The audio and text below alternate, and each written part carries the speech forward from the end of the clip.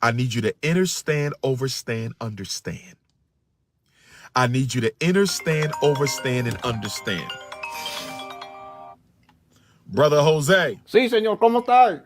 Peace and love, good brother. You got any time to slide by today? Sí, tengo 5 minutos. As soon as possible. How soon can you get here? 15 minutos, 20. 601 East 17th Street, Wilmington. Ok. We're right around the corner from the Boys and Girls Club. Sí, comprende. 601 East 17th Street, Wilmington, Delaware. Comprende, sí. Can I come now? Why are you sniffing? You sniff time? What's going on? Turn the heat down. Yes, sir. I need you to look at two things, Brother Jose. Okay. The first thing is the HVAC unit on our small gym has to be switched out. Sí. The company that produced the existing unit can replicate another unit. ¿Qué? I just need to find a tech who is able to replace the unit when the new one has completed production. Okay, no problema. Which will take about 60 days, the company has told me. ¿Qué? So I need you to look at it, let me know if you can do it, and what will the cost be for you to remove this old one, put the new one in, and the new one is going to look identical to the old one, but it's a more modern version. ¿Qué? No comprende. We're going to buy the unit. Okay. Okay, so that's number one. I want you to look at that. Number two is on the small school, Brother Jose. Okay. We have a roof unit that has to be replaced. ¿Qué? We've already got the new unit produced. It is sitting in storage. But I have not been able to find a tech who can get the permit, block off the street, bring the crane, lift the new unit up on top of the school, tie it all in. So that unit has been sitting. It was delivered on November the 1st. November? And it's been sitting there for 3 months, Jose. So, Tres? And it's the same unit. All we did was order a replica of what's up there because it was custom made. Pero no comprende. Don't make no sense, my friend. Okay? You go where you want me to come. I can look. You tell me what you want. I'm not sure because it went straight to storage, and I'll share with you where that is. But it's supposed to be identical. It's supposed to be identical to the one up there. It is at a crane yard, and I have the address. It's not far from the school. Is a crane yard? You say crane yard, huh? You're too funny. Okay. Huh? Sí, pero tú tengo the yes, sir. Huh? The money? You have the money? I got ¿cuánto? Tell me how much you pay. No problem. I'm here waiting on you. Keep me posted. How much? Okay. Thanks, Jose. All Hello? right. Hello? All right, one of the old-time classics. Thank y'all so much for tuning on in. Quick First Chat's Undefeated. We got a lot to get into today. Quick First Chat, thank you so much for tuning on in. Excuse me, let's get into it. FDMG is coming. FDMG is coming. FDMG is coming. It's coming. FDMG is coming. It's coming, FDMG, it's coming, it's coming, it's coming, it's coming, it's coming, it's coming,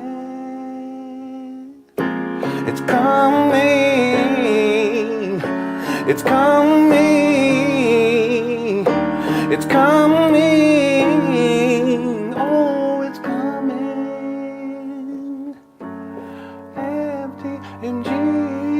coming. FDMG is coming, thought his personality be twerking, it's twerking.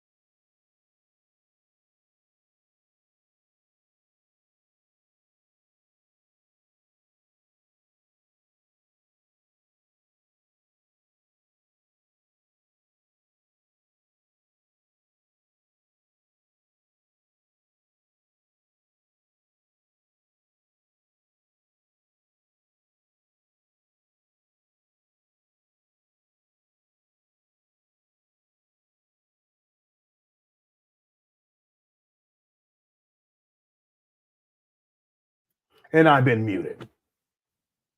I had to start off like that. I always do it. Welcome, everyone. At least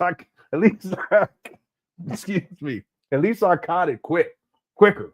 One time I was live streaming for about 15 minutes. And 20 minutes, I finally figured it out. I apologize. Welcome, everyone. Thank you so much for tuning on here. I was saying today, this is the third day in a row of live streaming on Umar. We're going to do another live stream tomorrow. I plan on doing a marathon on Saturday, a mini marathon, to cover the 6-year anniversary since Umar acquired these abandoned buildings in Wilmington, Delaware. It will be 6 years on Friday, and not one black child has been educated. And I thought about this, and I want everyone to be clear about this, including you Umar Johnson followers. There are no excuses for this. You cannot come up with one legitimate excuse as to why Umar, he's not even close. There's no faculty, there's no staff. Renovations aren't complete, even though he said that they were complete in 2023. He lied about that. There's no budget. There's no business plan. There's no money to pay faculty and staff if he ever even gets to that point. What excuse can we come up with as to why, after 6 years, Umar's had these abandoned buildings and the school's still not open? Mind you, there's also a financial aspect to this too, that over this last 6 years, Umar's, there's bills that continue to accumulate associated with these properties. And all of the bills over the last 6 years, it's wasted money because not one black child has been educated.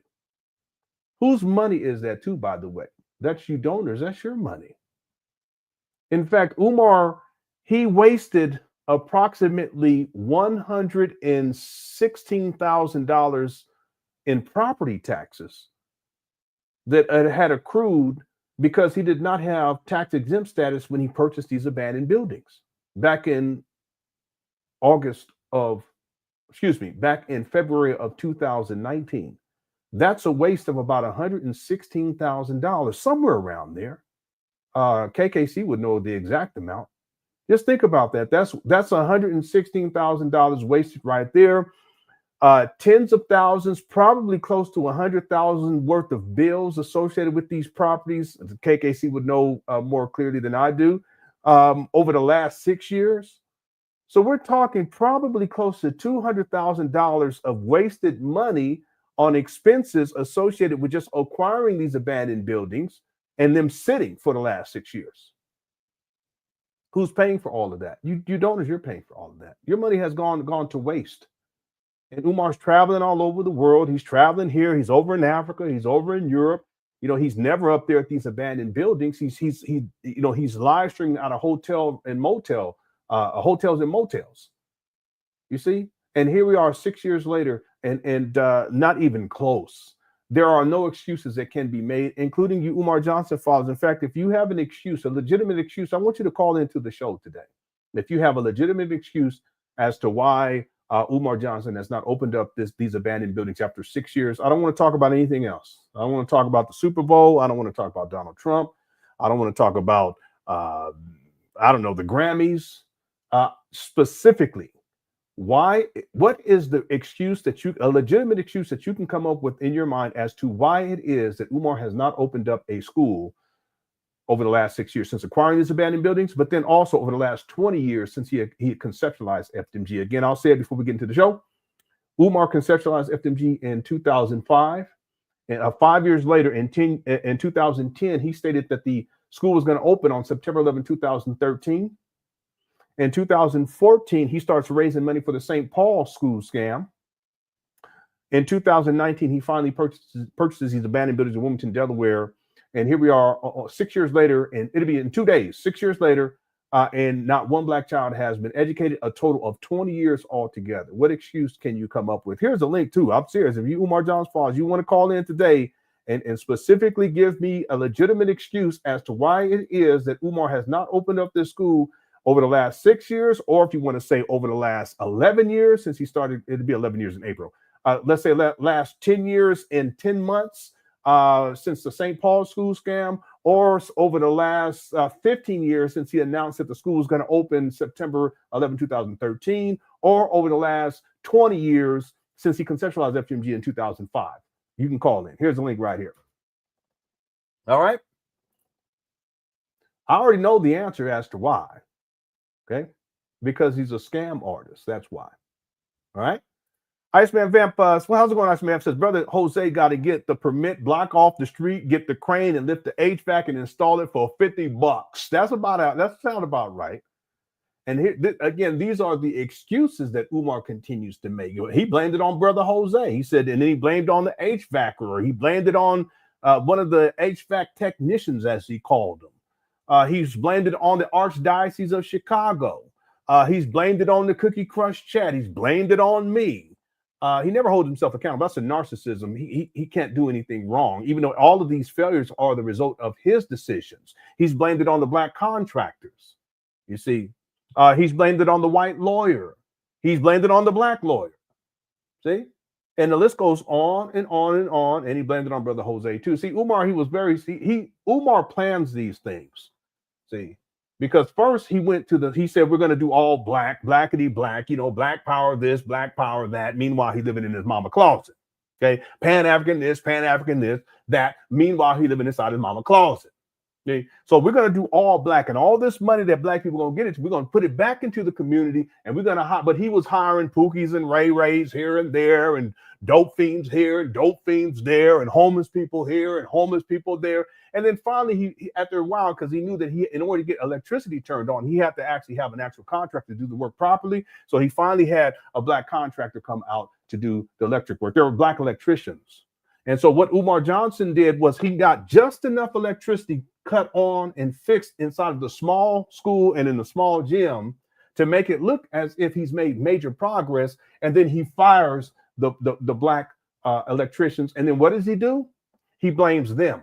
He says they were in there stealing, and they weren't doing the work fast enough, and they were overcharging, and they were lazy. All these racial-based stereotypes about black people. See, and that's what Umar did. So it's very strategic, and there are people who bought into that. Yeah, no. What ended up happening was that Umar, he didn't want to keep paying them. And he, again, the illusion of progress, he wanted to give just enough to keep you guys going, you Umar Johnson followers. He don't even do that as much as he used to. He'll have a paint day and here and there, but he's not trying to hire anyone to come up there. What he ended up doing was he fires them, and then he says, well, we're going to have to go to the Latinos. Y'all remember this? Because obviously, as you guys know, Latinos do better work than black people. They're not lazy. They're not going to steal, all these racial stereotypes, right? So that's where brother Jose comes into the mix. Umar, you wild, boy. You wild. So now he goes to the Latinos, but they don't get the job done either for whatever reason. And so then he says, I got to go to the white man. And he did. He had some white people come up there and do some work. And then when he went on the Breakfast Club, he trashes black people. He says, you know what? 3 years, we had the black cops trying to work with these black people for 3 years, and they couldn't get the job done. I'll bring white people in, and they got, in 3 weeks, they did more work than the black people did in 3 years.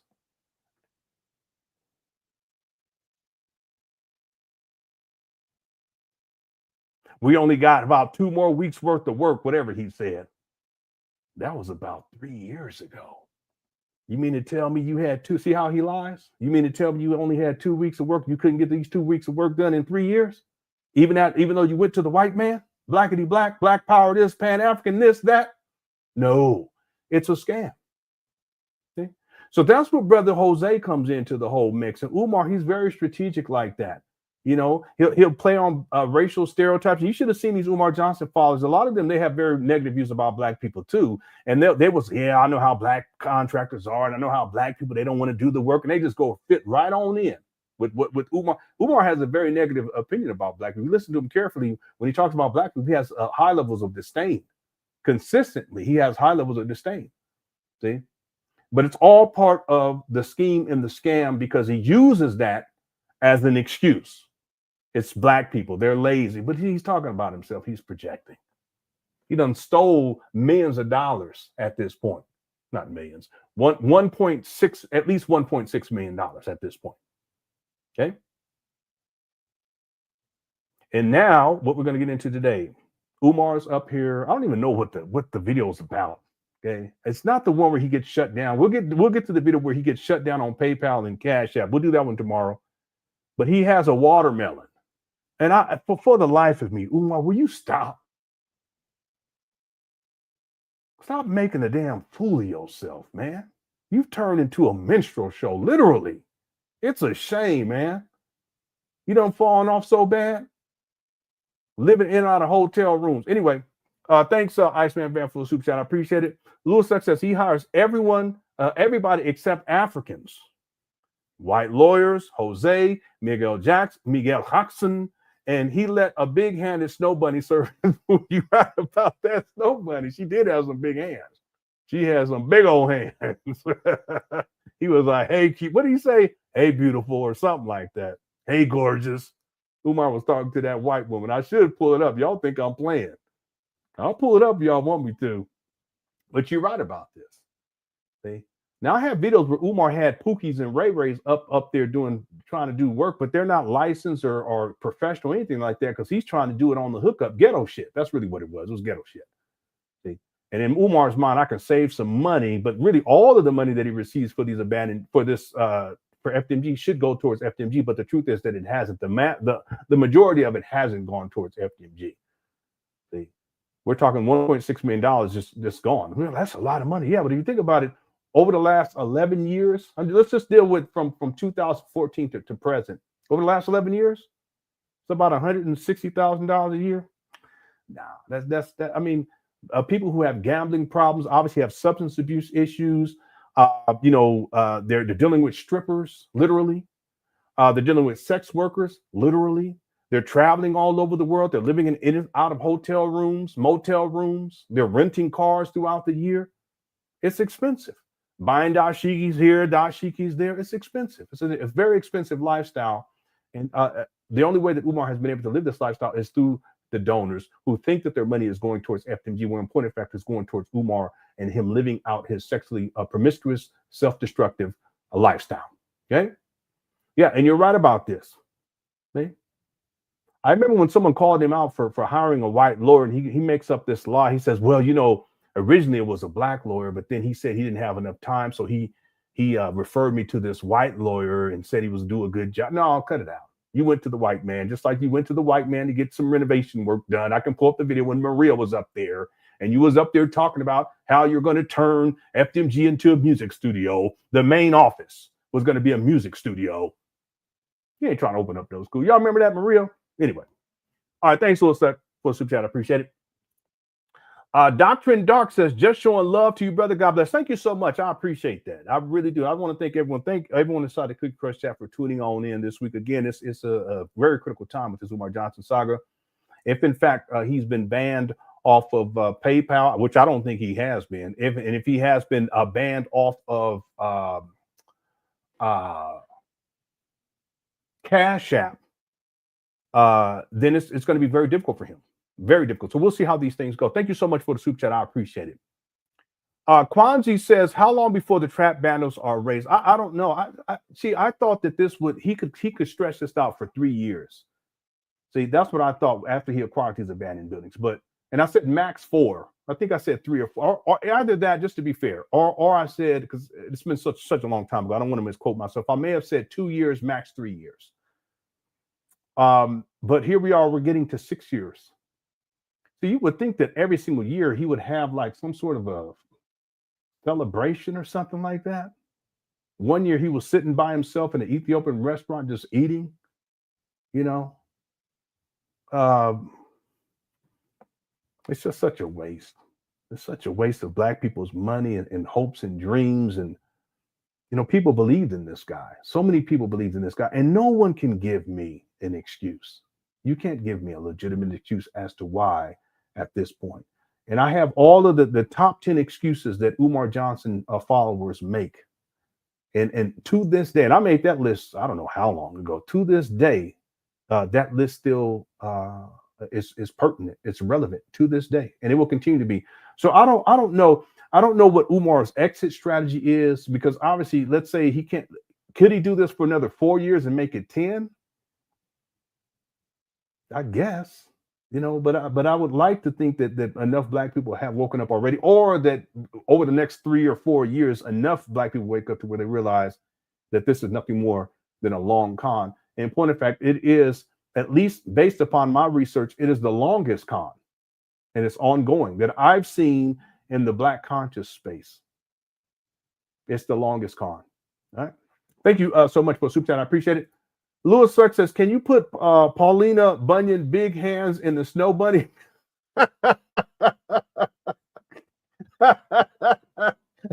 Why you gotta call her Paulina Bunyan big hands?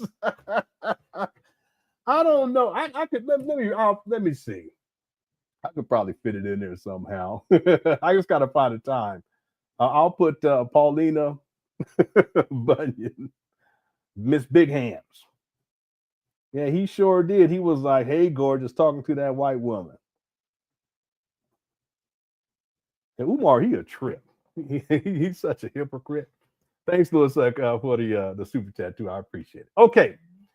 We did have someone call in, too. I'm going to assume that you're an Umar Johnson supporter. I don't want to talk about anything else. Specifically, I want you to answer whether or not, or provide me with an excuse or a reason as to why Umar Johnson has not opened up this school to date. Okay, so let's go to JB. It says JB back, but it says you're muted right now.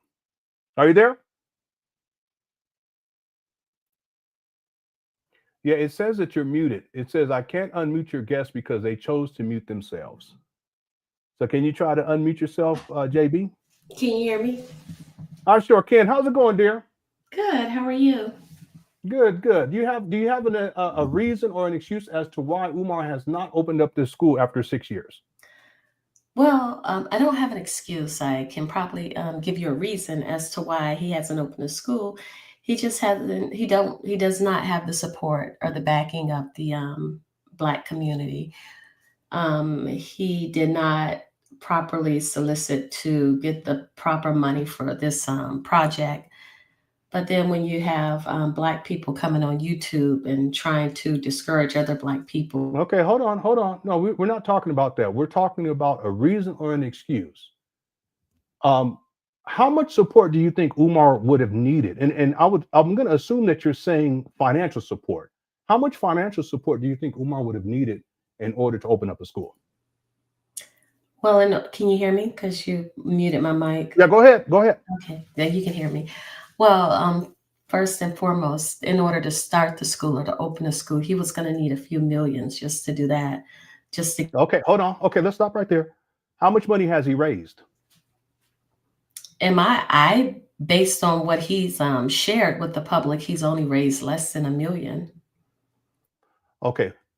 I'm asking you, how much money has he raised? Do you know? I don't know exactly how much he raised. Okay, let's stop right there. How can you therefore say that he has not received enough financial support if you don't know how much financial support he has received? What I can tell you is what he... No. I'm gonna say this again because this is logic and reason. If you don't know how much money Umar Johnson has raised, how can you say that he has not received enough money to open up a school? Am I unmuted?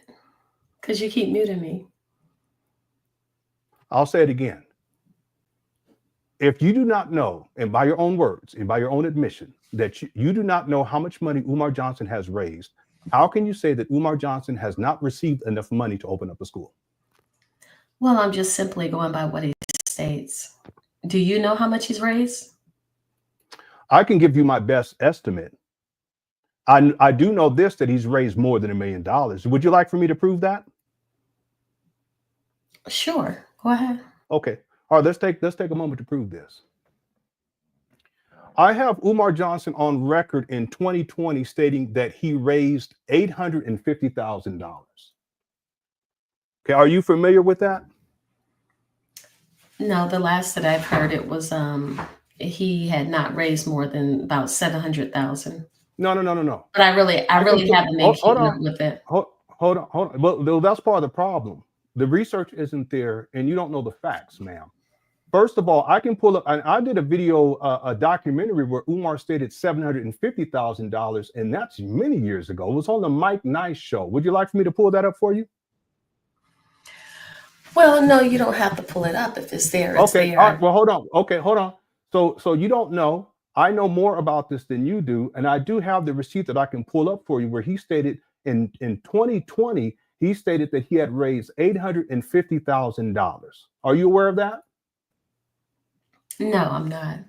Okay. See, it's interesting how people can make statements, the Umar Johnson followers, such as he hasn't raised enough money, and you don't even know. You have no clue about how much money he's raised. I can pull up a receipt right now wherein Umar states in 2020 that he raised $850,000. And then I can go to the IRS website and pull up how much money Umar has claimed he has raised since 2020 in his tax filings. And if you add up all of the money from $850,000 from 2020, and then what he reported to IRS in 2021, 2022, 2023, and 2024, it's over $1 million. What would you say to that? I would say if it's over $1 million and it's still short of $2 million, he still don't have enough money to open up a school. Okay, but that's not what we're talking about here at this point. See, you stated that. But you asked me what the fuck. Hold on, no, don't yell, don't scream, don't curse. It's not necessary. Where we're at in this logic stream at this point is you stated that he has not raised $1 million. That's not factual.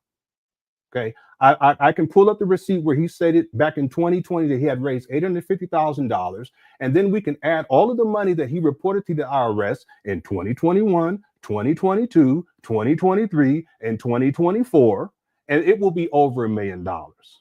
Okay, so the point that I'm making here is that Umar's a liar. He lies, and he continues to lie about how much money he's raised. Okay, so I'm going to give you another opportunity to speak. Please don't yell, please don't scream, and please do not curse. It's simply not necessary. Give me an excuse, because the financial part of this that you're mentioning here is not a legitimate excuse. In fact, I have a list of the top 10 excuses that Umar Johnson followers use. And this excuse that Umar Johnson has not received enough of money, it becomes a moot point because you can't tell me how much money Umar has received. Umar does not update people, and he hasn't updated people since 2020. And that's part of the scam. Umar has raised close to $2.6, $2.7 million at this point. He had raised, and I can pull up the receipt right now, back in 2016, at the end of 2016, Umar stated that he had already raised $1 million. Are you aware of that, ma'am? Am I unmuted? Because you keep muting me. Hold on. I'll ask you a question. Are you aware that in 2016, Umar Johnson stated that he had already raised $1 million? Are you aware of that? No, I didn't know. Okay. Would you like for me to pull it up? I can pull it up. I can pull it up for you right now. Would you like for me to pull it up? Okay. All right. That's exactly. Don't even bother. There's no point. There's no point.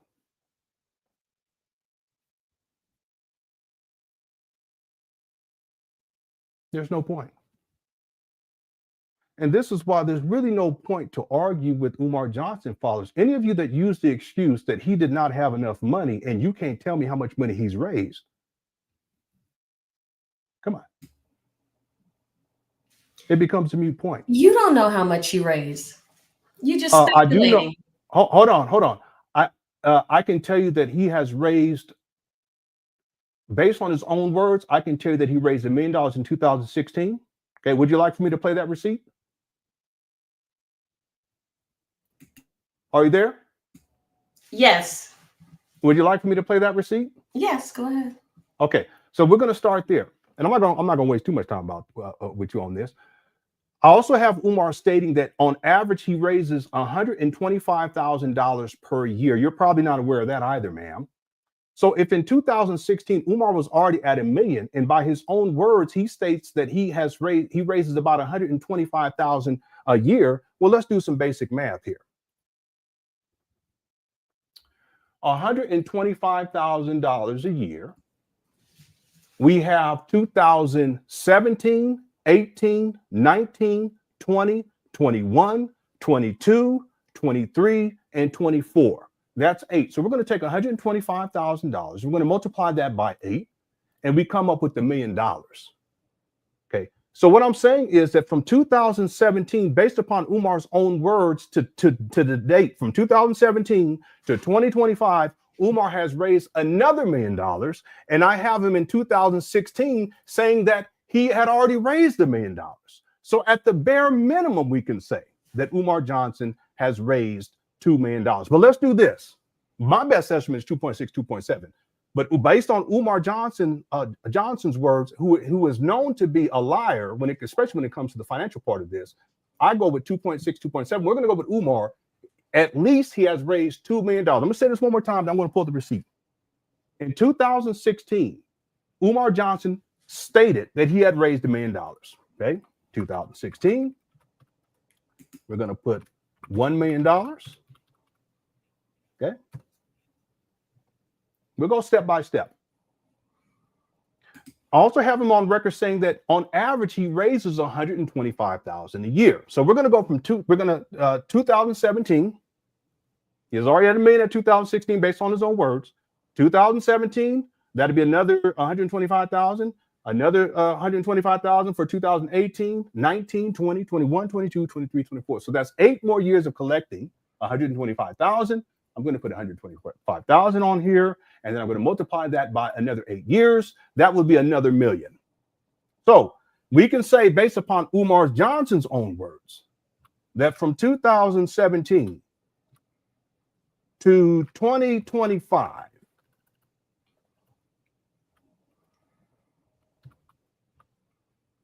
he raised another $1 million based on his own words. Again, he's a habitual liar. I will dare say that he's raised close to 2.6, $2.7 million, but based on his own words, at least $2 million. Okay. So again, 2016, basically from 2014 to 2016, it's $1 million. From 2017 to 2025, it's another $1 million. So if we go now from 2014 to 2025, that will equal what? $2 million. Now, ma'am, you're the one who said that Umar needed $2 million. Is that correct? Sir, with the price, with inflation, he's going to need a lot more than that. Now, here we go. Here we go with the excuse making. You stated $2 million, ma'am. Did you not? I don't believe he's collecting that much money. I don't believe he has the back. Listen, ma'am, I just gave you the receipts. I'm going to pull up the actual videos too to show you this. But you said $2 million, right? Umar doesn't have the backing to raise that. Ma'am, you said $2 million, yes or no? I said he's gonna need at least $2 million in order to open. Thank you. Okay, that's it. Nothing else to say. You don't got to make other excuses or inflation or the cat fell off the roof and none of this other stuff. Stop making excuses for this grown man. See, $2 million. He's raised $2 million already. Now let me go pull up these. Let me pull up a couple of receipts. We ain't gonna go through all of it because it'll be inside the document. Just hold on for the document. I have it all outlined for you. You can continue to make excuses for this guy who hasn't worked a job since 2010, 11-ish, who has collected literally millions of dollars at this point. Takes $400,000 to purchase these abandoned buildings. Where's the rest of the money? $1.6 million. Have we seen $1.6 million go into these abandoned buildings and renovation work, ma'am?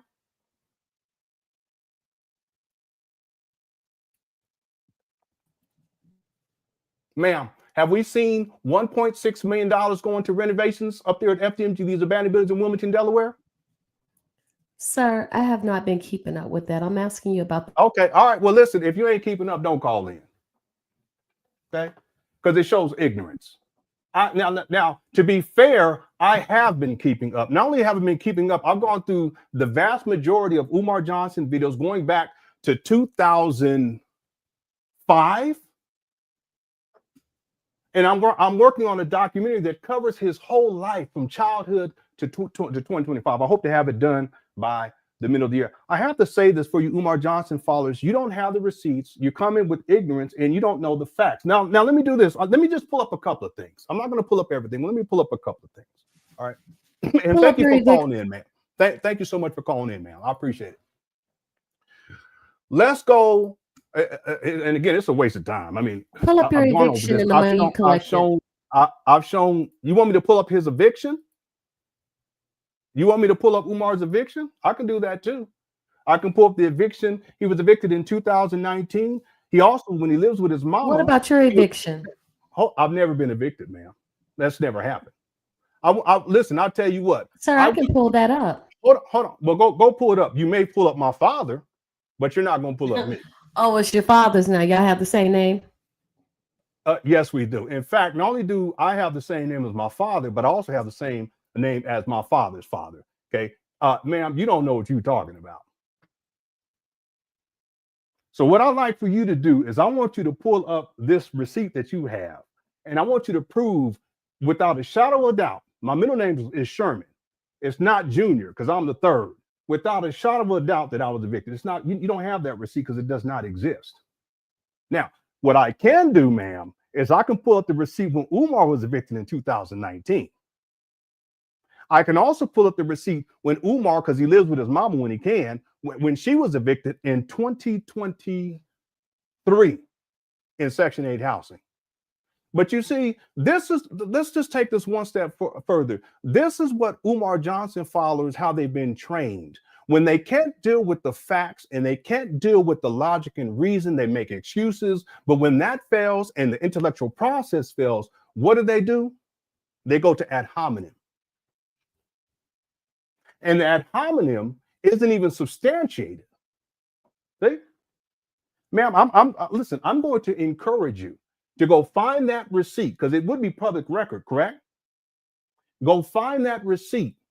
And I want you to prove without a shadow of a doubt that I received an eviction. In fact, I do know what you're talking about because there were Umar Johnson followers that brought that up before. And the irony of this, the year that my father was evicted, I wasn't even living in San Diego. I was in college at UC Irvine, living in the dorms.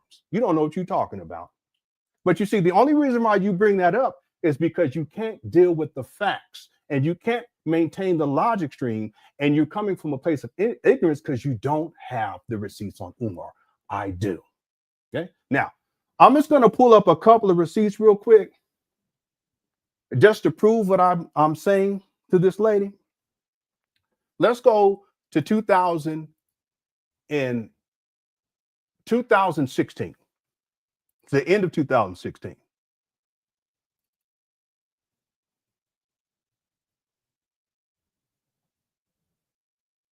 Matter of fact, I remember Umar Johnson followers, they were also saying that I was on Section 8. They said I was evicted and I was on Section 8. None of that's true. But guess what? Umar was evicted and Umar lives in Section 8 housing when he stays with his mom. You see the irony here? Y'all can't fuck with me. I'm sorry. I like to cut it out. You can try. Let's go to Umar. This is in 2016. Yeah, here it is right here. There we go. You asked for the receipts. I have the receipts.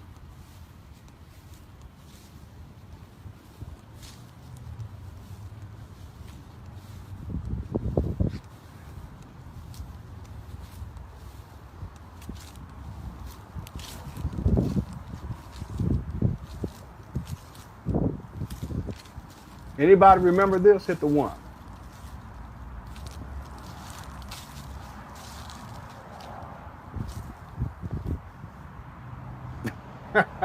No, don't call her names. You know, Umar Johnson folks, they funny.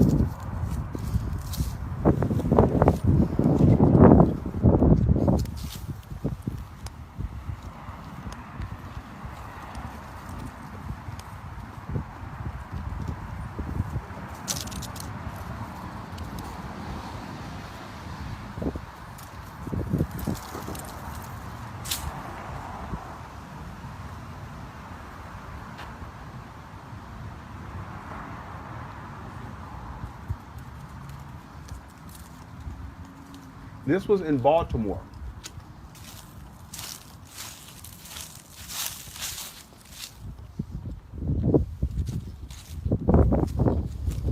It's a nice school. We was just on the inside. They got a gym, lunchrooms, class space, office space, big parking lot, all the land around it.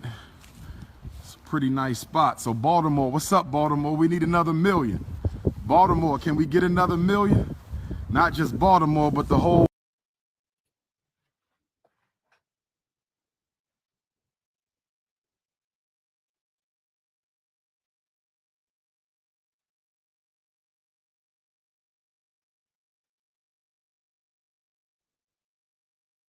That was at the end of 2016.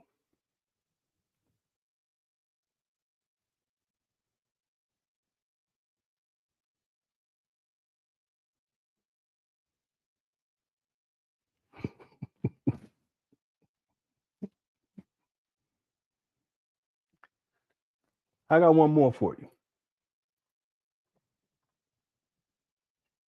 Let's go to 2020.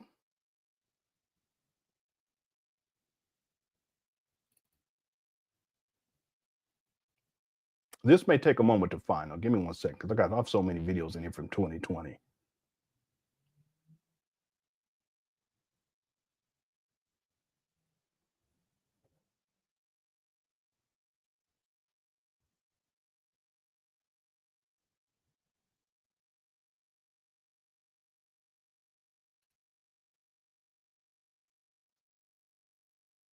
Here it is right here.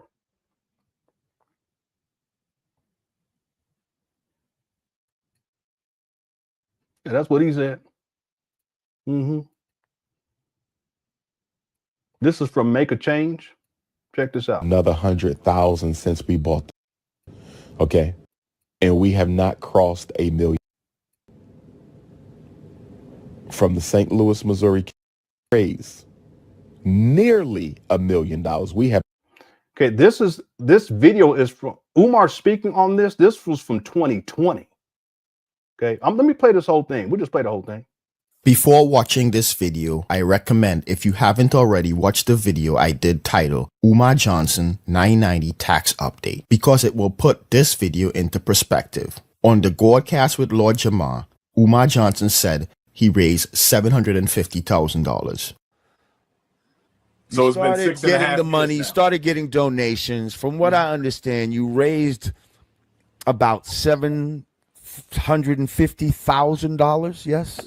Now the $750,000. He's Lord Jamar is sourcing the documentary that I did on Umar.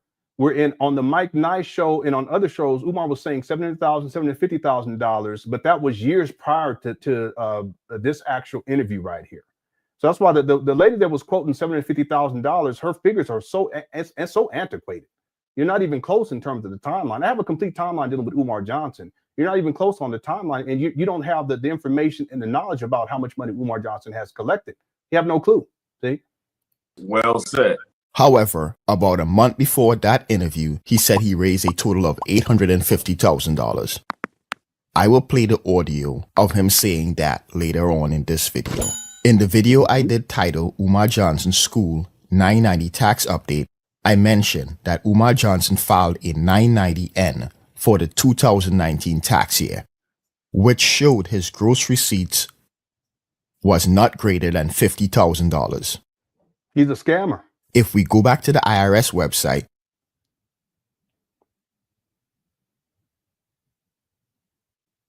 the gross receipts for the 2019 tax year has been updated to not greater than $25,000. Wow.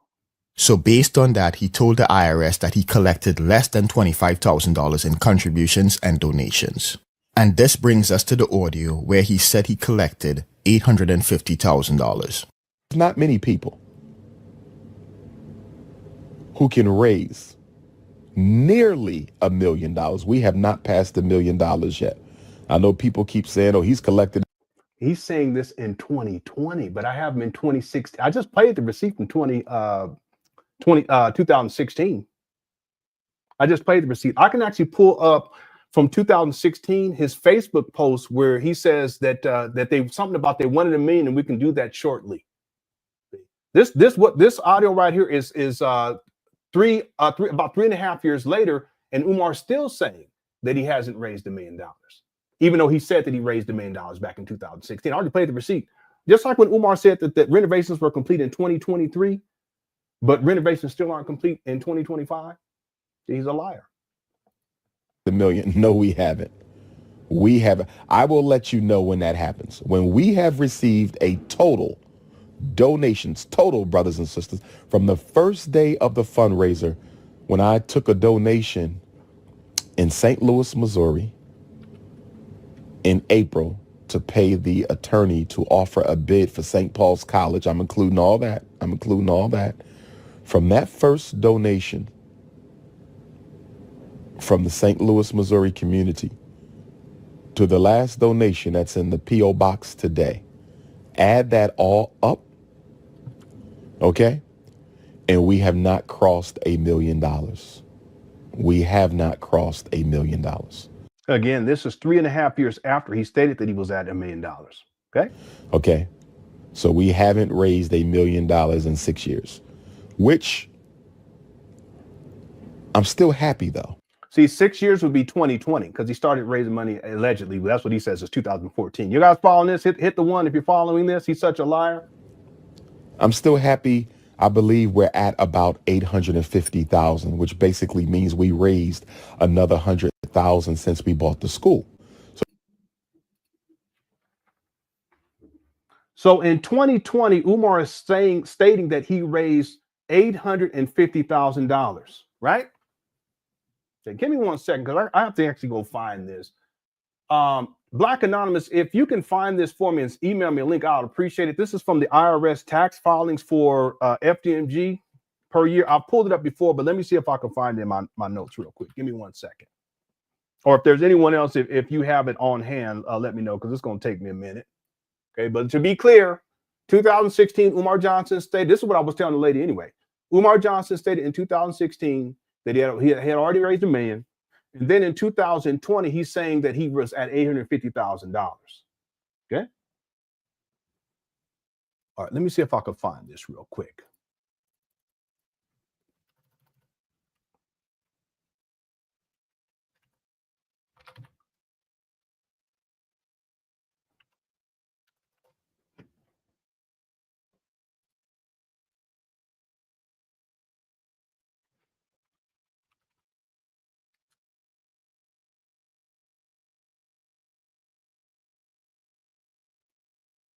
Yeah, I think this is it right here. Yeah. All right.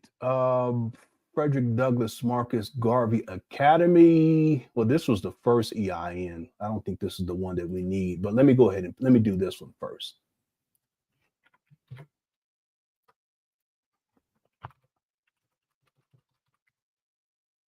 Actually, I think I know where I have this though too. I think I have this this other one. Okay, give me 1 second. I think I have this. Let me look under. Wow, this is going to take a while because I have so much inside of this folder. Let me see here. Is this it right here? This might be it. Let's take a look.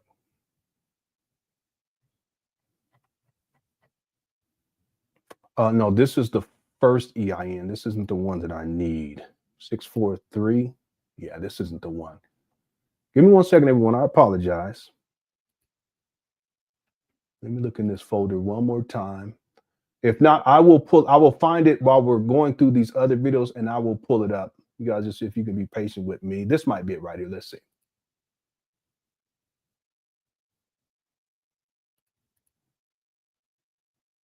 Yeah, here it is. Okay.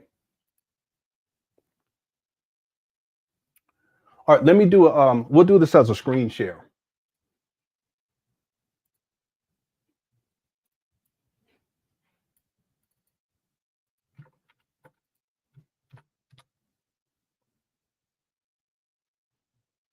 All right.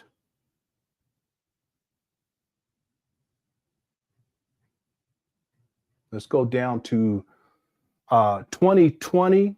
Yeah, so this would be for the fiscal year of 2020. Let me get this timeline right. 50,000. 50,000. Well, it wouldn't make a difference though, because he already said he had $1 million in 2016. Okay, yeah, so it's going to be $2 million though, either way. But let's go, we're going to go to 2021. That's what we'll do. All right. So let me do a screen share, and we're going to add this up point by point. Remember, it's Lenon at LenonHonor@yahoo.com. Okay. So to be clear, Umar states that in 2020, in an interview in 2020, he stated that he had $850,000. That's what I just played from Make a Change. Shout out to Make a Change. So we're going to go $850,000.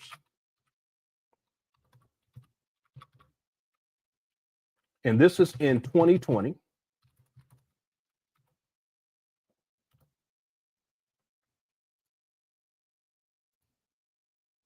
See this? 2020, $850,000. Now let me do a screen share.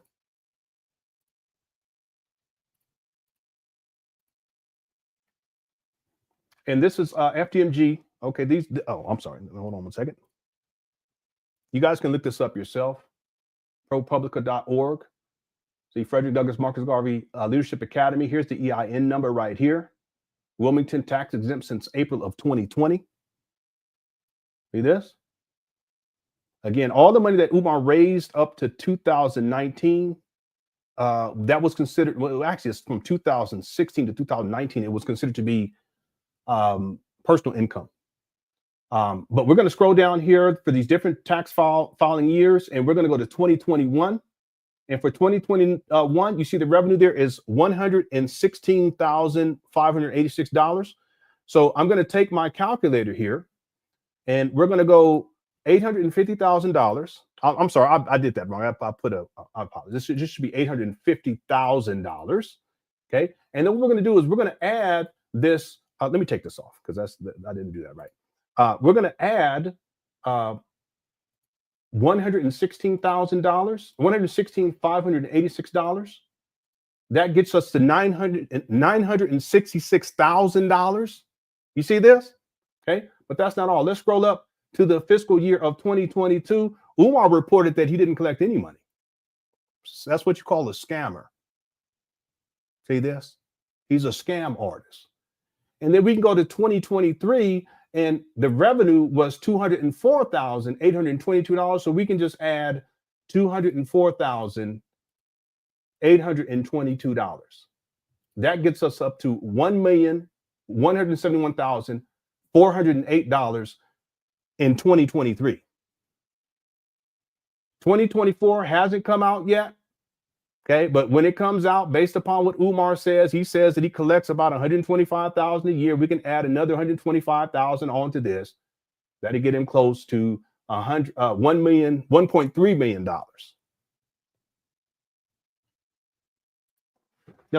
Now I'll prove 2 points.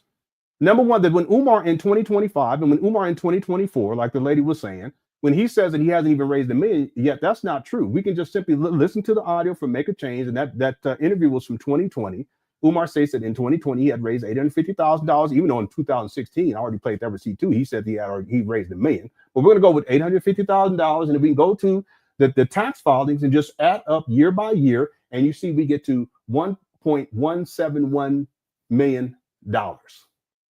I should just say it, $1,171,408.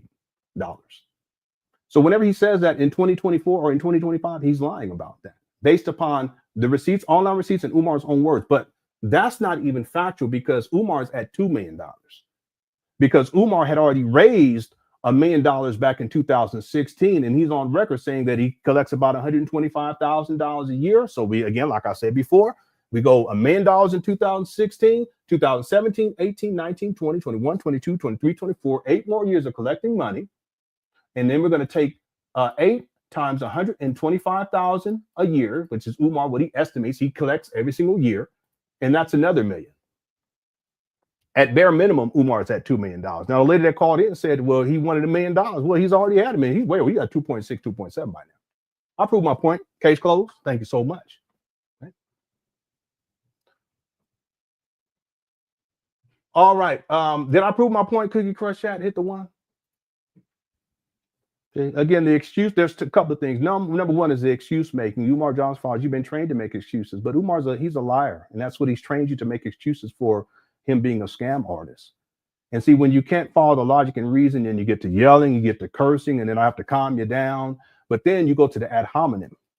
See, you start making up stuff like I'm gay, or that, you know, they were saying that my wife was a lesbian.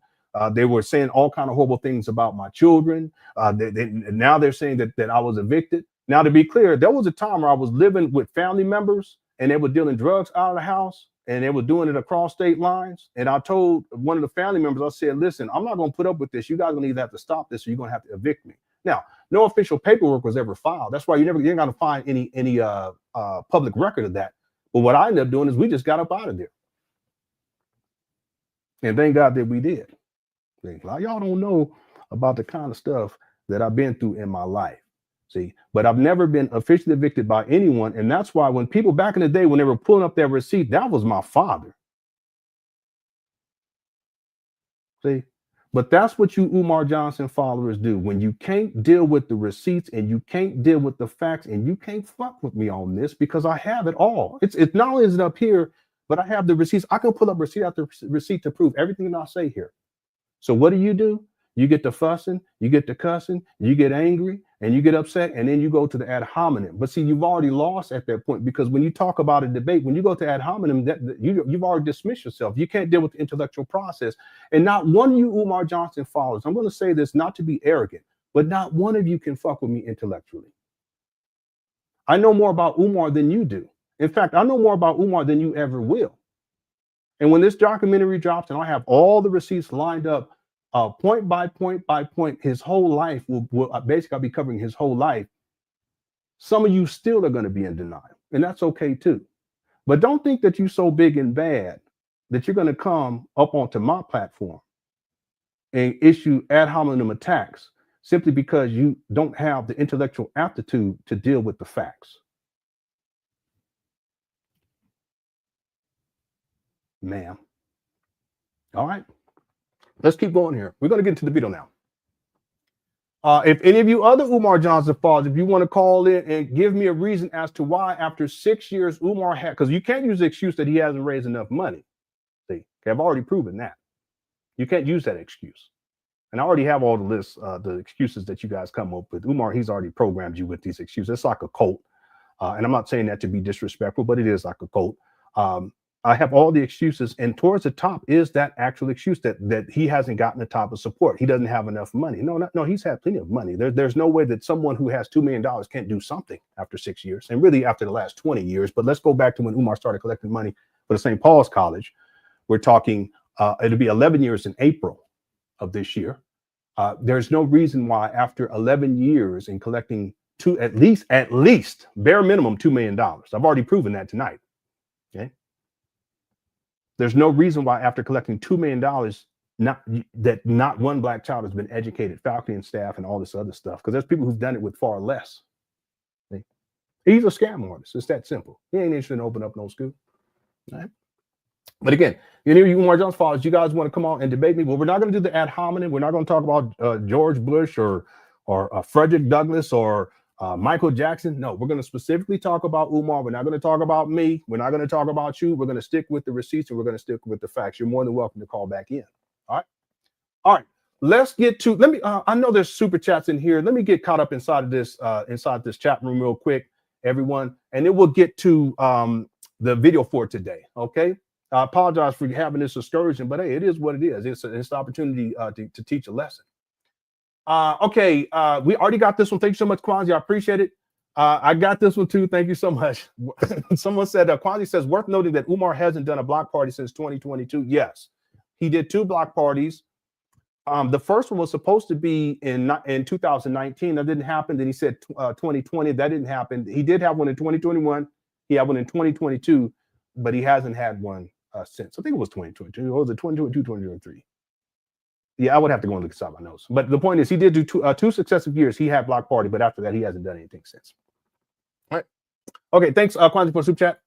Be nice. I think I'm trying to be nice. I try to be nice and patient too, But at the end of the day, the receipts don't lie and the facts don't lie. See, I can pull up receipts based on everything that I say. I can pull up receipts on all of it. See? But when people say things that aren't true, I'm going to check them on that though too, especially when it comes to saying things that aren't true about me.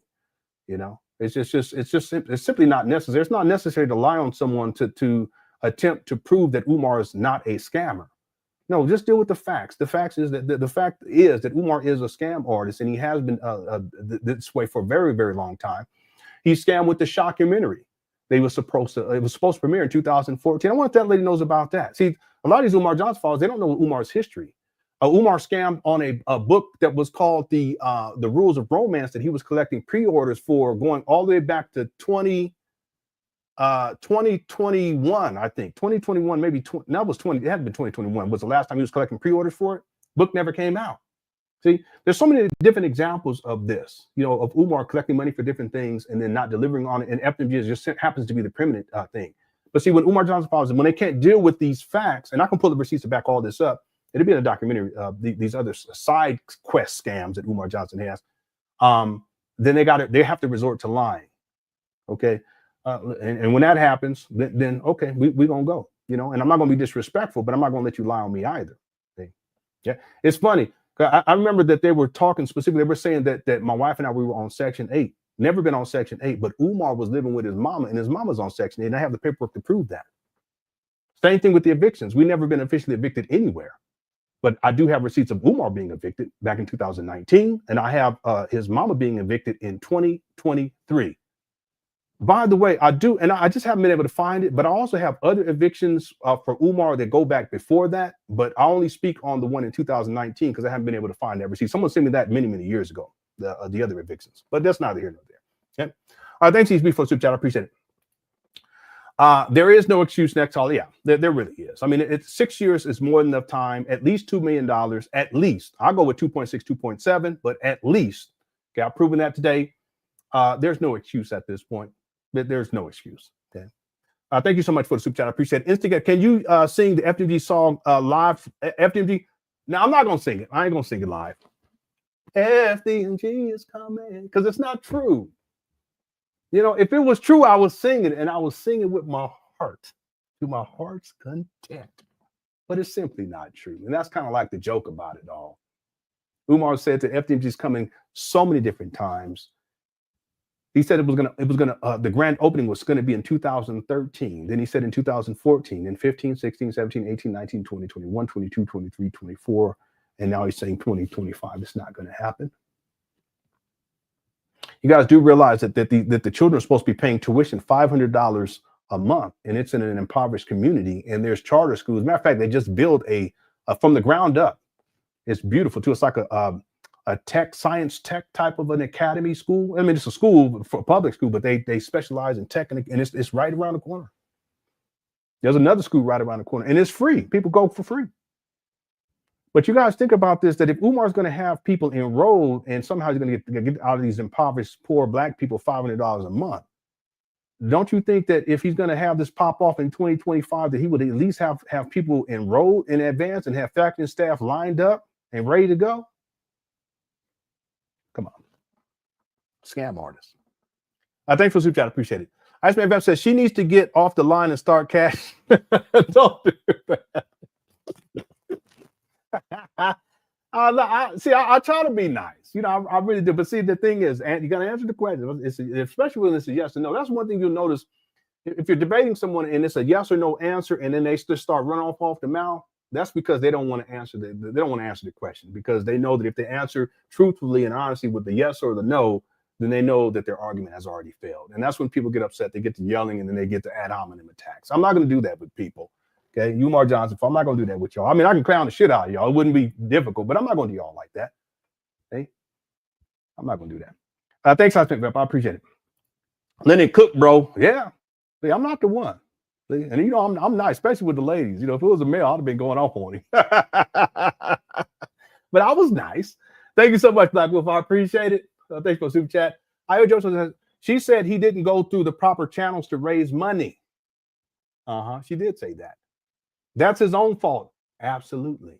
See, the cult members always want to make excuses for their cult leaders' failures, even if they just told on the cult leader. Because I mean, I remember she said that. I just didn't address that, but she said that he didn't go through the proper channels to raise money. Well, whose fault is that? The donors? No.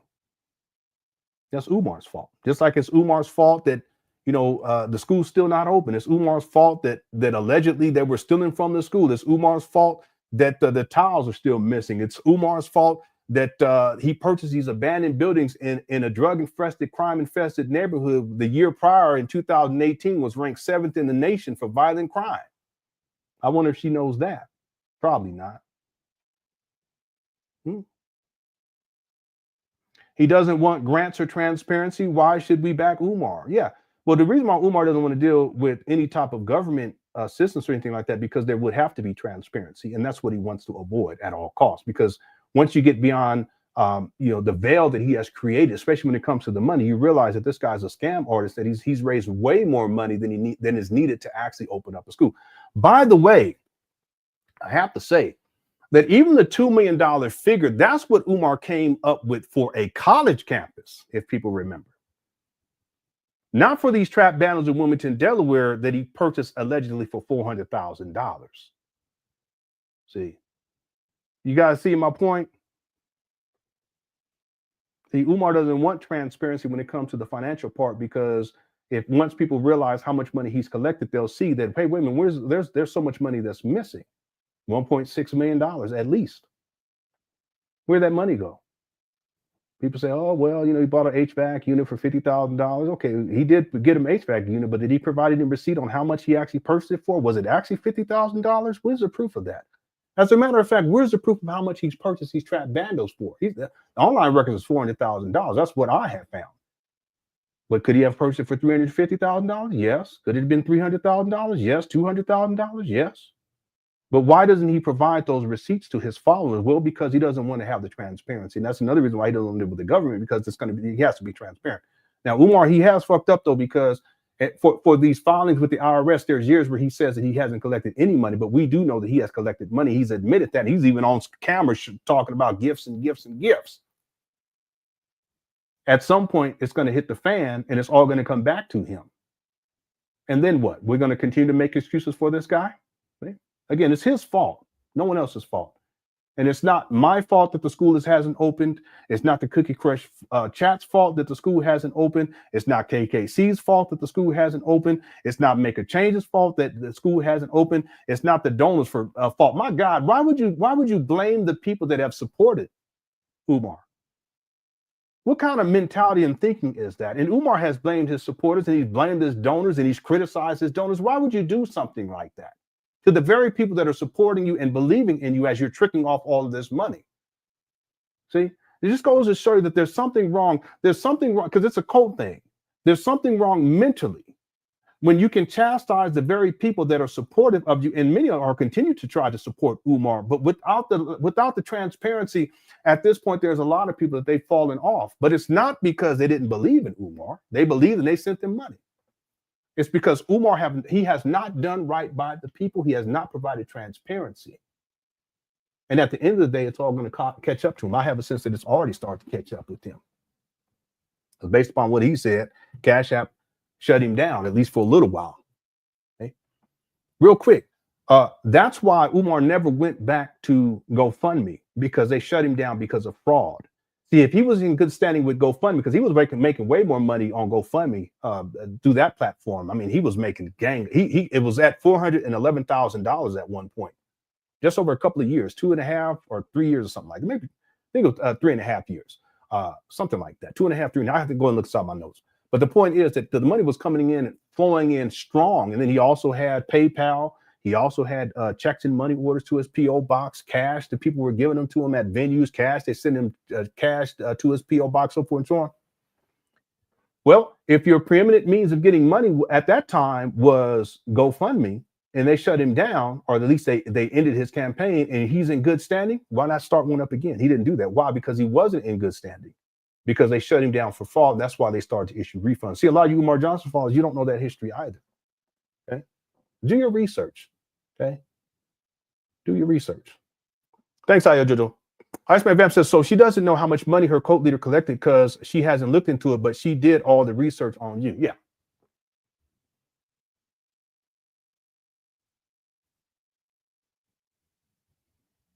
Allegedly.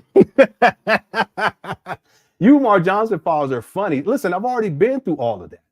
I remember they were talking. This if that was my dad. Okay, and the big deal. I have nothing to do with this shit.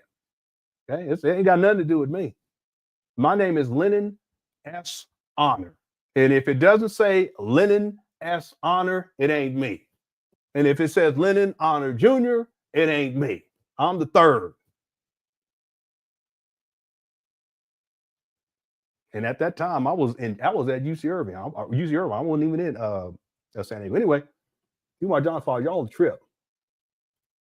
Seth says she's on here defending Scammer, and Scammer is scared shitless to show and prove himself. You absolutely right about that.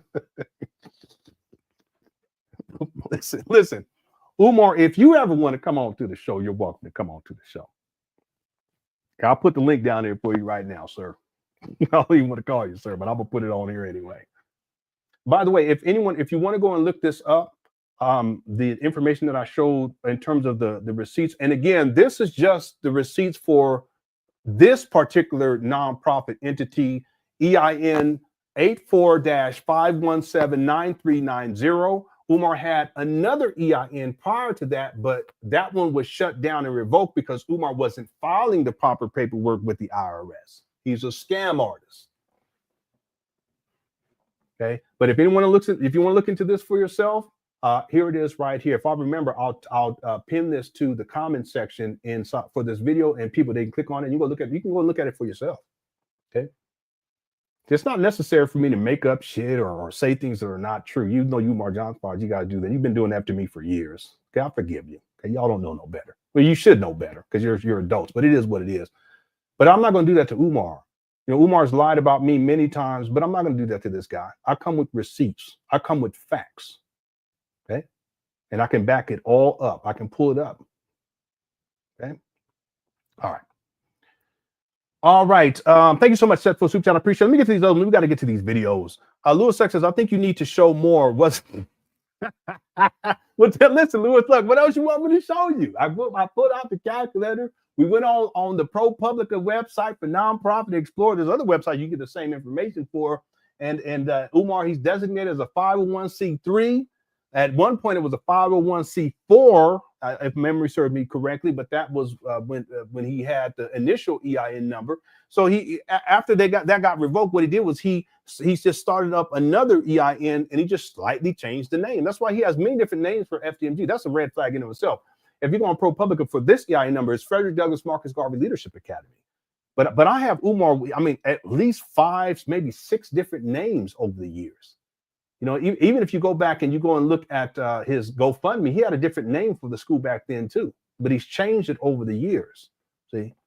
Yeah, Umar, he's something else. All right. Thanks for a sec. So Swagman says, you did more teaching in that fatuous dialogue than Umar has done. Well,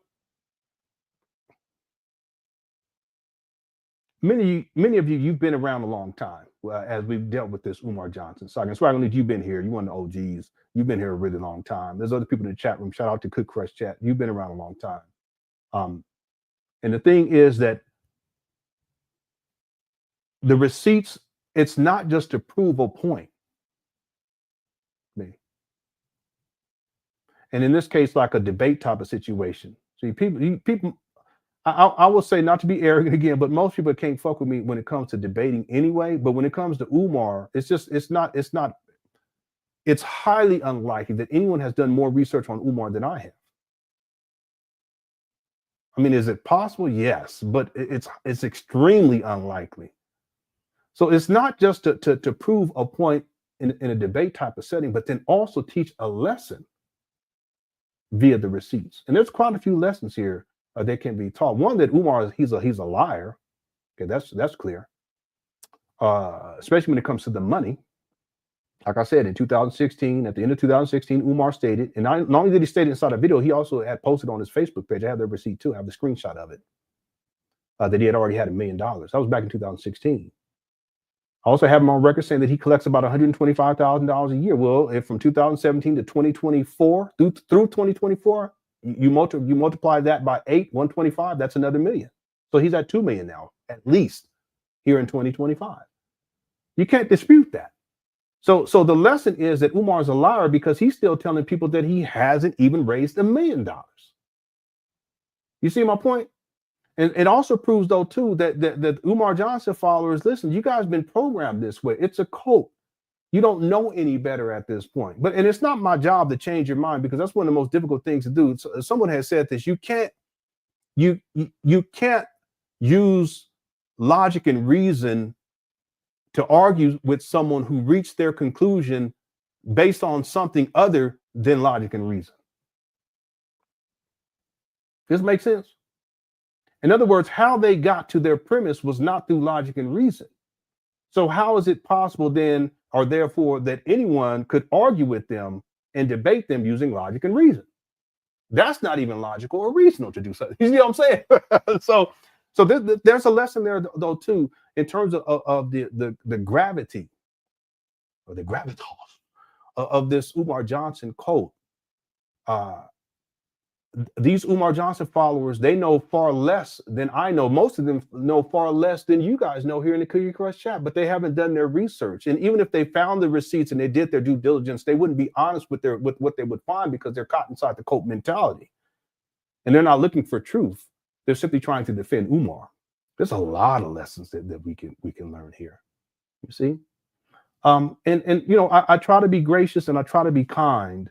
And I try to be as patient with Umar Johnson followers as possible. But at the end of the day, and this is the truth, y'all can't fuck with me when it comes to this. You can't. It's not possible. See, the thing is that if you've done enough research, if you've done any measurable amount of research, and you still stuck on you got to defend Umar, then there's no receipt out there that's going to change your mind. Furthermore, if you haven't drawn the conclusion based upon extensive research that I have drawn, at this point, there's nothing I can say to you, because the facts are the facts and the receipts are the receipts. What I do is I provide the receipts and I speak the facts. That simple. Okay? All right. Thanks, Swagonito. Sigmund says St. Paul's is a perfect example of why people should not support Shoemake. Yeah, he lied a lot about that too. He said he put it in the bid. He never put it in the bid. I have a post where he says, I think we won the bid. And just getting people excited to send more money, but it's a closed bid. You don't know how much money anyone else you don't even know if anyone else has placed a bid. And for those people who did place a bid, you don't know how much what their bid was, because it was a closed bid. It's closed auction. That's what they call it. See? So it's like blind. You go in blind. You don't know who's putting a bid. You don't know how much they're putting a bid. So if he put in a bid, which he did not do, and there's receipts on that too. Shout out to Black Anonymous. Umar Johnson followers won't know that. He lied about that too. Even if he did put in a bid, he wouldn't know how much money anyone else put in.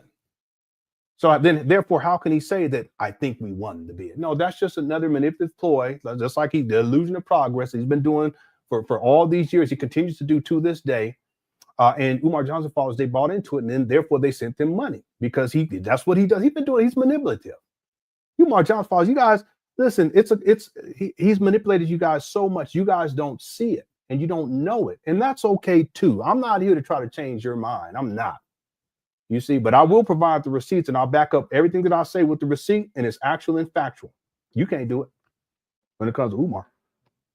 Or if you want to lie on me, you can't do it. Thanks, Sigmund, for the super chat. I appreciate it. Yeah, that St. Paul's fiasco. See, what Umar did was that he used that St. Paul's school scam to get the most amount of money early on. But then he extended that out for all of these years, trying to find an actual campus. And this went on for like 4 years. Yeah, 4.5 years. You know, and he's still collecting money, but I'm looking for a school in Detroit. I'm looking for a school in Philadelphia. I'm looking for a school in Florida. And he was collecting money the whole time and promising people. Then he would speak, wherever he would speak, he would say, I'm looking for a school there. He's a scam artist. And then he finally settles on these trap banners in 2019. They're in Wilmington, Delaware. And here we are, ladies and gentlemen, 6 years later. In 2 days, it'll be 6 years. And not one black child has been educated. Meanwhile, Umar's traveling the world. He's out here crushing cookies and sexually exploiting these black women, still getting money for the school that does not exist, and still got his followers stuck like this, where they continue to defend this guy. There is no defense. There is no excuse after 6 years. There's none. All right. Thank you, Sigmund. Sal says, remember, Umar wasted an entire year plus not doing any work on the school with the whole HVAC saga. You're absolutely right. In fact, the research shows that Umar didn't even start renovations until about a year after he acquired these abandoned buildings. Who does that? It wasn't quite a year based on my research, but that'll be in the documentary. It's an important point, Sal. Umar didn't even start renovations until relatively late. So you would think that if you're going to take $400,000 allegedly after you've collected over $1 million by that time, and really based upon Umar's words, he should have been at 2017, 18. He should have been at 1.25 million. So $1,250,000. When he purchased his abandoned building for $400,000, he should have already had a plan in place to start renovations day one. He didn't even do that. What does that tell you? See? So he's wasted a lot of time. In fact, he's wasted a lot of money, Sal. He's wasted all the money that's gone towards all of these different bills. Shout out to KKC because he knows about all this stuff. All of for the properties being on the vacant property list, there's fees associated with that. There's fees associated with the electric bill. There's fees associated when he didn't have tax exempt status, and there was property taxes that accrued about $116,000, something like that. That's all wasted money because not one black child has been educated. And whose money is it that he wasted? Not his, because he doesn't have a job. That's your donors' money. And then you have Umar Johnson followers trying to blame the donors like they haven't given him the type of support that he needs. Y'all need to cut it out. It's sad. It's disrespectful to the people that don't put up that money too. No shame. Thank you, Sal. I appreciate Super Chat. All right. Thank y'all again for tuning on in. I appreciate y'all's presence. We got about 844 people in the building. Go hit the like button. I appreciate it. There is also a poll. If you guys can vote on it, I would appreciate that as well. Let's get into the first video for today. It looks like this is going to be a longer live stream. If you guys don't mind, let me get me some drink because we've already gone an hour and 20 minutes. And let's take a quick break if y'all don't mind. Here we go. See your eyes shine. She's my slow money piece.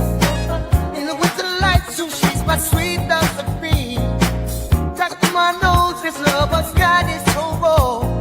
Make you lose, stepping out, run out of control. Turn it up. It's me and you tonight. Snow money. Moving on the bar. Everything's alright. Got that smooth soul feel. No, that's next to the law. With my snow, turn it up. Bring party back the night. See your eyes shine. She's my snow money piece. In the winter light, so she's my sweet dust. This lover's got is so raw. What's up, Barry? Hey, baby. Out of control. Come on, Lord. Snow money.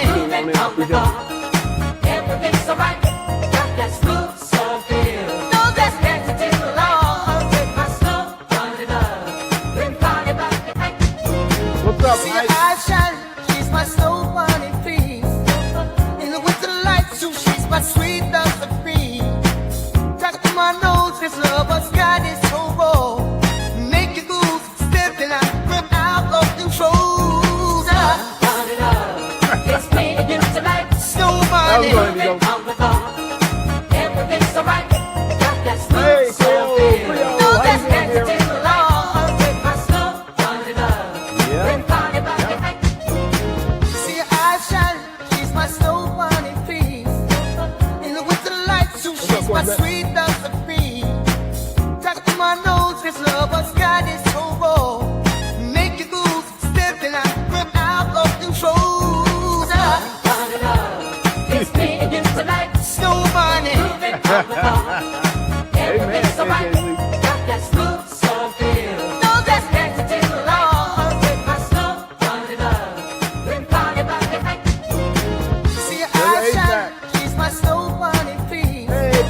In the winter light, so she's my sweet dust. My nose, this lover's got is so raw.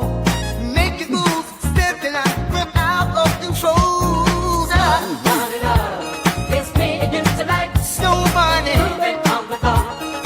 Everything's alright. Got that smooth soul feel. No, that's next to the law. With my snow, turn it up. All right. Yeah, we gotta take a little break every once in a while. How's it going, Sierra? Thanks for tuning on in. All right, let's get into it. So I don't think we're going to have time to get to both videos, but tomorrow we're going to get to the video where Umar, he alleges that he's been shut down from Cash App or PayPal or both. I don't know. I haven't watched the video yet. I've said it before, never take anything that Umar Johnson says at face value. Don't do it. And the reason why is because Umar is a pathological liar. Okay, I already proven in terms of how much money he's collected, he's way over $1 million already. He said he had $1 million back in 2018. Don't mean to belabor this, but he said that back in 2016. In 2016, I have Umar on record saying that he collects about $125,000 a year. This was after 2018. So therefore, if you add up the last 8 years of Umar collecting money since 2016, that's another $1 million. So that's $2 million right there. See? He's telling people that he hasn't even reached $1 million. He said he hadn't even reached $1 million back in 2020 when he had $850,000. Look, real quick, just to do, wow, I'm just thinking about that. This is crazy. Let me do something real quick. Let me get this calculated. In 2020, Umar said he had raised $850,000. In 2016, he said he was at $1 million, but I also have him on record saying he raises about $125,000 a year.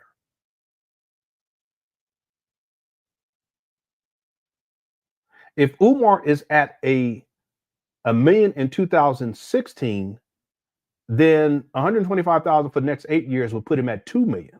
But he's telling people that he hasn't even raised $1 million. He said that in 2024 and in 2025.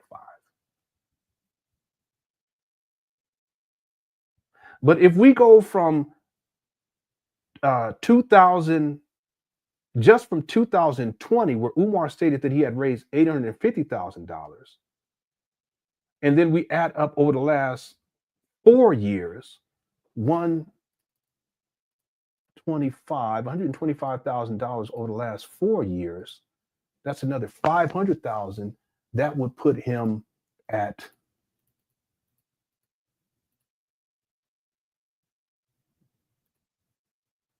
no, that can't be right.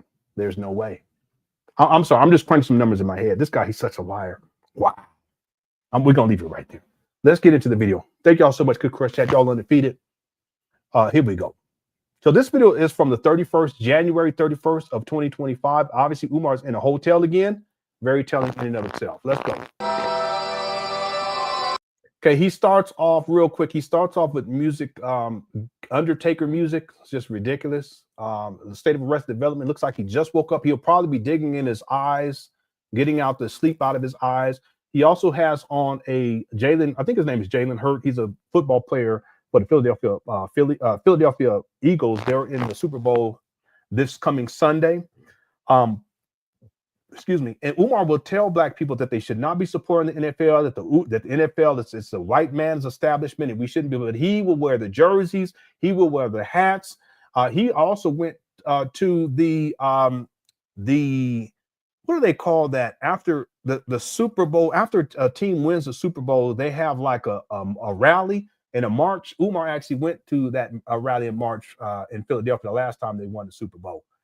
He was out there. His daddy was out there too, but Umar was out. They weren't together, but Umar was out there marching. So he will tell you black people what you should do and what you should not do. But he's a hypocrite because he's a hypocrite because he will do what he tells you not to do.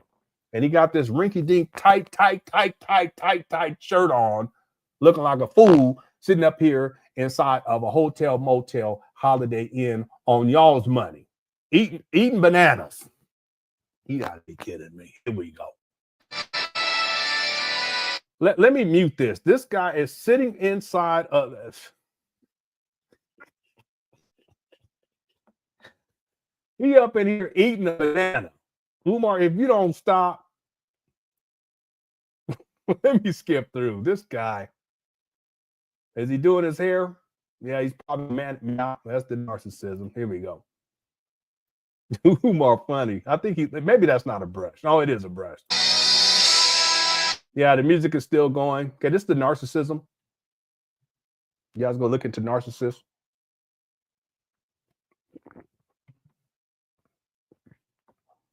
Notice he's in a hotel room. He's supposed to be a school psychologist. He doesn't have an office. You don't see him with his kids. He doesn't have stories about being with his kids. He does have 3 baby mamas, not 2. He has 3 officially, at least 3. Okay, I have receipts on all that too, by the way.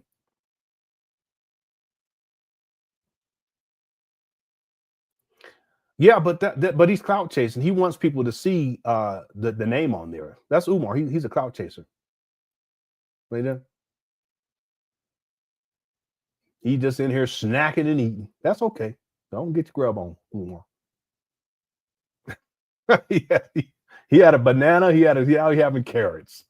They need to mash them up for him. Let me go. I think he starts here.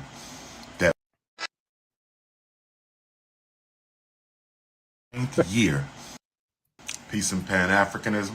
Here we go. Thank y'all so much Peace for tuning and Pan on Africanism. and being patient. Peace and Pan Africanism. It's your big brother, Dr. Umar Ifatunde Oguntade. And today, I want to see happy. Mm-hmm. I want to say happy. Yeah. I want to say happy 99th Black History Month. Today. Month. Hey, KKC, if you don't mind, can in your receipts, and I could find it, but I haven't looked into it in a long time, but do you have an estimate on how much in terms of property taxes accrued? It's been paid off now, but how much in property tax had accrued when Umar had purchased these abandoned buildings in Wilmington, Delaware? It could just be an estimate. If you can type aside Chapman, I appreciate it. Here we go. It's the first day of the 99th year that we celebrate our history, culture, civilizations, contribution as African people. Brothers and sisters, today is the Black Parent Teleconference. Shout out to my Wilmington, Delaware Africans, FDMG. It's a teleconference. Shout out to my Wilmington, Delaware Africans. Shout out to my continental Africans, my European Africans, Africans in Asia, Canadian Africans, roll call, South American Africans, Central American Africans, Caribbean. It was at least 100,000. Yeah, I'll compile that for the documentary. I just want to ask you, because you've done more work. KKC has done more research on the financial side of this, including receipts associated with permits that were pulled for work that was done, and other stuff like electric bills, water bills, all this other stuff. So KKC, he's the permanent source for all of that information. But this is verification right now. He always has his receipts and orders too. He's a credible source. Same thing with Black Anonymous. So yeah, it was at least $100,000 wasted on property tax once Umar purchased these abandoned buildings. And the reason why the property taxes accrued was because Umar did not have nonprofit status when he purchased these abandoned buildings. That in and of itself shows you that he's not business savvy. He wasted over $100,000 of other people's money, and that money could have gone towards renovations or whatever. It could have gone towards a book bag drive for the kids, Thanksgiving turkeys for the kids out there, anything like that. That's what I'm saying. Umar Johnson, you guys can't make excuses for Umar because he's tricked off so much money simply because he doesn't know what he's doing. But he doesn't care. As long as people send him money, he'll spend other people's money. He'll go to the hotels. He'll go to the motels. He'll travel around the world. He'll trick off $100,000 on taxes that he wouldn't have had to pay if he handled his business from the paperwork standpoint. See? And there's no excuse for that. You can't say it's because he didn't receive the support or because of Cookie Crush chat or LenonHonor or sabotage or it was the white supremacy. You can't use any of that. It's Umar. 100,000 just like that, tricked off. Thank you, KKC. I appreciate it. Being Africans. Hey, how's it going? Thanks for tuning on. South Pacific Africans, Australia Africans. 99th Black History Month begins today. We don't care what the president doing. We're going to celebrate ourselves. Next year, we're going to have a 100 years of Black History Month celebration at the Frederick Douglass Market. It's not going to happen. If you don't stop. We're all telling people yesterday, just put together a list of stuff he say he going to do next year or next month. And it never takes place. He just throws shit out there. He was talking about the 20 versus 1 thing the other day.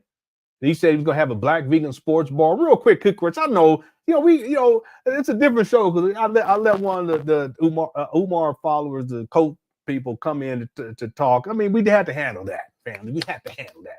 So it's a different type of show. But real quick, just post a couple of things that you can think of that Umar said that he was going to do, and it never came into fruition. I'll give you three right off the bat. Black Vegan Sports Bar, the dirt bike team, the FDMG dirt bike team, the FDMG cemetery, the FDMG horse stable, the FDMG farm where he's going to have pigs, black pigs, black pigs. That's what he said. I just gave you 5. Okay, if y'all could throw some stuff out there, I'll put it, as he's talking through this, I'll go ahead and put it up on the screen. What's up, Ruben D. Van? Thank you so much for tuning on. It's called the Academy. Next year, we're going to have a 100th anniversary, the centennial of Black History Month celebration at the Frederick Douglass Marcus Garvey Academy. This is the Black Parent Teleconference. If you have a question about your son or daughter, niece or nephew, cousin or niece, child you care about, if you peace and Pan Africanism. Erica, don't do that. It wasn't a space station on the roof. It was an observatory. You know, I love me some sci-fi. I've been watching Babylon 5 recently. Don't do that, Erica. He didn't say a space station. He said an FDMG observatory. They're going to build it on top of the roof at FDMG. He ain't worried about what do they call that? Light. I can't remember what it's called. You don't build an observatory inside of a city because of light. There's too much light, but they have a term for it. I can't remember what it is right now. But anyway, he didn't say space station, Erica. Don't do that. He said FDMG observatory. They're going to build it on the roof so they can see the surface of planets. Yeah, that's what it is. Light pollution. That's what it is. And the reason why I was thinking about that is because my vision, my sight is not what it used to be. And the one thing that I want to do before I leave this planet is I want to be able to go to one of those places where you can see the Milky Way galaxy without a telescope, where you can look up and you see just massive amounts of stars. I want to do that before my vision gets even worse. And that's on my bucket list for my life. Yeah, that's something I definitely want to do. I'm into sci-fi and space and all that kind of stuff. So it's called light pollution, right? Anyway, thank you so much. What did you say? Don't do that. That was funny though. I ain't gonna lie, that was funny. Yeah, it's basically an FDG planetarium, that type of thing. Yeah, but he did say a space program because it was associated with NASA. No, he did not say it's no. So y'all be playing too much. That's why we can't do this. Yeah, if y'all hit the like button, I appreciate it. And some of you want to share if you want to. People don't be sharing. There's only a couple of people that share. One of the old school homies, she shares from time to time. But let me see your transcript. Shout out to Liberty's transcript. That's the homie. Okay, see, I can't even read these because y'all be playing too much. Yeah, Rico, he did say that they're going to be teaching the children how to fly planes. That's another one. Yeah, it was. He's FDG Farm. Yeah, Air Cavalry Academy. Yeah, you're right. Yep. That's another one. And there's so many other ones. We're not going to even get to that one. He talking about he's going to cuddle with the boys at the fireside chat. We ain't going to do that. FDMG Farm, the blueprint for the FDMG. Yeah, I remember that. That was crazy.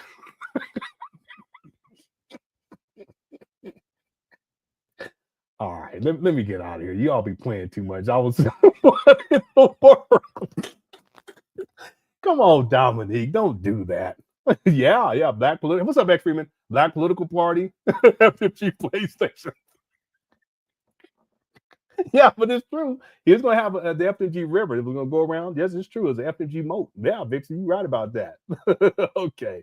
Helicopters. You're going to teach the kids how to fly helicopters. I haven't been able to find that video, but I remember I saw that many years ago. I want to encourage anyone, if you have any older Umar Johnson videos in your archive, whatever, on an old hard drive, I want to encourage you to upload it onto YouTube or to send it to me. You know, if it's an older video that you know you can't really find online, or vintage, send it to me or upload it onto YouTube, because I like to take a look at it and maybe include it inside the documentary. Okay, let me get up out of here because y'all be tripping. Oh, I'm muted. Oh, okay. If there are no questions, we will end the call early. If you have a question about autism, learning disability, ADHD, intellectual disability, behavior, 504, psych eval, re-eval, independent placement, private school, due process, any questions about the education and mental health of African children, don't do that, Black anywhere in the Pan-African universe, anywhere in the Pan-African universe, this is your chance to ask the prince whatever questions crazy. Yeah, he did say that you a have. recording studio. Okay. And not only did he say that, he had Maria up there, and Maria, they were supposed to be going into business with the Latina lady to turn FDMG into a recording studio. I can pull that up. Umar Johnson Falls, you don't know. That just goes to show you this guy. He ain't. I mean, that video right there, that was so telling. I should pull it up and show it to you. That was crazy. So I'm going to my cell phone to see if we got any questions. Card. Going to my phone. Bus stops, right? FDMG bus stops in different states. Oh my God. Y'all crazy. Let me get off this chat room. You got to text your name and your city to 215-989-9858. Text your first name and your city to 215-989-9858. Good morning, sister. Were you texting for the Black Parent Telecom? Umar did say that they were gonna try to incorporate a city to turn it into like FDMG, some I don't know what he said, Pan African City or something like that. I have that in the documentary. But yeah, he was way out there with that. Yes. Okay, where you based at, my queen? Yeah. I'm based out of Bryan, Texas. Bryan, Texas, and that's closest to what major city, good sister? Oh, Houston. Houston, Texas. All right. Go right ahead with your question, good sister. How do I prepare my young Black child for the future? How's it going, Crystal? Oh, that's a very broad question. How old is your child now? She is 1. This guy just snacking. Umar funny. Okay. 1 year old. So this is, I'm going to give you 3 things you need to do. What in the world? KK, you crazy. The FDG Bigfoot hunters. Yeah, that's this chat room is nuts.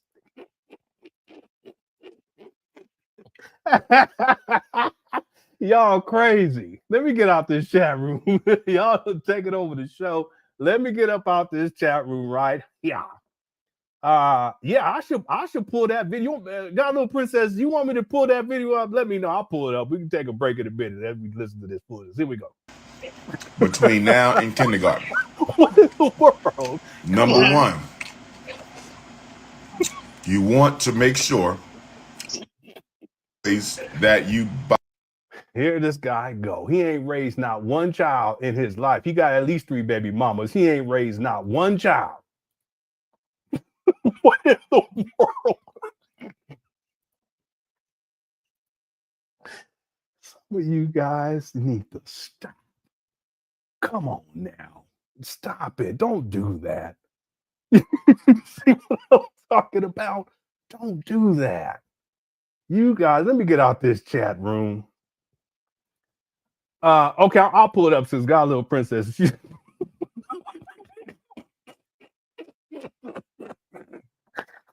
All right, I got to get out of this. I'm looking away. Let me let this. I'm gonna go pull up Maria real quick. For your baby are toys that stimulate her intellectual development.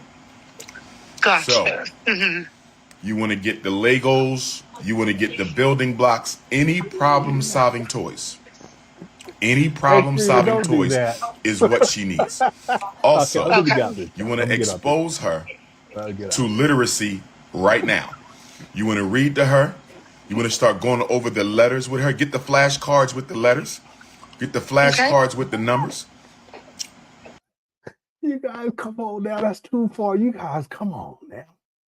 I'm getting out this chat room right now. I'm getting out. Laurie says, I'm going to crash out if he says that don't get those kids evaluated. Well, he probably will. He has no authority on autism or ADHD. He's definitely not. He's not. All the because I went back to the older Umar Johnson videos. He's antiquated and all that. He does not have he's not certified as a school psychologist anymore and hasn't been for years. That's why he doesn't say that I'm a nationally certified school psychologist either. He's not a school psychologist. He doesn't work anywhere. See? But that's the thing. Umar is dangerous. Umar's projection of his own personal issues and his own personal trauma is one of the most fascinating aspects of his psychology. And I've studied this guy. This is one of the things I know we joke a lot, and Umar he's like he's turned into like a minstrel show in essence. But if we peel back the layers and look at it from a psychological standpoint, a lot of what Umar talks about is really him projecting his own insecurities, his own personal issues, and his own childhood traumas. And one of the issues for Umar is that he does, in fact, have ADHD. He's admitted it. I have the receipt. I can pull it up for you guys. He admits it. He specifically says that he's dealt with it his whole life.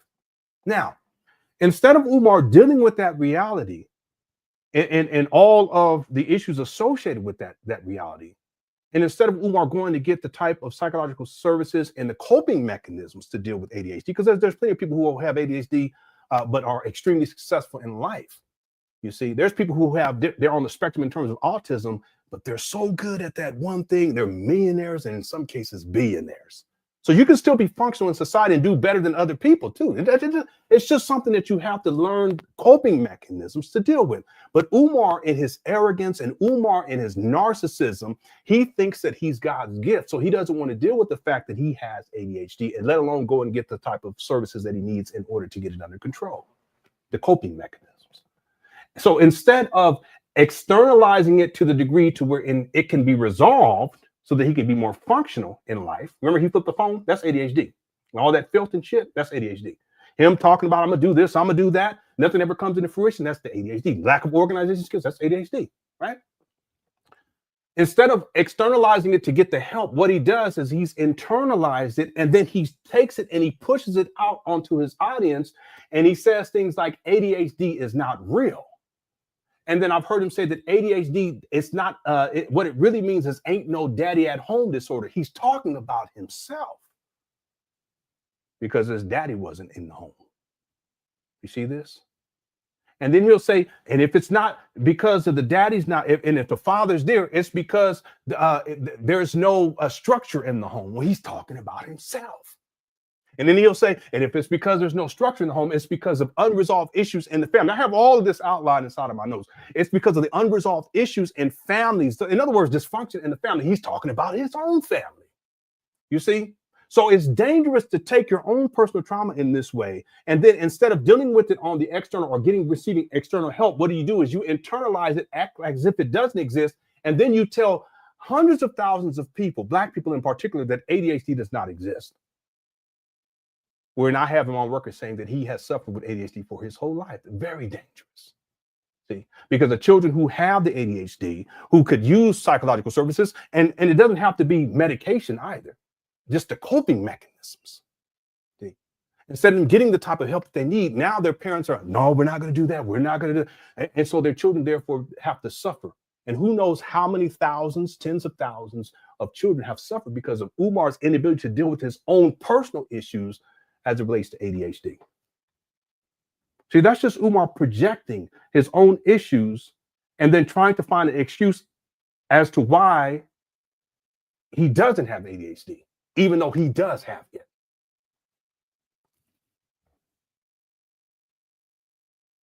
It doesn't exist. I have him say that it doesn't exist. He does say that autism exists, but he says that ADHD it does. But then I've heard him say that it does exist. And I've heard him say very specifically that he's dealt with it his whole life.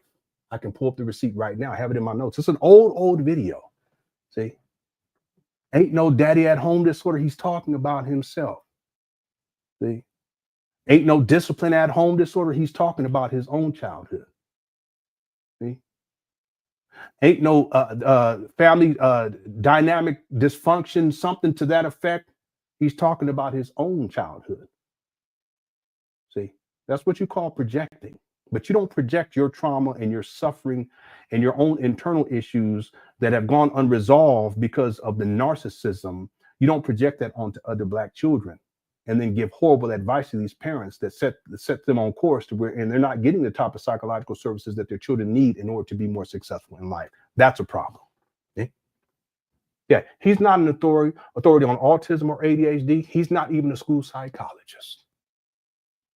He worked in the Philadelphia school district for about 5 years. And after that, they wouldn't deal with him in the public school. So he had to go to charter schools, if that makes sense.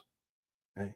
They wouldn't deal with him in the public schools in the Philadelphia. So he had to start to specialize in the charter schools. But that was only for about 2 maybe 3 years at most. And after that, we get into 2010, and Umar starts to do lectures more and more, but he's not functional in terms of as a career. He's not working as a school psychologist, and hasn't worked since. That's 15 years. He ain't even been in the game for 15 years. That's why what he says, Laurie, is so antiquated. And even the shit he was saying back then, he didn't know what he was talking about.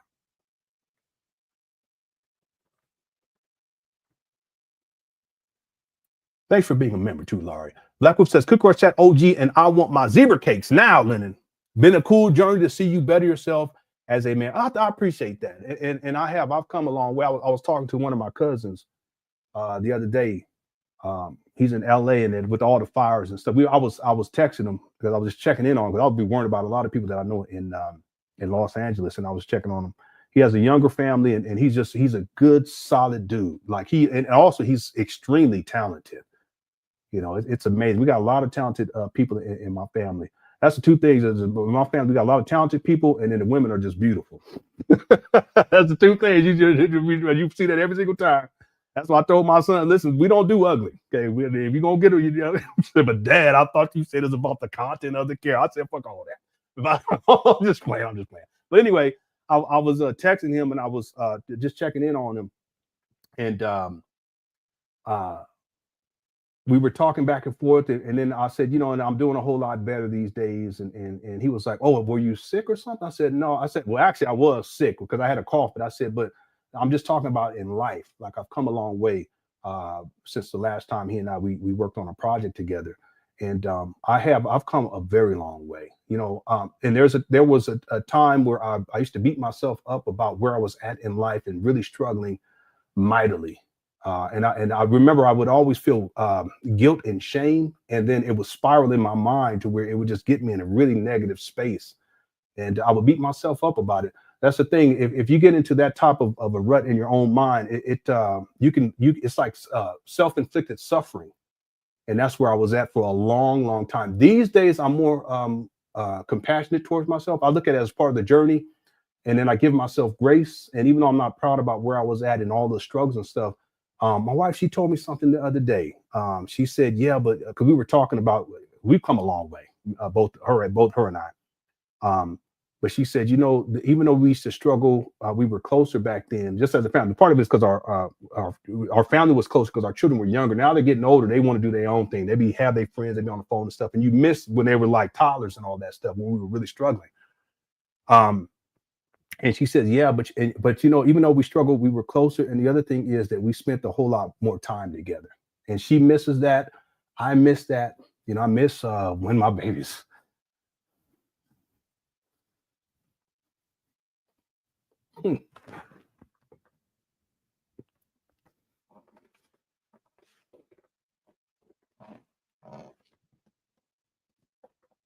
I'm not sad. I miss when they was, you know, real little.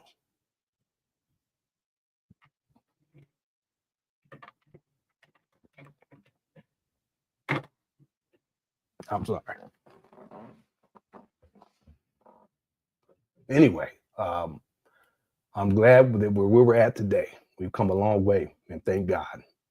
You know, I'm too old to have any more kids too, so we're not gonna have any more babies or anything like that. And I just look forward to the day when my kids have, you know, they start having kids. You know, yeah. Some of y'all, if your parents, if you got kids, you know what I'm talking about.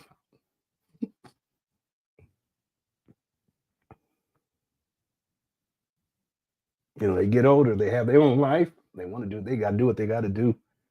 And you miss when, you know, they were, you know, toddlers and the young, real young, and they depended on you for everything. And I miss those days. But hopefully we'll be grandparents soon. You know, I miss that because when I ain't having no more kids, I'm too old for that. Anyway, yeah, if you're a parent, you know what I'm talking about. All right, let's get back to it. I apologize for getting emotional, but it is what it is. All right, here we go. Okay. Get the flashcards with the different bodies of the bones, all kinds of factual information that she's going to need. Colors, sizes, shapes, letters, numbers. You want to go through that with your baby every day. Gotcha. Because I can remember do that. now. I mean, I'm a teacher, so Yes, I've ma'am. already been implementing that. I just know that with everything that's happening right now, it's kind of scary. So I just want to make sure that she's prepared for, you know, what's to come to her, you know, as she gets older. Absolutely, absolutely. And here's the thing. In our community, a lot of times we do things backwards. So we will give them cartoons all day long. And we would give them a cell phone all day long. Because, you know, the cell phone keeps them busy because it's very interesting, but it's not stimulating development. The cell phone is destroying our young children's ability. Yeah, but Umar's always on his cell phone, you know? Yeah, I totally get it. You know, last baby graduated in a few months. All 4 of my children are, yeah, it's hard. You know, and our children, they're still in the home, but it's just, it's hard dealing with, you know, the separation. And then, you know, at some point, they're going to be living out their own lives. It's just not easy to deal with. And I think about it more than I probably should, you know? And again, if you're a parent, you know what I'm talking about. That's another reason why, you know, Umar, just as a father, it's so ridiculous because he doesn't even care. I don't get that. You know, the love that we have for our children, it should be forever, no matter what. They do good, they do bad. We still love them. And, you know, recognizing that we're all on limited time. We're on limited time anyway, just in life, but we're also on limited time in terms of them being up under us as even young adults. You know, at a certain point, they leave the nest, and that's something that I think about a lot these days as they gotten older. It's hard. A lot of people, you know. So we always tell the younger couples that we see, because my wife and I, we see them, and they may have like a toddler or a newborn baby, and we tell them, make sure you cherish every single moment, and it goes by so fast. You know, it goes by so fast. That's why even when we were struggling, I miss those days. It was a much simpler time, and you know, they would be happy for just little things. You know, we used to go to the dollar store to get them birthday gifts back in the day, and they would be so happy. You know, now you know, it's like Xbox X, or you know, it's anyway. I go on. You see, I just goes to show you that my family mean everything to me. You know, my wife too. And it's something that if you're a parent, you know what I'm talking about. And if you plan on being a parent, when you have these babies, make sure you take every single day as an opportunity to do your best, and don't take one day for granted, you know. Anyway, I used to call in wearing a monkey mask and would have Lenon find. Yeah, I remember that. I was like, who is this? Now we homies and stuff. We be texting each other and stuff. It's been a road, you know, it really has. And I'm so thankful that you guys are still around, and the Cook Course Chat is still around too. You know, I appreciate it. Okay, let's get going here. We got to at least get through this video. Here we go. Shout out to KK. To focus and concentrate. So by the time they get to kindergarten, after playing on the cell phone from birth to age 5, because it keeps them quiet, they get. Okay, no, babies are not on cell phones, Umar. That's just goes to show you he ain't raised no kids. He has not raised no kids. It's just ridiculous. From birth, you mean to tell me they come out the womb and they're on the phone? What, playing games? Come on, Umar, cut it out.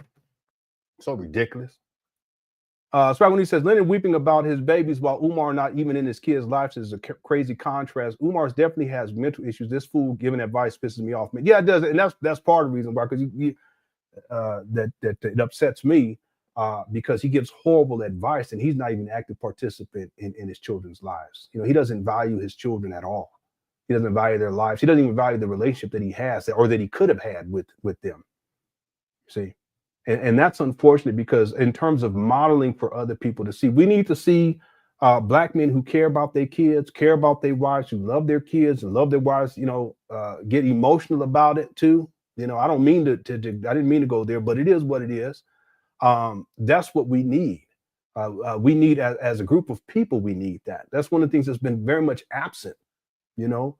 And Umar giving this type of advice, and him being a deadbeat absentee father, at least 3 baby mamas. It's just the contrast is. And again, I'm not perfect, Swaggle, you know that, and everyone else knows that. I own all of my failures as a man and as a father. I don't make any excuse. I don't blame anyone for it but myself.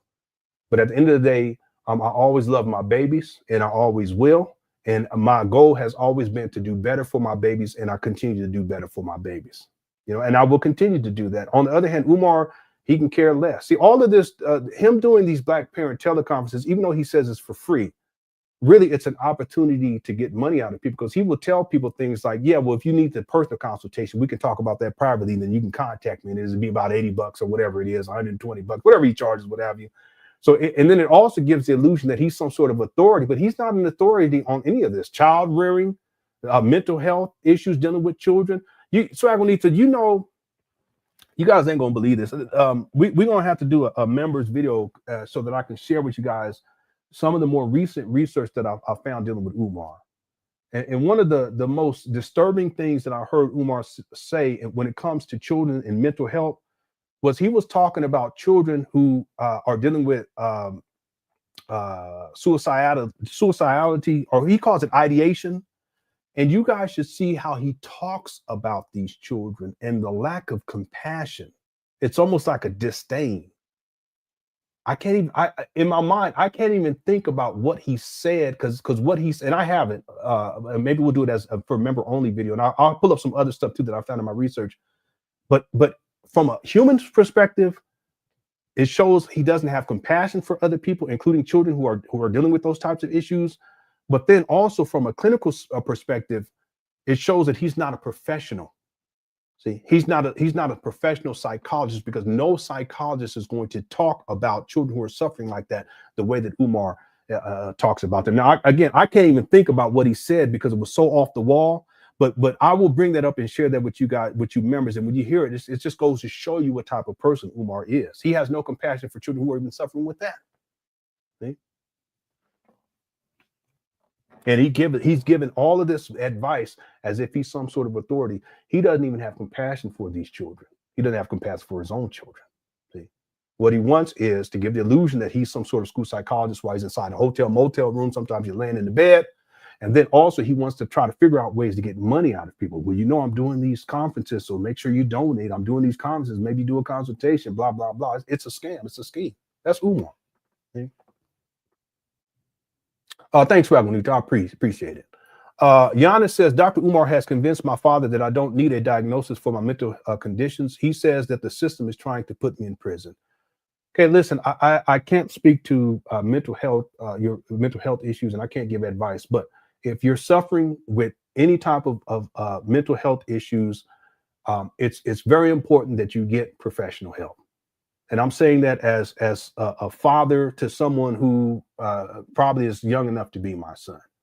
Okay, so however that needs to happen. Okay, also there's free resources too that you can get. You can look at, you can go to a counselor at your school, and you can talk to them, say, hey, listen, I'm dealing with these mental health issues. Are there any services that I can get for free, whether that is here on campus or off-site somewhere? You do what you have to do to get the services that you need if you, in fact, are dealing with mental health issues. Okay, and I'm telling you that I can't give you any advice in terms of your mental health, but if I'm talking about in terms of you getting the help that you need, if you know that you need to get the help, whether your parents agree or not, there are resources that you can find. You can start by going to a counselor or a school psychologist at your school. Tell them what you're dealing with. Talk with them. These days, they have resources. Even they have some schools, at least. They'll have a room that you can go to where you can talk to someone, or a quiet room where you can go and just relax and just kind of chill out. But go to someone, a professional at your school that can help you to get the type of resources that you can. And there are resources that you can get for free too. Okay. So that's what I will say to you, Giannis. Please, if you're dealing with any type of mental health issues, please try your best to get the help that you can. There's also resources that you, in terms of phone calling people or texting people. There's hotlines that you can call where you can talk to people and it's free of charge, or you can even text people and it's free of charge. You can look that all up on Google. Do what you have to do in order to put yourself in a better mental state. Okay, and the sooner you do it, the better. Okay, all right. Thanks for the super chat. Next time, don't send no super chat. Use that money for yourself if you're younger, and you put that towards getting the services that you need. Okay, all right. God bless you. All right. Thanks for the super chat, though, Giannis. I appreciate that. And then Mixture Smile says, I'm old enough to remember when Umar came out to Phoenix talking about a school. Since then, my son graduated high school and college, got married, and had 2 grandbabies. Umar's year, the income scam. Yeah.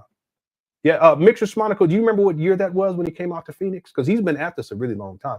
A lot of people don't realize that. You know, they look at 2010 as like the axis, like that's when he started talking about FDMG. No, he was talking about FDMG related projects prior to that. The after school program, FDMG Boy Scouts type of a thing. And he was collecting money for those types of things too prior to 2010, but he doesn't talk about that. See? And there are plenty of people who back in the day, they was donating because their kids were 5. Now their kids are 20. You see what I'm saying? It's crazy. See? The kids done had kids, they got grandkids. And Umar's still talking about he's going to open up school. He has no intention of opening up school. It's just a long con. That's what it comes down to. The other thing too is, before we get back to this video, is that Umar, he has no intention of helping Black people. That's the illusion. His intention is to use Black people as resources. And there's 2 main aspects of this. One is as a resource when it comes to money. And then the other one is resource in terms of sex, in particular you Black women. That's really what Umar, that's why he's predatory. That's his approach to Black people. It ain't got nothing to do with trying to uplift Black people. People say that all the time. Well, his message, blah, blah, blah. He ain't talking about shit. You really think about it. Most of the time when he's talking bad about Black people. Go and listen and go see it for yourself. See? He has no intention of helping Black people per se. He sees Black people as a resource. There's one other thing too, though, mixed with Umar. In addition to the financial exploitation and the sex exploitation, Umar also sees Black people as a resource when it comes to stroking his ego. See, the narcissism. They're a narcissistic, so they're a supply for him. That's what it is. So that's why sometimes he'll get online and he'll live stream and he doesn't even say anything. He just wants to see people looking at him inside of the chat room. That's the narcissism, but that feeds his ego. See, that's another aspect in terms of resource. There's other ones too, but I think the 2 primary ones of Mrs. Monica is a resource when it comes to financial and a resource when it comes to sexual exploitation. And then tertiary, I would say, as a resource when it comes to Umar and his grandiosity. He wants to feel important. And so he uses Black people to make himself feel as if he's so very, very important. Meanwhile, he hasn't opened up a school. He's raised millions of dollars up to this point. I already proved that today. And all of the people that knew about Umar going way back in the day when their kids were young, a lot of these kids, they done grown, they done had grandchildren. God, I can't wait till my kids have grandchildren. I'm waiting. They need to hurry up. And Umar doesn't care. He just keeps on going. See? It goes to show you he's not interested in helping Black people. He's interested in helping himself. He's one of the most selfish people I've seen, if not the most selfish person I've seen ever in life. Okay. Thanks, Mr. Monica. If you can remember what year it was, please post inside the chat. I appreciate it. Swagonito. Oh, I already got that one. Thank you so much, Swagonito. Giannis says, Dr. Umar. Okay, I got that one too. Okay, remember, go talk. If you're still in school, please go. Junior high school, whatever, you can get psychological services. You just got to go to a counselor, tell them what you're dealing with, and then go from there. Okay. And then also Barry says asking Umar for child raising advice is like asking an arsonist on how to put out a fire. How to put out a fire. You're right. Umar has no practical experience of raising a child. I remember because Dion brought this up, and I'll run back into the video. I've already downloaded all the videos, but if many of you guys remember this, I'm not making up. Hit the 1 if you remember this. When Umar was throwing the block parties, he was talking about getting, I think it was something like getting gifts or whatever for children who are going to be coming or whatever. But he was thinking about what to get for younger children, like toddlers and that kind of stuff, and or clothes for younger children. And he said something, and I'm paraphrasing. He said something like, "I need you guys to give me advice on what to get for these toddlers or something like that, because I've never bought clothes for no babies or something." I said, "What?" This guy. Back then, this guy had at least 3 children. Oops. At least 3 children. Okay. He had at least 3 children. So what he's admitting to is that he's never even purchased clothes for the babies. Hit the 1. It was the block party. I remember the video. I haven't run back into it, and I'm not in that part. I'm still in 2019. It just goes to show you. So why would anyone ask? Barry, here's another example. Some of you guys, I know we all off. We ain't really dealing with the videos, so that's okay.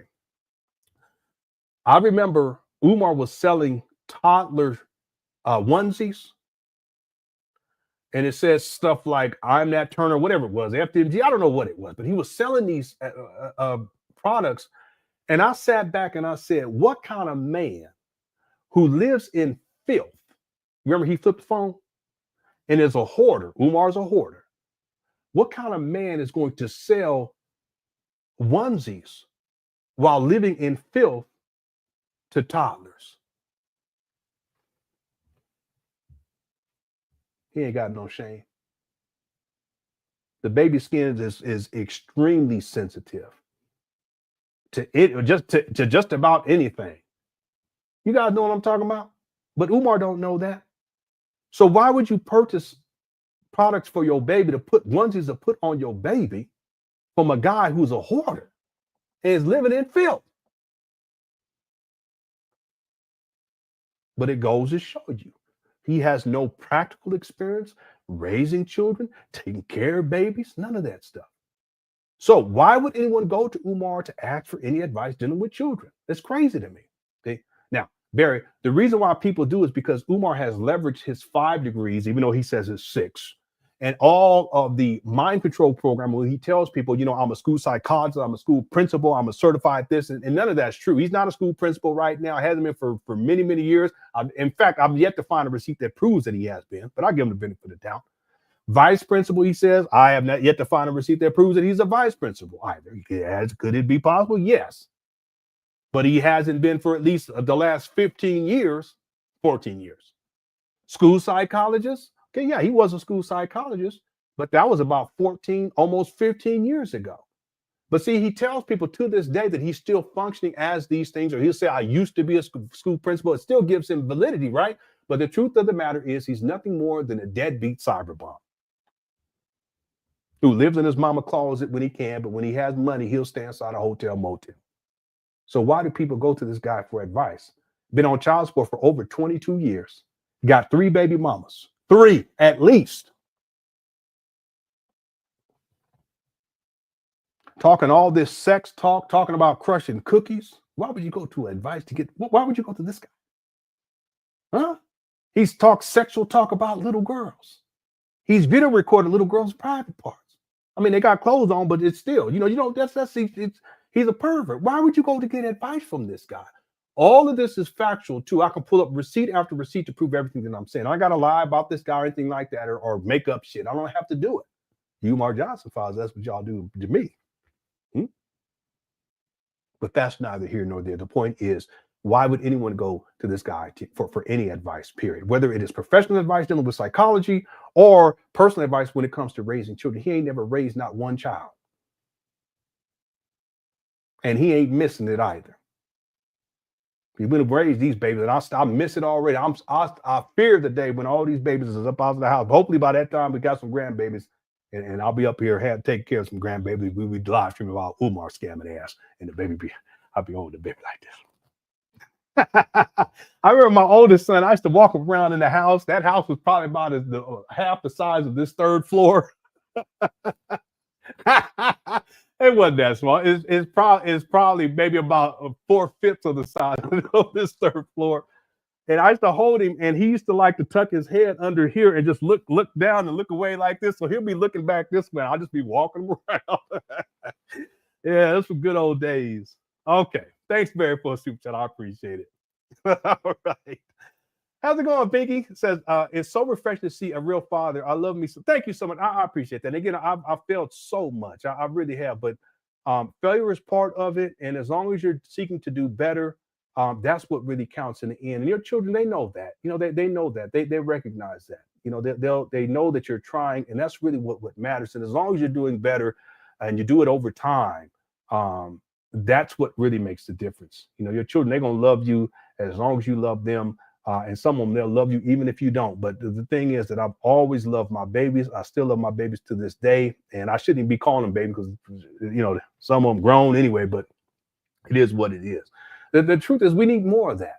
And we also need more of us men who have failed to be able to deal with that failure, but still stay the course.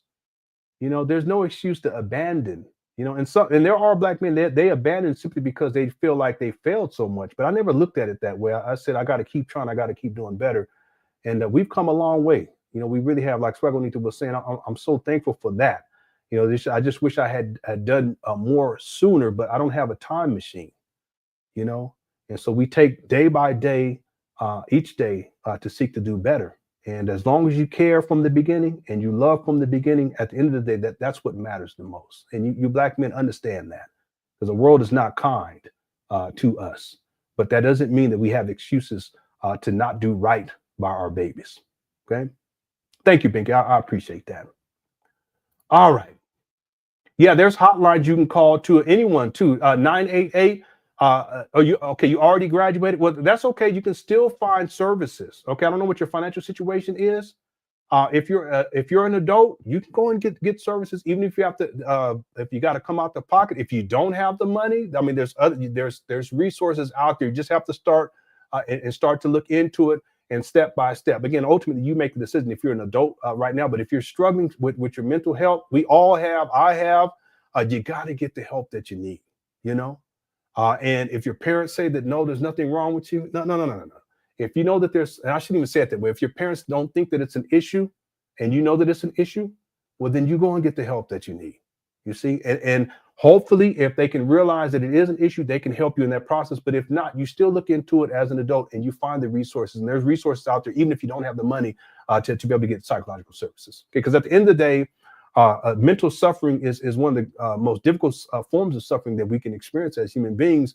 And if there's resources out there to help us with that, then we should do our due diligence to make sure that we get the services that we need. Okay, Umar, all of his talk and all the stuff that he's told black parents and all the stuff is so dangerous.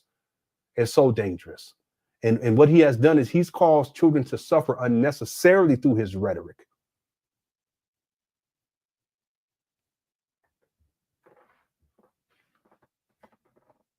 God bless you, Giannis. Jackson says, I first heard Umar talk about FMG when I was in the 10th grade. I'm almost 30 now. Okay, so about 20 years. So 2005. Yeah. He said he conceptualized FMG in 2005. Right? Yeah. And thanks for being a member. Binky says, I'm in awe of how people still believe in. Yeah, it is amazing. But again, it's a cult dynamic. You know, it really is. I try not to disparage Umar Johnson followers because I look at them as victims. If you ever dealt with people who have been in a cult, it's just they're operating in a whole other world. It's a delusional state. So there's only so much you can say, and no matter what you say, they're not going to see the truth about their cult leader. That's how cults work. So it's truly amazing. Umar, what he has become, how he talks about black women, how he's always talking about sex. How he's sexually objectified black women, how he sexually objectified little girls, all this stuff. It's amazing that people still believe in him and follow him. It really is. But again, when you're dealing with cult personalities, people will dismiss all of that because they like the rhetoric, But I also think that it's an indictment against black people ourselves when we look to these types of people. It speaks volumes in terms of our character and where we're at in life. See? Yeah. Place your faith in no man. Okay. No man. Thank you, Binky. I appreciate it. Appreciate the super chat. All right. I know we're off astray. We're going to go for another 45 minutes. We'll be back tomorrow with another live stream. I still plan on doing a marathon on Saturday. I still have to make a phone call. We have 3 birthdays this month. So that's part of my scheduling too. But I want to do a marathon. It'd be a mini marathon. It'd be probably about 6 hours. That should take about 6, maybe 7 hours to get through those 3 videos that Umar released back in February of 2019 when he made the announcement that he had acquired these abandoned buildings in Wilmington, Delaware. Therapy for Black Men directory. Thank you so much. Again, if you happen to see this, Giannis, there's people inside of the chat room who are providing resources too. Look into these things. Anyone else, if you're struggling with mental health, look into these resources too. Again, you can get free services. They're out there. Okay. If you can't afford to get it, you know what I'm saying? Also, if you have a full-time job, there's also services you can get through your healthcare provider too. There's mental health services you can get for example, for my job, they give you 6 free sessions per year.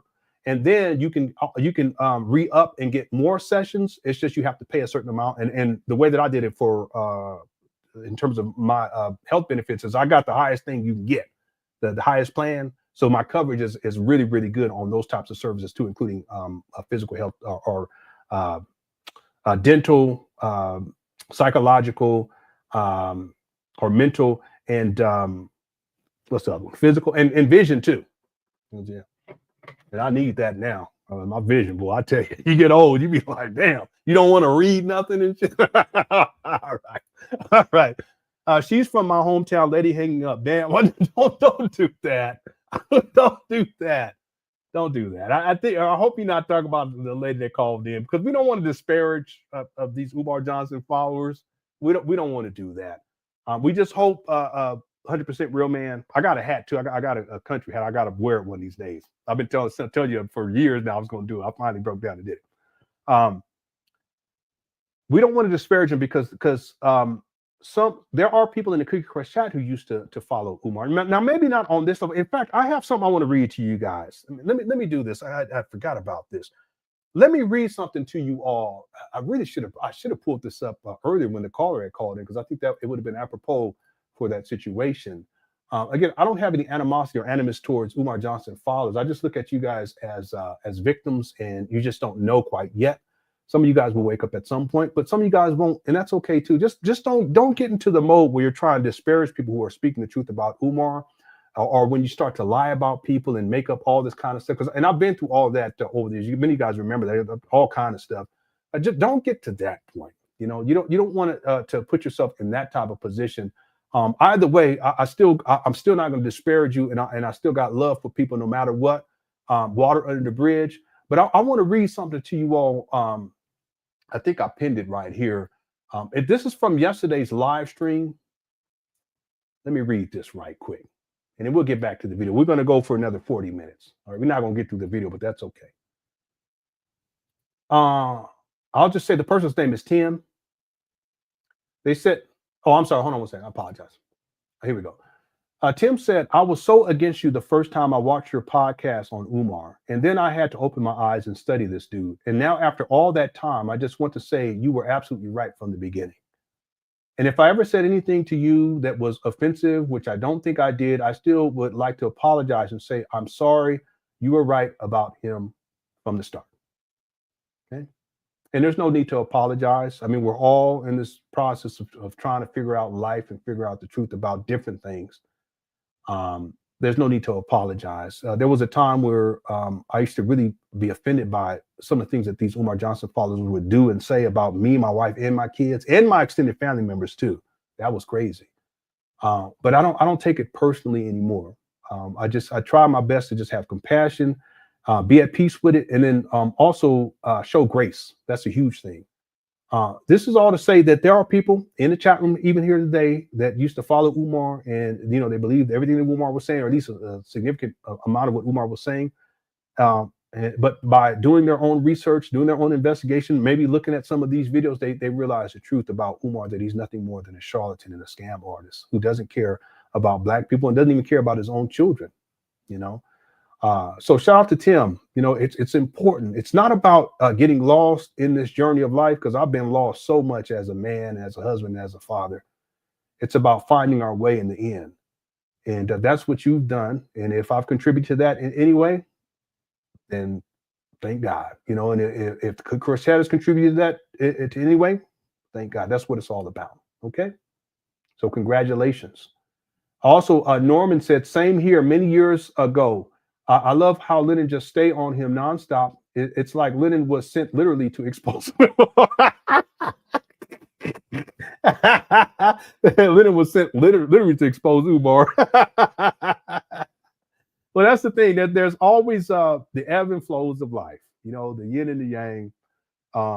And I look at the work that I do dealing with Umar as a necessary, and that ultimately he will be brought to justice one way or the other. He will be. And if I can help a couple of people along the way to not get scammed out of their money, or, keep these women protected from getting sexually exploited by Umar, or keep these children safe from Umar. That's the big one for me. I know I don't really talk about that much, but that's the big one for me. Then I'll continue to do what I'm doing for as long as I can do it. So again, I want to thank Tim for that wonderful comment, and Norman as well. I know Norman been around for a long time. And I want to thank both of you guys, and I would hope that more and more people will come to the truth dealing with Umar. Also, thanks to the Cook Crush chat, because this journey has not been easy. I was talking about this yesterday. We get back to the video. How there's some people in the Cook Crush chat been around a long time. Creole Angel Hill. Anytime I see Creole Angel Hill pasta, I'm always appreciative. It brightens my spirit. She's been around a really long time. Same thing with BB and KKC. Swaggle Nito, even Dion. I mean, there's plenty of people that's been around like a really long, like years. They've been around a really long time. And some of you guys, you've been around long enough to see what I've gone through as I've covered Umar. And then some of you guys, you've been around long enough to see where I was at in my life prior to even covering Umar. And when we look at the trajectory and how far I've come, I'm really thankful and grateful for that. But understand that it's not without hard work. It's not without the support of my wife and my children, for that matter. But then also God's grace, and then of course y'all support here in the Cookie Crush chat. None of it would have been possible. That's why I'm always thankful. I'm always grateful. I thank people, and I really mean it. I thank you guys for even showing up. I thank the mods for handling the business. I thank the people sending super chat, cash, and PayPal. I don't take any of it for granted because at the end of the day, you guys don't have to be here. You don't have to be so gracious. But the fact that you are, it really warms my heart, and I don't take it for granted at all. I'm very, very thankful. As for these Umar Johnson followers, 100% real man. But let's have some grace for them. You know what I'm saying? Let's have some grace. I know it's hard sometimes. I gotta wear my hat soon. I'm gonna wear my hat and coming up here shortly. Okay. Thank you so much. 100% real man. I appreciate you. Okay. 100% real man. I've been around for a long time too. Binky sent in the super sticker. Thank you so much. I appreciate it. Okay. All right. Let's get back. We're gonna play this video. We'll go for another 24 minutes, and then we'll close out this live stream. But I'll be back tomorrow with another live stream. We still have to get into the video where it's a whole separate video where Umar, he claims that CashApp has shut him down. That's huge. Okay. If we don't get to it tomorrow, then if we do the marathon, and I hope everyone shows up for the marathon. If we do the marathon on Saturday, we'll add that to the marathon. Okay. Maybe we'll do that first to kind of warm things up, and then we'll go to the videos that Umar posted. It'll be 6 years on Friday. We'll go back to the videos where he does a school announcement, he does a school promo video, and then he also does a school outside tour. And we'll go through those videos. So it'll probably be about a 7-hour live stream, I would think. Okay, so I hope everyone can have some time to show up. If in fact we do it, I'll know for sure tomorrow. If we do it that on Saturday, I hope we can get everyone up in here at that time. I totally get it, and we all go through things. I've gone through things. I know I haven't talked about it. In fact, a lot of my struggles, I realize it now. I didn't realize it then. A lot of my struggles back in the day, when some of you guys been around a long time, it had to do with some stuff that I'd just been dealing with. I hadn't resolved it. We got to get the help that we need. Thank God I have my wife. She's been so gracious and so patient with me. My children, they've been so, and they're incented to do better and to, do what you have to do to be in a better mental state. And a lot of it too, real quick, a lot of it is childhood stuff. I had a real rough childhood. I don't like talking about it these days, but there was a time I should talk about it a lot. But I had, and my siblings too, we all had a really, really difficult childhood. But the other thing is that there's other things that I went through as a child. Being raised as a Jehovah's Witness was difficult because it's like a cult-like dynamic and everything is doomsday. And that set me up to when I got into the conspiracy theories, because a lot of that shit is doomsday too. You see, and then there was about maybe 12 years of conspiracy theory stuff that really, it affected my mental health in extreme ways. And it wasn't until much later. Then I got to the spirituality and metaphysics. It was more of a reaction to all the doomsday-like shit. But then the spirituality and metaphysics stuff became another paradigm that can mess you up in terms. And then it wasn't until years later that I started to really resolve these things. And then, my mental health began to improve more and more and more. And these days I'm doing a whole lot better these days. So this is why I'm saying, even with conspiracy theorists, I have a lot of compassion for them because I've already been through that stuff. And I know how it can impact the person personally. It can impact their mental health, their physical health. Same thing with high demand religions, how they can impact people's mental health, their self-esteem, all these types of things, their physical health too. And then, of course, conspiracy theories with all of the doomsday like that, and then the spirituality, metaphysics, and the detachment from reality because you're trying to somehow, it's a form of escapism. I've been through all of that shit. You see, I've been through it all. And thank God that I'm in a position these days in terms of as a person, as a human being, as a husband, as a father, to where I'm doing a whole lot better, much better mental state. And like the sister was saying, there's no health without mental health. It's one of the most important things that we can deal with. And I want to encourage anyone, if you're struggling with stuff, get the help that you need. Even if you don't want to do the professional things, talk to someone who you trust in and confide in, and they got some sense and they have wisdom, and they can kind of help you to resolve things or guide you along this path. It's so very important. Okay. All right. Thank you so much for that comment too. I appreciate it. Let's get back to this video. We're going to go for another 30 minutes. Cook Chat's undefeated. Okay. This show has been awesome. I know we haven't dealt with Umar all that much, except in the beginning with the Umar Johnson supporter, but we haven't really watched much of this video, but we're going to go ahead and get into it now. Thank you all so much. Here we go. Kindergarten, and now the Snow Bunny teacher wants them tested for ADHD. Now, all of a sudden, we think your daughter has ADHD. She can't focus. She can't concentrate. That's because she's been on the cell phone for 5 years. Children under kindergarten, and I'm going to say children under 3rd grade, really shouldn't have a cell phone. They really should not have a cell phone because it destroys concentration and it destroys focus. Also, from a cultural perspective, make sure you don't have any non-African images in your home. That's everything from the white Jesus to the Bible. That's the white cartoons. You can't do it. All black. My goodness. Real quick, someone sent me some paper. It's a link. This is from JF. And it says, Umar says he raised over $300,000 in the past 2 years, which is consistent with what I said, because he stated that he raised, I think he said 125,000. It could have been 150,000. I would have to go back and look at my notes, but it was at least 125,000 a year. So if he says that he raised 300,000 over the past 2 years, that's consistent with what I said earlier. And you sent me a link, and what it says is FMG RGB Leadership Academy, Wilmington, Delaware. EIN number there is 84-5179390, 501c3 public charity. And then it says a summary total revenue $204,822, total assets $640,000, and then the mission African American centered education. He hasn't educated anyone up there. Both day school and residential school for children. That's not even, it's not possible because these abandoned buildings, they don't have facilities for a residential school, particularly those served in underserved communities. Those served in underserved communities, well, I'll tell you, Umar, you need to get it together. It also gives a P.O. box in Wilmington, and it also gives a website, FDMG Leadership Academy. But when you click on that website, no website is found. It's a dead link. Let me see, Form 990. Let's see what, because I think I just covered this. So for 2023, yeah, we covered this. 2023, he said that he had collected $204,000. Wow. And then the prior year, he said $121,000. Wait a minute. Hold on one second, everyone. Let me pull this up. Here's a link if you guys want to look at it yourself.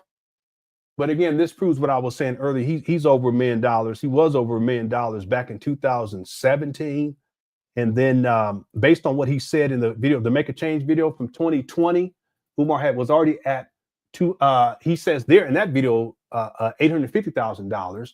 But if you guys look at the link that I just posted inside the chat room, here, I'll do a screen share. It just proves exactly what I was saying before. The receipts are receipts. I don't got to make anything up. You can go online and go look this up for yourself. Here you guys go. Thank you for sending this too. Okay, I appreciate everyone who sent me information. If you look right here, this is what I was reading earlier. We can click out of this right here. And there's a P.O. box. If you click on this website, it's a dead link. That's telling in and of itself, Umar still does not have an FDMG website to date. He did have something set up, but it was for donations only. That was in and around the time where he had the GoFundMe. FDMG RGB leadership, you see the total revenue, $204,822. Okay, that right there, that puts him over $1 million. Again, he said in 2020, he said $850,000. Total assets, $640,980. Then here's the Form 990. I've already covered this too in the past. They got the other ones up here too, but here's from 2023. Again, 2024 will be coming out shortly. We'll make sure we get into that. Hopefully Pocket Watching with JT will get into that too. But if you look right here, and you guys see this? For the prior year, it's $121,646. The current year, Umar is claiming that he raised $204,822 in 2023. Again, earlier today, I played for the Umar Johnson file they called in. I played the video where Umar stated that he had raised $850,000, and that was in 2020. What we can do, we can just add just the year of 2023 to this, plus $204,822. And look, Umar's already over $1 million. Just bought from 2023. Just add now. We're not talking about 2024. We're not talking about 2022. We're not talking about 2021. We're just talking about 2023. So when Umar Johnson file says he hasn't even raised $1 million, and when Umar lies and says he hasn't raised $1 million, the facts show without a shadow of a doubt, y'all can't fuck with me, cut it out, that Umar raised $1 million. This guy's $2.7 million by now. And then if we want to add the year prior, which would have been 2022, that would put him at, we can add $121,646. That puts him at 1.17 million. And then if we want to, we can go to 2021. I think this is when he said he didn't collect any money. Current, he did. He's on this form, he says 116,000. So we can add that too. Here we go. At $116,585. That puts him at $1.2 million. And then we can go to 2020.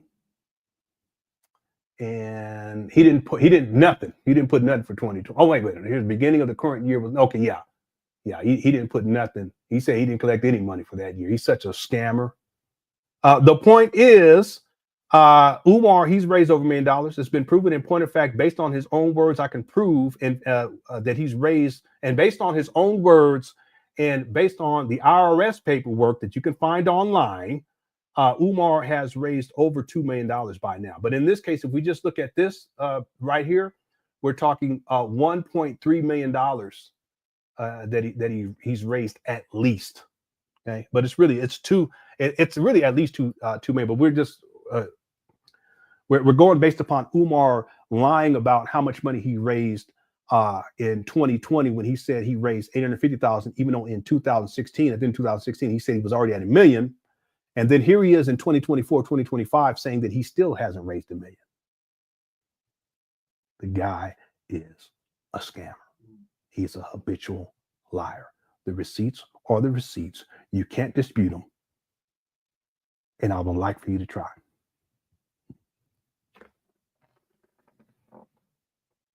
Okay. Mixed Response says, I was born and raised Jehovah's Witness, but got away at 18. Thank God. Jehovah's Witnesses causes anxiety. Absolutely. Which causes many other things too that come out of anxiety. My mom is still Jehovah's Witness. It's difficult when your family's Jehovah's Witness and you are not talk about it. Yeah, you're right about this. I've been through it. I never was a believer in any of it. Even as a child, it was something I looked upon like, this is too much. We suffer with all these other issues, growing up in poverty, dad, an alcoholic, abusive, he's a drug addict. All this stuff that we're dealing with, and we spending all of these countless hours per week going through the Kingdom Hall, for going out in field service, going to book study, studying at home. It's a high demand religion. And you're right. It's very difficult to talk to people who are still in it, who are that are part of your family. It's just like talking with Umar Johnson. It's very, very difficult. I was never a believer in it. I always had questions. The elders, I used to have questions for the elders. They couldn't answer my questions because I was always like an inquisitive type of a child. And I think by the time I was probably about 15, I wasn't going, just because I just wouldn't go. And I was getting a little bit older, and my mom, she kind of fell off from it a little bit, but the programming's still there. It's difficult. It really is. And it creates a lot of anxiety because a lot of the programming is doomsday like things. I remember there was this book, Mixed Monica. And I have it in my notes. I was taking notes on this Umar Johnson, but I had gone on to this other YouTube page that I go to from time to time, and they talk about high demand religions. And there was someone was being interviewed. I can't remember if it was male or female, but they were being interviewed, and they were talking about the propaganda, and they were bringing up these books. They had the Awake and the Watchtower back then. They used to sell them. I don't think they do that now because a lot of it is internet based, but they used to also produce these books. And there was this one book in particular. I remember it had like these images. One of them was like of this lady. She was supposed to be like the harlot or something like that. And she's sitting on this 3-headed or 4-headed lion or something like that. It just looked real creepy and demonic type of thing. And this was in the book. We was reading this kind of stuff. That I remember as a child, that really freaked me out and it was really scary. But then there was also this dinosaur-like creature. It reminded me of the creature that's in Star Wars when Anakin and Padme and Obi-Wan Kenobi, when they're in that ring and they're fighting these beasts, and they're I apologize for going off on this, but they're bound at first, but then they get free and they start fighting. But there's this one beast that has this horn. But in this book, I remember this image and it reminded me of that. It looks similar to that and was really scary as a child. And I remember I used to draw it like when I was in, because I used to have for English class or whatever it was back then, they would have us write stories, and I would always write these stories that were they were like really, doomsday-like stories, and then you would draw a picture and I would draw that creature right there. I mean, it's true. It caused a lot of anxiety. And for children, that's not what children need. What children need is peace. And it can really mess people up. It messed me up. I'm sure it messed my siblings up too. And thank God we got up out of that. And it's not something that I would wish on anyone. And again, you can't tell a Jehovah's Witness otherwise. Just like you can't tell Umar Johnson follower who's a devout follower Umar Johnson that's in the cult. You can't tell them any different. You can pull up the receipts like I did today. You can go into argumentation and do it without casting aspersions on the person or without ad hominem attacks. I didn't do any of that. That's what the young lady tried to do with me. But it's not enough because they're so locked into that paradigm. And because I've been in that paradigm in my life when it comes to conspiracy theories and spirituality and metaphysics, I can have and extend a level of grace. But at the end of the day, the facts are the facts. And that's the thing that I bring. I bring the receipts, and people can't fuck with it. You see? All right. Thanks, Mr. Monica, for sharing. All right, let's get back to this video. I know I've been just running my mouth all day today, but it is what it is, family. Here we go. Cartoons, all black. The coloring books should be of black characters, because you got to understand something. When your baby leaves your house and goes to preschool, daycare, grade school, she's going to be inundated with white images. Everything's going to be white once she gets to school. Yes. So you have to. Yeah, I think you're talking about, I wonder if you're talking about the couple. It's a black couple. Is that what you're talking about? I've seen them. They funny too. They so funny. I like them. I really like them. Yeah. Thank you so much. I hope y'all enjoying the show. If y'all can hit the like button, I appreciate that. Make sure you get your vote in. We only going to go for another 20 minutes. Here we go. Make sure she knows who she is, and you got to make sure she loves No. It wasn't. she is. It wasn't a Satanist book. It wasn't. It's just the imagery. A lot of it was doomed. I remember because it just flashed into my mind. It was like there was watchtowers in the wake. Each week they would have ones, but I remember these there was like almost like fiery meteorites falling on the earth and shit. And then you had people that were looking up like this and holding their babies and crying. I said, what the fuck? When I think about it now, it's like, damn, that's hardcore. And so we studying this stuff. You go to the Kingdom Hall, on Sunday for a long meeting, and then Monday you got another meeting. It's still long. And then on Thursday, we had book study. So we would go and study this literature, these different books, but then we would also study at home. Our mother would have us sit down at the table and read this shit, and then Saturday, you had the field service. That's when you would go out and sell magazines. But before the field service, they would have a meeting. And then you out there, we was in San Diego, hot sun and burning up and shit. Then you knock on doors and you open it up. It's one of your friends from school. You be like, oh shit. You know what I'm saying? And then it starts all over again. Sunday, they would have field service too for people they had a title for those people. I can't remember what it is right now. So no, it wasn't a satanic book. It's just that a lot of the imagery and a lot of the themes dealt with this doomsday-like end of the world type of shit. So it's like a doomsday-like cult, end of the world type of things. And here's the thing. If that's what you're into as an adult, fine, because I was into that as an adult when I got into conspiracy theories. But to put that shit on children, that's wrong, because mentally and emotionally, that's too much to be dealing with. You already got to deal with the world anyway. Going to school, dealing with different people, dealing with people who aren't as nice, teachers who aren't all that nice, friends who may be cool with you, then they not, you know, bullies, all this kind of shit. But then on top of that, you got this like demonic type of imagery that you're doing. This supposed to be your religion. Nah, that ain't right. These babies need peace at the end of the day. See, and if the religion isn't bringing peace, then we got a problem. Okay. All right, here we go for sure. Before she leaves your house. So you have no time for any I got blowed other off play the whole toys show. except black toys. Because you know, you get some parents who say, because you know, we're so anti-black that we'll say things like, well, I don't want my child to be a racist, so she got a Latino doll and an Asian doll and an Arab doll. Oh no, she gonna know her color. How many white families you think have a black doll baby? How many Chinese families you think got a black doll baby? How many Latino families you think got a black doll baby? You inundate your baby with herself.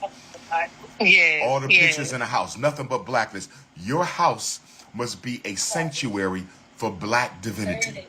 See, I get what he's saying, because when we would buy our children when they were younger, especially our daughters, we would buy them dolls. We would try to get dolls that were brown skin complexion or black skin complexion.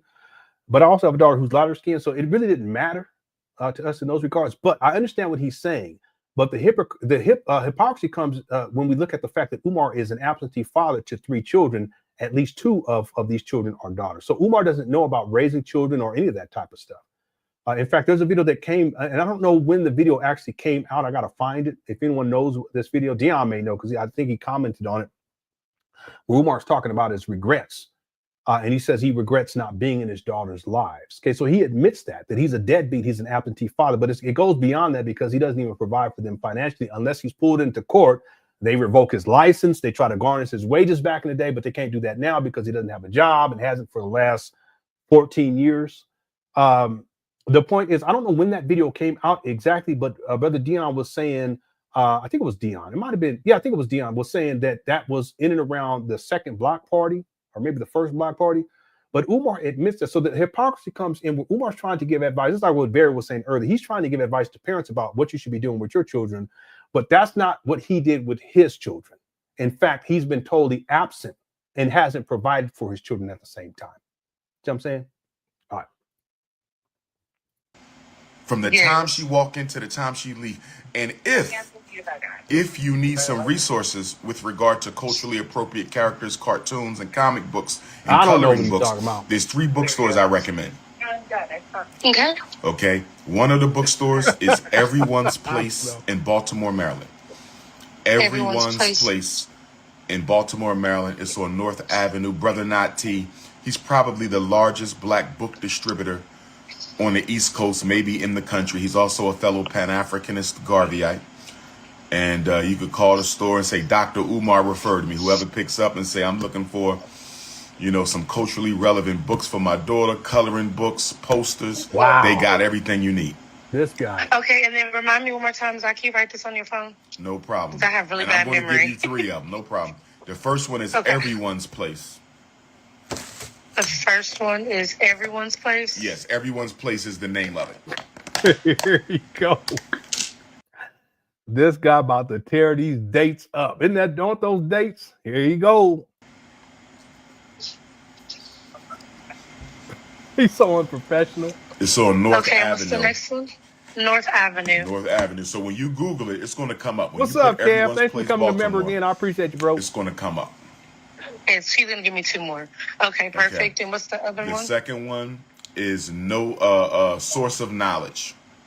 No Source of Knowledge. No, not no, just Source of Knowledge. 3 words. Oh, Source of Knowledge. Yes. Sorry. Source of Knowledge bookstore. And that's in Newark, New Jersey. Newark, New Jersey. 867 Broad Street, Newark, New Jersey. Okay. Perfect. Wait, baby. And the last one? The last one is in my birth city of Philadelphia, Pennsylvania. And this will be Hakim's bookstore. Hakim's bookstore. HAKIM''S. Hakim's. No, you're right. And I think my sister's very collegial with the spelling. No, you're absolutely right. Umar doesn't have an office. His office is hotel, motel rooms, or his mama closet. He ain't been in mama closet in a while, though. I guess right now he can't stay up over there. That's on 52nd Street West Philadelphia. But if you put in Hakeem's bookstore, Hakeem's is the second You're right, Victor. oldest continuously operating black bookstore in the United States. Yeah, you're right. So Everyone's Place, Baltimore, Source of Knowledge, Newark, New Jersey, and You're Hakeem's right, bookstore, 52nd Street in Philadelphia. I appreciate that so much. I'm literally going to be looking up all of these different things because, again, I just really want to prepare her and just for her to love herself and not feel like she has to diminish herself because other people want her to do that. Like, That's no, right. she needs to love herself. That's right. I know. But you know, Umar. I am really, truly wanting that. And I truly appreciate you for your time. I'm sure you're very, very busy. Okay. So. Okay. Yeah, man. Yeah. Welcome back, man. And hopefully things are going better for you. Okay. Life is going to be challenges and we all go through it. I know I've gone through it. I still go through it from time to time. So God bless you. Welcome back, brother. Appreciate you. Be safe out there and make Thank sure she you, loves you herself. too. We not multicultural. I will. We proud of ourselves. Oh, yeah? All right, Yes, Quinn. we are. Okay. Well, it's possible. Well, Jessica, what was he asking for cash apps again? See, but it's possible that Umar was lying in the first place. That's all I was telling people. Never take what Umar says at face value because he's a habitual liar. See, we're going to get into the cash app video either tomorrow or we'll do it on Saturday if, in fact, we do the marathon. Okay? Here we go. Be blessed, baby. All right, now. All right. Yeah. That was a good call. Shout out to Sister Trinell. He clout chasing. Yeah, you're right. You're right about that.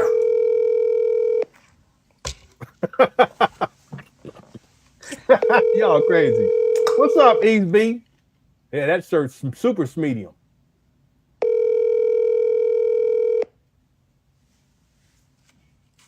I don't know. I don't think he did.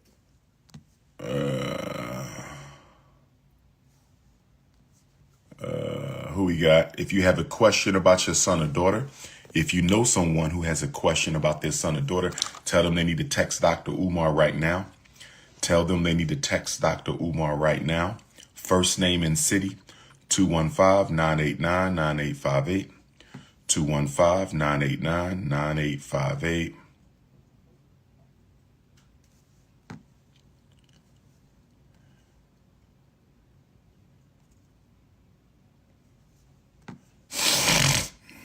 There you go.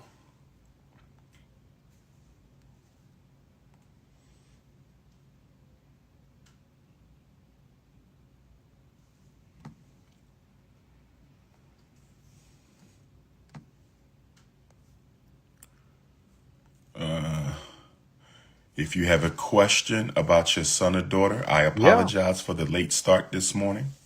But if you have a question about your son or daughter, now is the time. Yeah, sniffing and blinking. Did he really? I don't think he released it. I think that he was promoting someone else who had a coloring book, if memory serves me. But I could be wrong. It's such a long time ago. I remember he was promoting a coloring book, and also he was promoting this woman's. I thought that was the color. There might be something else. I can't even remember, but I remember something to that effect. But he didn't produce anything himself, though. That's what the point I want to make. 215-989-9858 is going down today at Eastern Michigan University, 4 o'clock. That's funny. Hello. Peace and love, Sister Dr. Umar. How are you? Great. How are you? Okay. What's your first name, beautiful? Christina. Christina. Yeah, I see him rocking back and forth. And where you based at, Sister Christina? I'm in Kentucky. What part? I'm Florence, Kentucky. It's like 10 minutes from Cincinnati. Okay, I'm going to be speaking in Cincinnati There you go. on February the 20th in honor of the Honorable Frederick Douglass on the day that he joined the ancestors, February the 20th. There you go. But unfortunately, the event is sold out. But I will be in. I might be coming to Louisville the day before or the day after. So I'm working on that. I'll keep you posted. But I know you text your question, but go ahead and give it to me verbally if you don't mind. Well, I have a 6-year-old boy. So first and foremost, I'm in Kentucky and I'm in Boone County. So it's predominantly white. And I have a 6-year-old boy, and he is just very, very hyper. I guess you could say he has like problems with like emotional regulation. And at the time when I texted to you, I didn't have an IEP, but because of his outbursts in school and his teachers and the principal, they would call my home or call me at work repeatedly about his behavior. I ended up putting him on an IEP. You ended up putting him on. Hold on. You ended up putting him on what? An IEP. Okay. Now okay. And what grade is he in again? I'm sorry. He's in the first grade. He's in the first grade.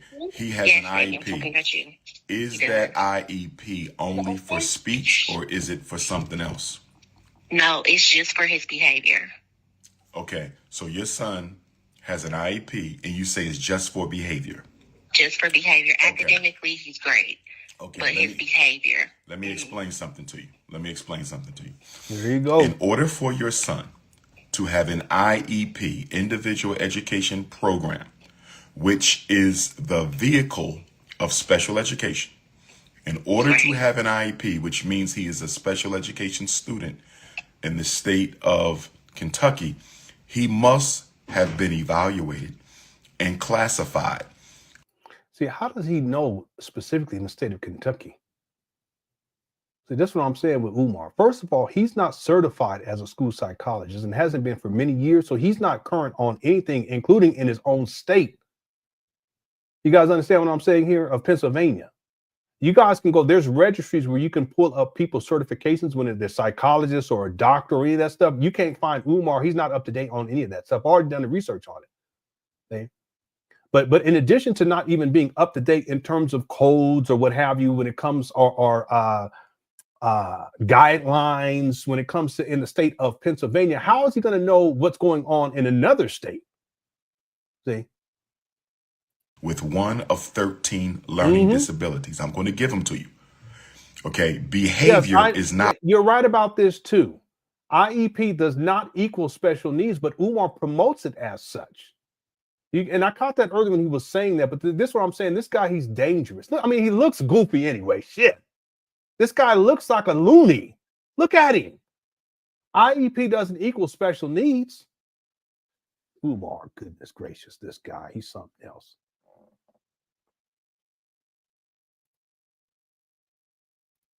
No, legally he cannot. That's one of the reasons why they pulled him into court before, because he was parading around doing these Black parent teleconferences and giving all of this psychological advice, and he wasn't even certified to do it at the time. He's still not certified, but he still continues to do it. Anyway. One of the 13 disabilities. So even though they may have given him an IEP for behavior, they had to give him a disability in order for him to have the IEP, because behavior is not a disability. So they either had to say he was emotionally disturbed, learning disabled, intellectually disabled, speech and language impairment, deafness, blindness, brain injury, orthopedically impaired, hearing impairment, developmental delay, a child who is both deaf and blind, and there's one or two other disabilities. So if he has an IEP, he has one of those 13. So which one is it? Look at this guy. He's sitting up here in a motel room. This is crazy. Did you see Umar on Drusky's new reality? No, I don't even know what Drusky is. Let me go look that up real quick. Thanks for the super chat. And anyone else, if I missed your super chat, I apologize. This has been a different type of show this evening. Drusky's reality show, Umar Johnson. Umar was on Real Housewives of Atlanta back in the day. He be talking mess about him now because they wrote him out the show. I'll have that in the documentary. Drusky. Look, there's something on TikTok about this. I mean, there's a lot of stuff that popped up on here. I haven't even gone into TikTok to see what types of videos are up there, but most of them are re-uploads from his Instagram page and Facebook from back in the day, and YouTube. Umar did have a YouTube page too back in the day. He was a true YouTube struggle streamer. It's just they banned him and he couldn't get back on. That's why he never established a YouTube page for an extended period of time, but he did have a YouTube page. I have that in a documentary too. He'll tell you otherwise because he lies all the time. But I can pull up right now. I can show you that Umar, he did have a YouTube page. He actually used to promote it too. Okay, here we go. I would imagine it's the emotional. D-Ruski? Okay, now you said you would imagine. Do you have the IEP in front of you? I don't have it in front of me. I can look for it. Okay. What about the psychological evaluation or the speech evaluation? So my son has a speech. He has a speech disability. He's no longer in speech. So, okay. When he was 3, his pediatrician said, hey, you know, he needs to be evaluated for speech. So we had him take speech classes, and he was right on the cusp. So, like, the speech pathologist said, like, you know, if he would have been evaluated just a few months earlier, he wouldn't have qualified. So he was right on the cusp. I'm not right seeing now, it. If it's pertinent, if anyone thinks that it's pertinent and they know where they can find it, you can always email it to me at Lenon. Email me a link if you can, LenonHonor@yahoo.com. Okay. In speech because he doesn't technically qualify. He's not at a deficit in the school, according to the school. Does that make sense? I'm not making sense, but No. Okay. Okay. So let me ask you this. yeah. I believe your son has an IEP for speech only. That's what I believe. I believe the IEP is for Really? speech and language impairment. Okay. See, this guy, this is so dangerous. He hasn't spoken with the child. He hasn't sat down with the child. He hasn't looked at any paperwork associated with this child. He hasn't talked with any other. He's not even expert. He hasn't talked with any experts about that may have diagnosed this child. He hasn't talked with a psychologist, a school psychologist, a counselor, a teacher, or any of that shit. But he's already making a determination. See, that's what Umar does. And it is so very dangerous. It is so very dangerous. Yeah, he hasn't seen the child. Yeah. But, you know, I have so many videos where he does that. He'll have people call in and then he'll say, well, I don't think it's that. I think it's this. I mean, crazy. Absolutely. It's just crazy. And this, man, what? He's sitting up here eating dates inside of a hotel motel room with his bump flaring up, talking about how he know what's going on with this child. Doggone shame. That goes to show you ain't. See, the other thing too, real quick, is when you raise children, you realize how fragile things can be, and you are very precautious about everything. See? Including who you go to get information from when it comes to your child. But here, this woman is going to Umar, dire situation, at least it sounds like to me, and she's going to Umar for advice about her son, who's obviously has some issues, and he's making a diagnosis, he's making a determination without seeing any paperwork, without talking with the child, without quote unquote evaluating the child, even though he can't even do that. He can't even evaluate children. He's not a school psychologist. He's not a therapist. He's not licensed. He doesn't have any certifications. And yet he's going to do this while he's sitting inside of a hotel motel room, eating dates and shit with a backwards Jaleel Hurt Philadelphia, I think that's his name, Philadelphia Eagles medium t-shirt. This is some bullshit. Look at him. Look like he just woke up out of bed. I know we said we're gonna go for another 15. That way we can get it on the hour. This guy it's unethical. Shirt on backwards.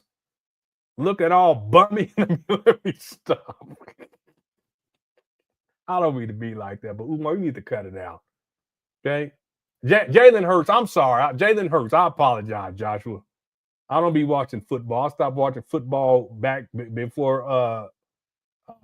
since Edwin James, whatever his name was. In the school, according to the school. And Randy Moss. All right. Does that make sense? I'm not making sense, but No. Okay. Okay. So let me ask you this. yeah. I believe your son has an IEP for speech only. That's what I believe. I believe the IEP is for Really? speech and language impairment. Okay. How do you know that, Umar? Now, when was he first evaluated? Yeah. That was my and guy back in the day. classified with a speech impairment? When was this? Did he get tested this school year? Was it last year? Was it preschool? When did he first get evaluated? See, he don't even know when the child was tested. So he was evaluated when he was 3. So he's 6 now. So this is probably 2.5 years ago. Okay. He was evaluated for speech. Okay. Okay. Now, a child. No, Tennessee, he does, and I can pull up the receipt because I played it for members where Umar he talks about when he meditates, he sees himself on the throne out in space, like in heaven, and he looks down upon the earth. So yeah, he has a God complex. He has a Messiah complex too. I have that inside of my notes, and in a documentary, I'll outline that, and I'll give example after example. One of the reasons why he thinks that he's a Messiah, because he's called himself the Black Messiah, the Black Christ, so forth. Just crazy. But one of the reasons why he thinks that he's like a Messiah, and he has his God complex, is because he sees his fake, phony relationship to Frederick Douglass as some sort of predestiny that grants him some sort of a God type of an aura or whatever. It's really, really weird. There's a video where he actually starts talking about, you know, how he's a descendant of Frederick Douglass and blah, blah, blah. And then at the end, he says, and because of these things, that's why I'm like a Messiah. I'm the Messiah. I said, what? He has a God complex. See, but a lot of these cult leaders do. They have a God complex. Okay. Drewski YouTube page, it's the first video. Okay. I'll look on YouTube. Thank you so much, Jackson. I'll go take a look. An IEP in America must be reevaluated every 3 years. So my question to you is, if he was 3, he's 6 now, right? He's 6 now. Mm-hmm. Has there been any conversation with the school about him being reevaluated this year? So he's being reevaluated next Monday. Okay. Oh, this guy's big time. He got 2.37 subscribers, 2.37 million subscribers. Good for him. So he's being reevaluated for the speech next Monday. It's an IEP meeting.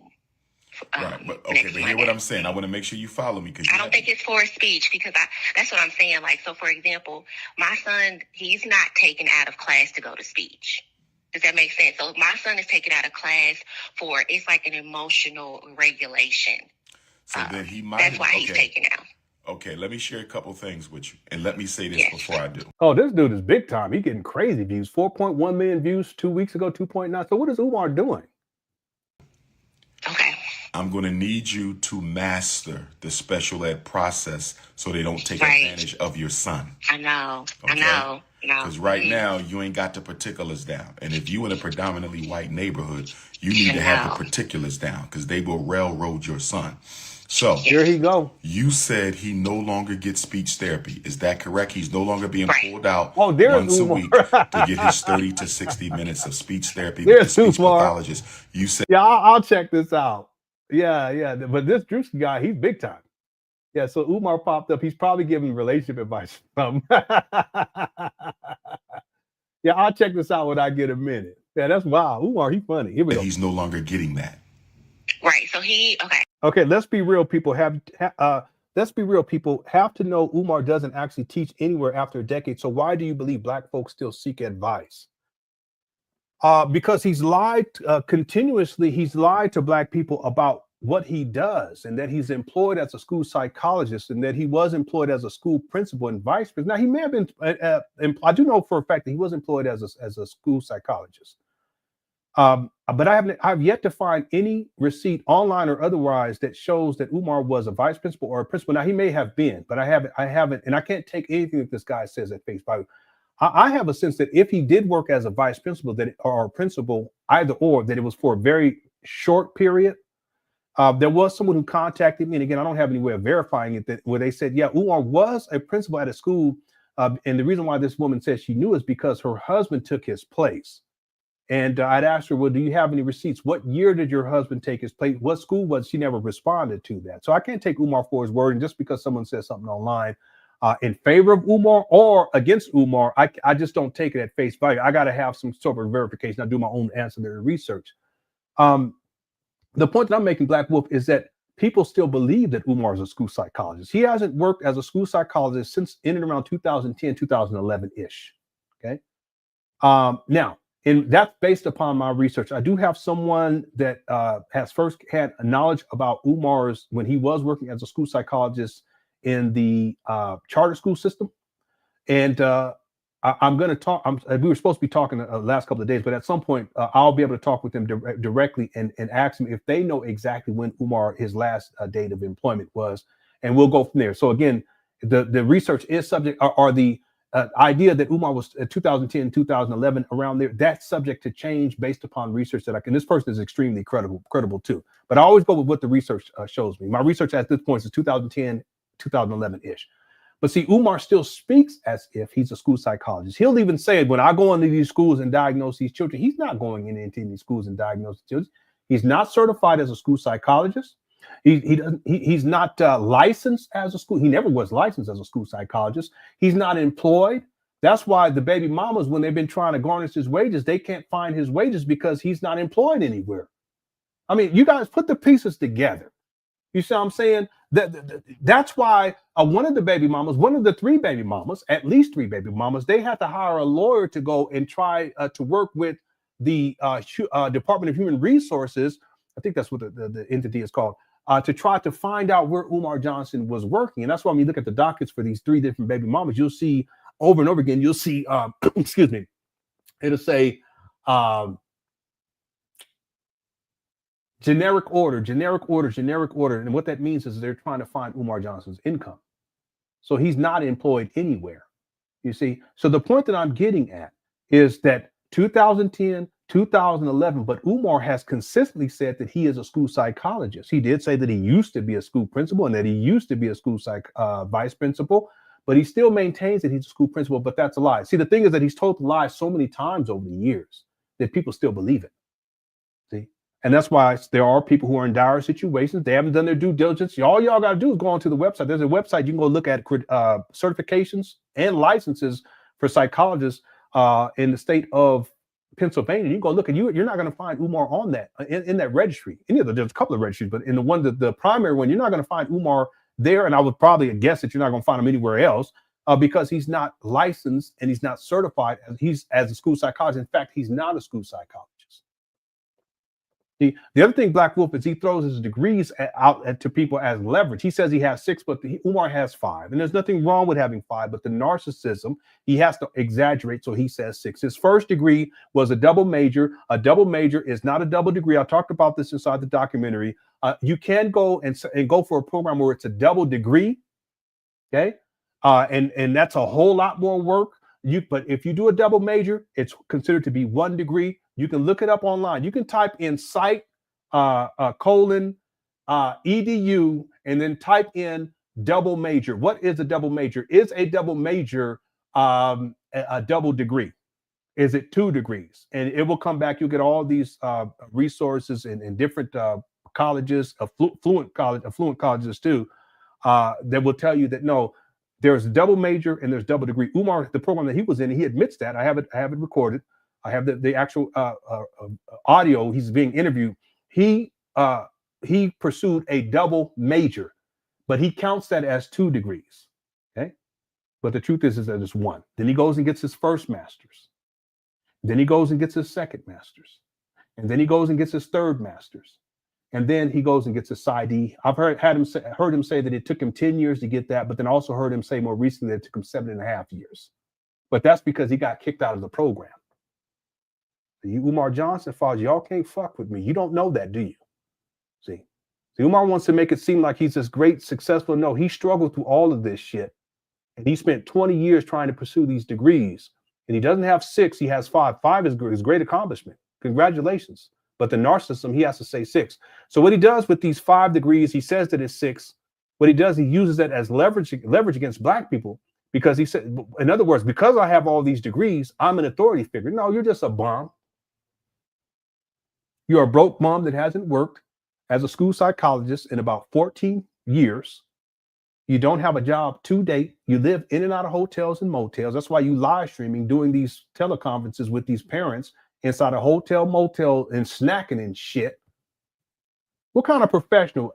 You, Umar Johnson followers, have you ever seen Umar inside of an office? Out of all these years, my goodness. Have you ever seen Umar Johnson in his office? That's because he doesn't have one. He's not a school psychologist. He's not a school principal. He's not a school vice principal. He's not a therapist. He's not credentialed. He doesn't have any certifications. None. No active certifications to date. He holds no licenses to practice, but he tells people over and over that he has certifications. He tells people over and over again he has 6 degrees. He tells people over and over again that he's a school psychologist. This bum is not a school psychologist. Was he back in the day? Yes, but that's the past, not the present. See? That's why Black Wolf, they're people that still go to him for advice. You know, it's even crazy because the way I look at it, and this is being real about it, if this clown is online, don't have an office, he's not certified, he doesn't have, he's not working, he's not employed as a school psychologist and haven't been for 14 years. I wouldn't go to him for any type of advice. But then even if he had certifications and a license, I wouldn't go to this clown for no advice about children because he's a deadbeat. He's a baby mama creator. He don't even take care of his kids. He's been an absentee father for over 22 years. And still to this day is an absentee father. See? But again, he uses the leverage of these degrees. He has 5, but he claims that he has 6. And he says he has certifications, but he doesn't. And then, of course, he uses this idea that he's some sort of a professional who's working in the school district and I'm saving all these Black boys. These are just lies that he tells. And because he's lied so much over the years about so many different things, there's people who still believe it. And therefore, they look to Umar for advice. Horrible. This guy gives a relationship advice. I've never heard Umar talk about being in a relationship, a long-standing relationship with a woman. It's crazy. Okay? Thanks, Black Wolf, for super chat. Another one of the OGs in the building. Indo says Umar writing prescriptions over the phone like the marijuana doc. We shouldn't laugh, but damn. You know, see, it's true. Symbolically speaking, you're right. We shouldn't laugh. And the reason I said it's funny, but we shouldn't laugh. And the reason why we shouldn't laugh is because this does impact Black children and adversely impact Black children. Because Umar's giving advice. He doesn't know what he's talking about. He hasn't done any diagnosis. He hasn't looked at any paperwork. It reminds me of that time when he had that little girl. He did an in-home live Black parent teleconference, and he had this little girl holding the phone while the mama was telling all the little girl's business. That was some bullshit if I ain't never seen none right there. She held that phone for about 55 minutes, 56 minutes, and Umar's telling all of this little girl's business. Mama telling all this little girl's business and all. I mean, come on now. HIPAA violation up and down the street. And Umar sitting on the couch, musty and dusty, with socks on, his dirty ass feet. I said the socks was gray and shit on the bar. I said, what kind of man? Nuts. And they got the baby holding the phone the whole time. Some of y'all don't know about that. You Umar Johnson files. That'd have been a documentary. I ain't gonna play too much of it because little girl. That's abuse. Had this little girl. He didn't have no tripod, so I guess he figured it's a good idea to have this baby hold the phone while they telling the mama telling all the business, all little girl's business. Anyway, that's what I'm saying. It's really, we shouldn't laugh because it has impact, real life impact on these children. And if the parents, and I don't mean to be like this, but if the parents don't have enough discernment to see what Umar is and how he operates and how they shouldn't go to him to get advice, that's one thing. That's on the parent. But at the end of the day, if it impacts these children in a negative way, that's a serious problem. And that's one of the reasons why I have a problem with Umar. One of the reasons. See? All right, thanks, Indo, for I appreciate it.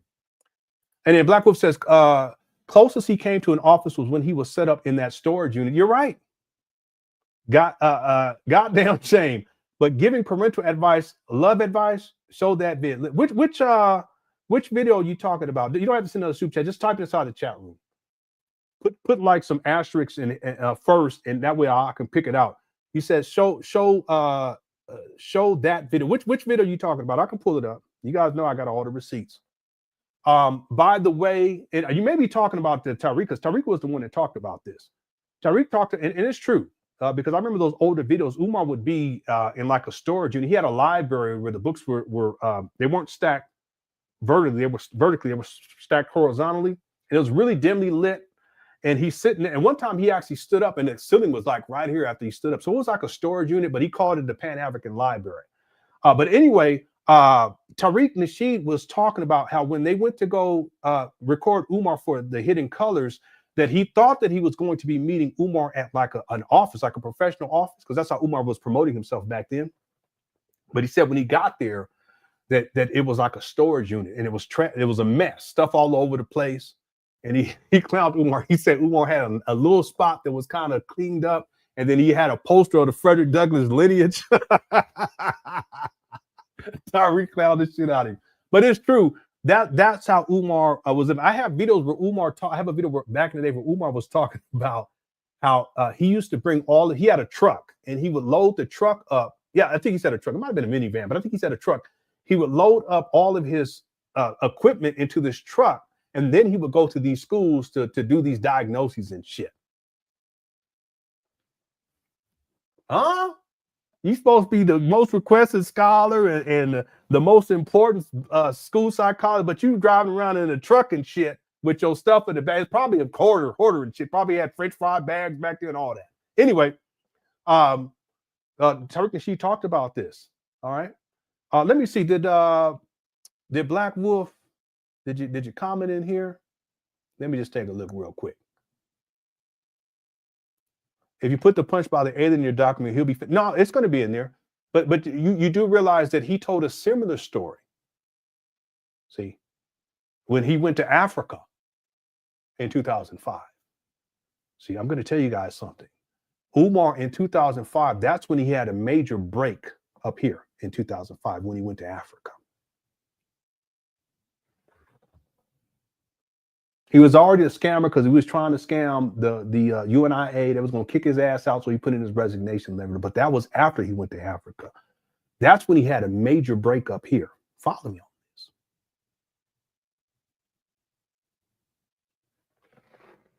So the alien story that he told a similar story when he was in Africa, except he replaced the aliens with his ancestors. It's going to be in the documentary. In fact, in the rough draft version that I released for members already, I put that in there because it outlines the alien story. Because in the alien story where he said that the alien came and punched him in the face when he was a child, he talks about where he lived at that time. And he makes it very clear that his mother and father were together because they were married at that time in North or South Carolina. I always get them mixed up. And the reason why I put that in the documentary is to show that there was a time period where Umar was living with his father, but for the majority of his childhood, his father was absent and wasn't living inside of the home. You see? But he tells a similar story when he went to Africa in 2005.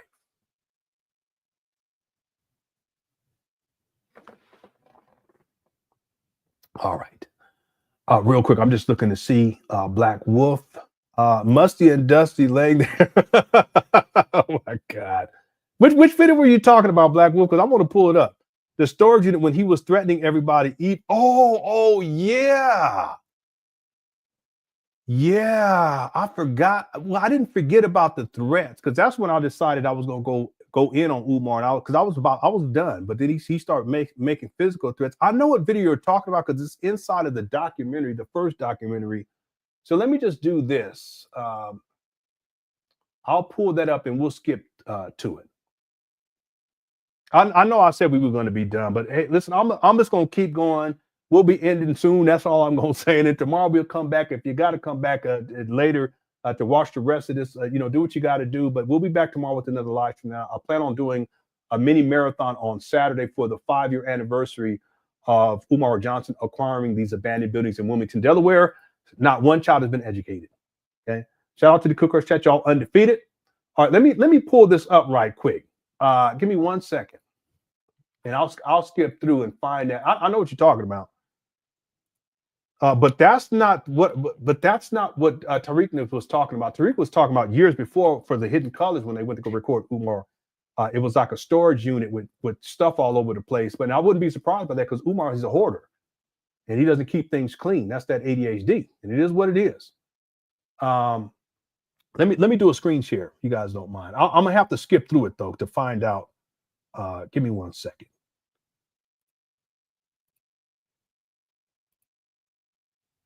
Okay, here we go. I'll do a screen share. And I'm going to share the audio too. Let me know if you guys can hear the audio on this. Here we go.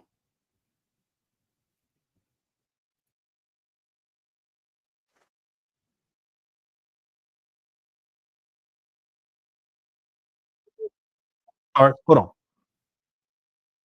Scholar on the whole damn planet, 10 years and counting. You can't stop me. Dang.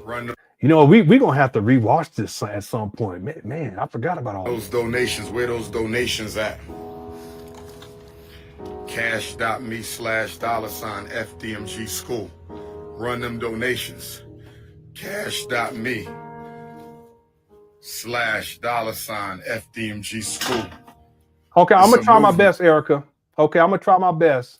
Hopefully you guys can help. Umar Johnson's war on black boys. By the way, shout out to Make a Change. He did this graphic, did a fantastic job. Fantastic job. Professional, like really on top of it. Okay, this is it. Wait, is this the video you're talking about? Yeah. Here we go. This is it right here. Behalf. We are in the middle of a war. I want all my Dr. Umar supporters, Team Ifa Tunde, suit up, buckle up, grip up, because I'm done with the dumb shit from the haters. Umar Abdullah Johnson, a.k.a. Jermaine Shoemake. That's what Black Wolf talk about. And Umar was threatening people. He was threatening me. And so that's when I said, okay, see, that's when you fucked up, Umar. Right there. That's when you knew that you fucked up. And here we are all these years later. But that's what you get. See, if you hadn't done that, I've been done a long time ago, man. But see, my wife would tell you, my siblings, they'll tell you, people who really know me, they'll tell you that the one thing that I don't tolerate is some man trying to punk me.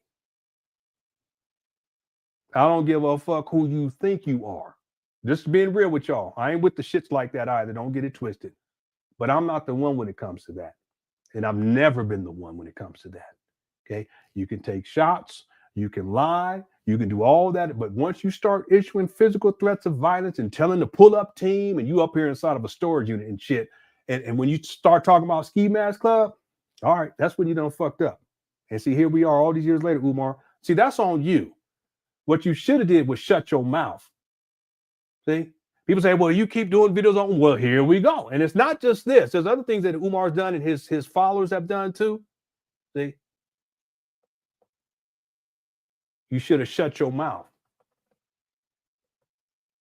See, I'm not getting punked by no man. I don't care who he is or who he thinks he is.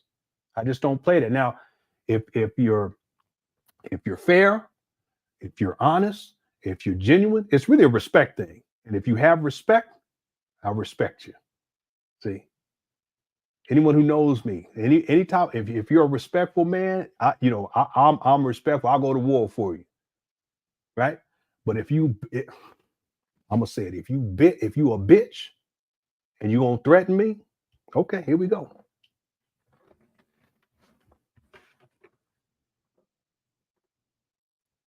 No, Leonard, the room was dark with the light over him.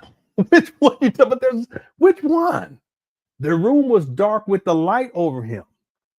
But this one too, this video right here, the light was over him too.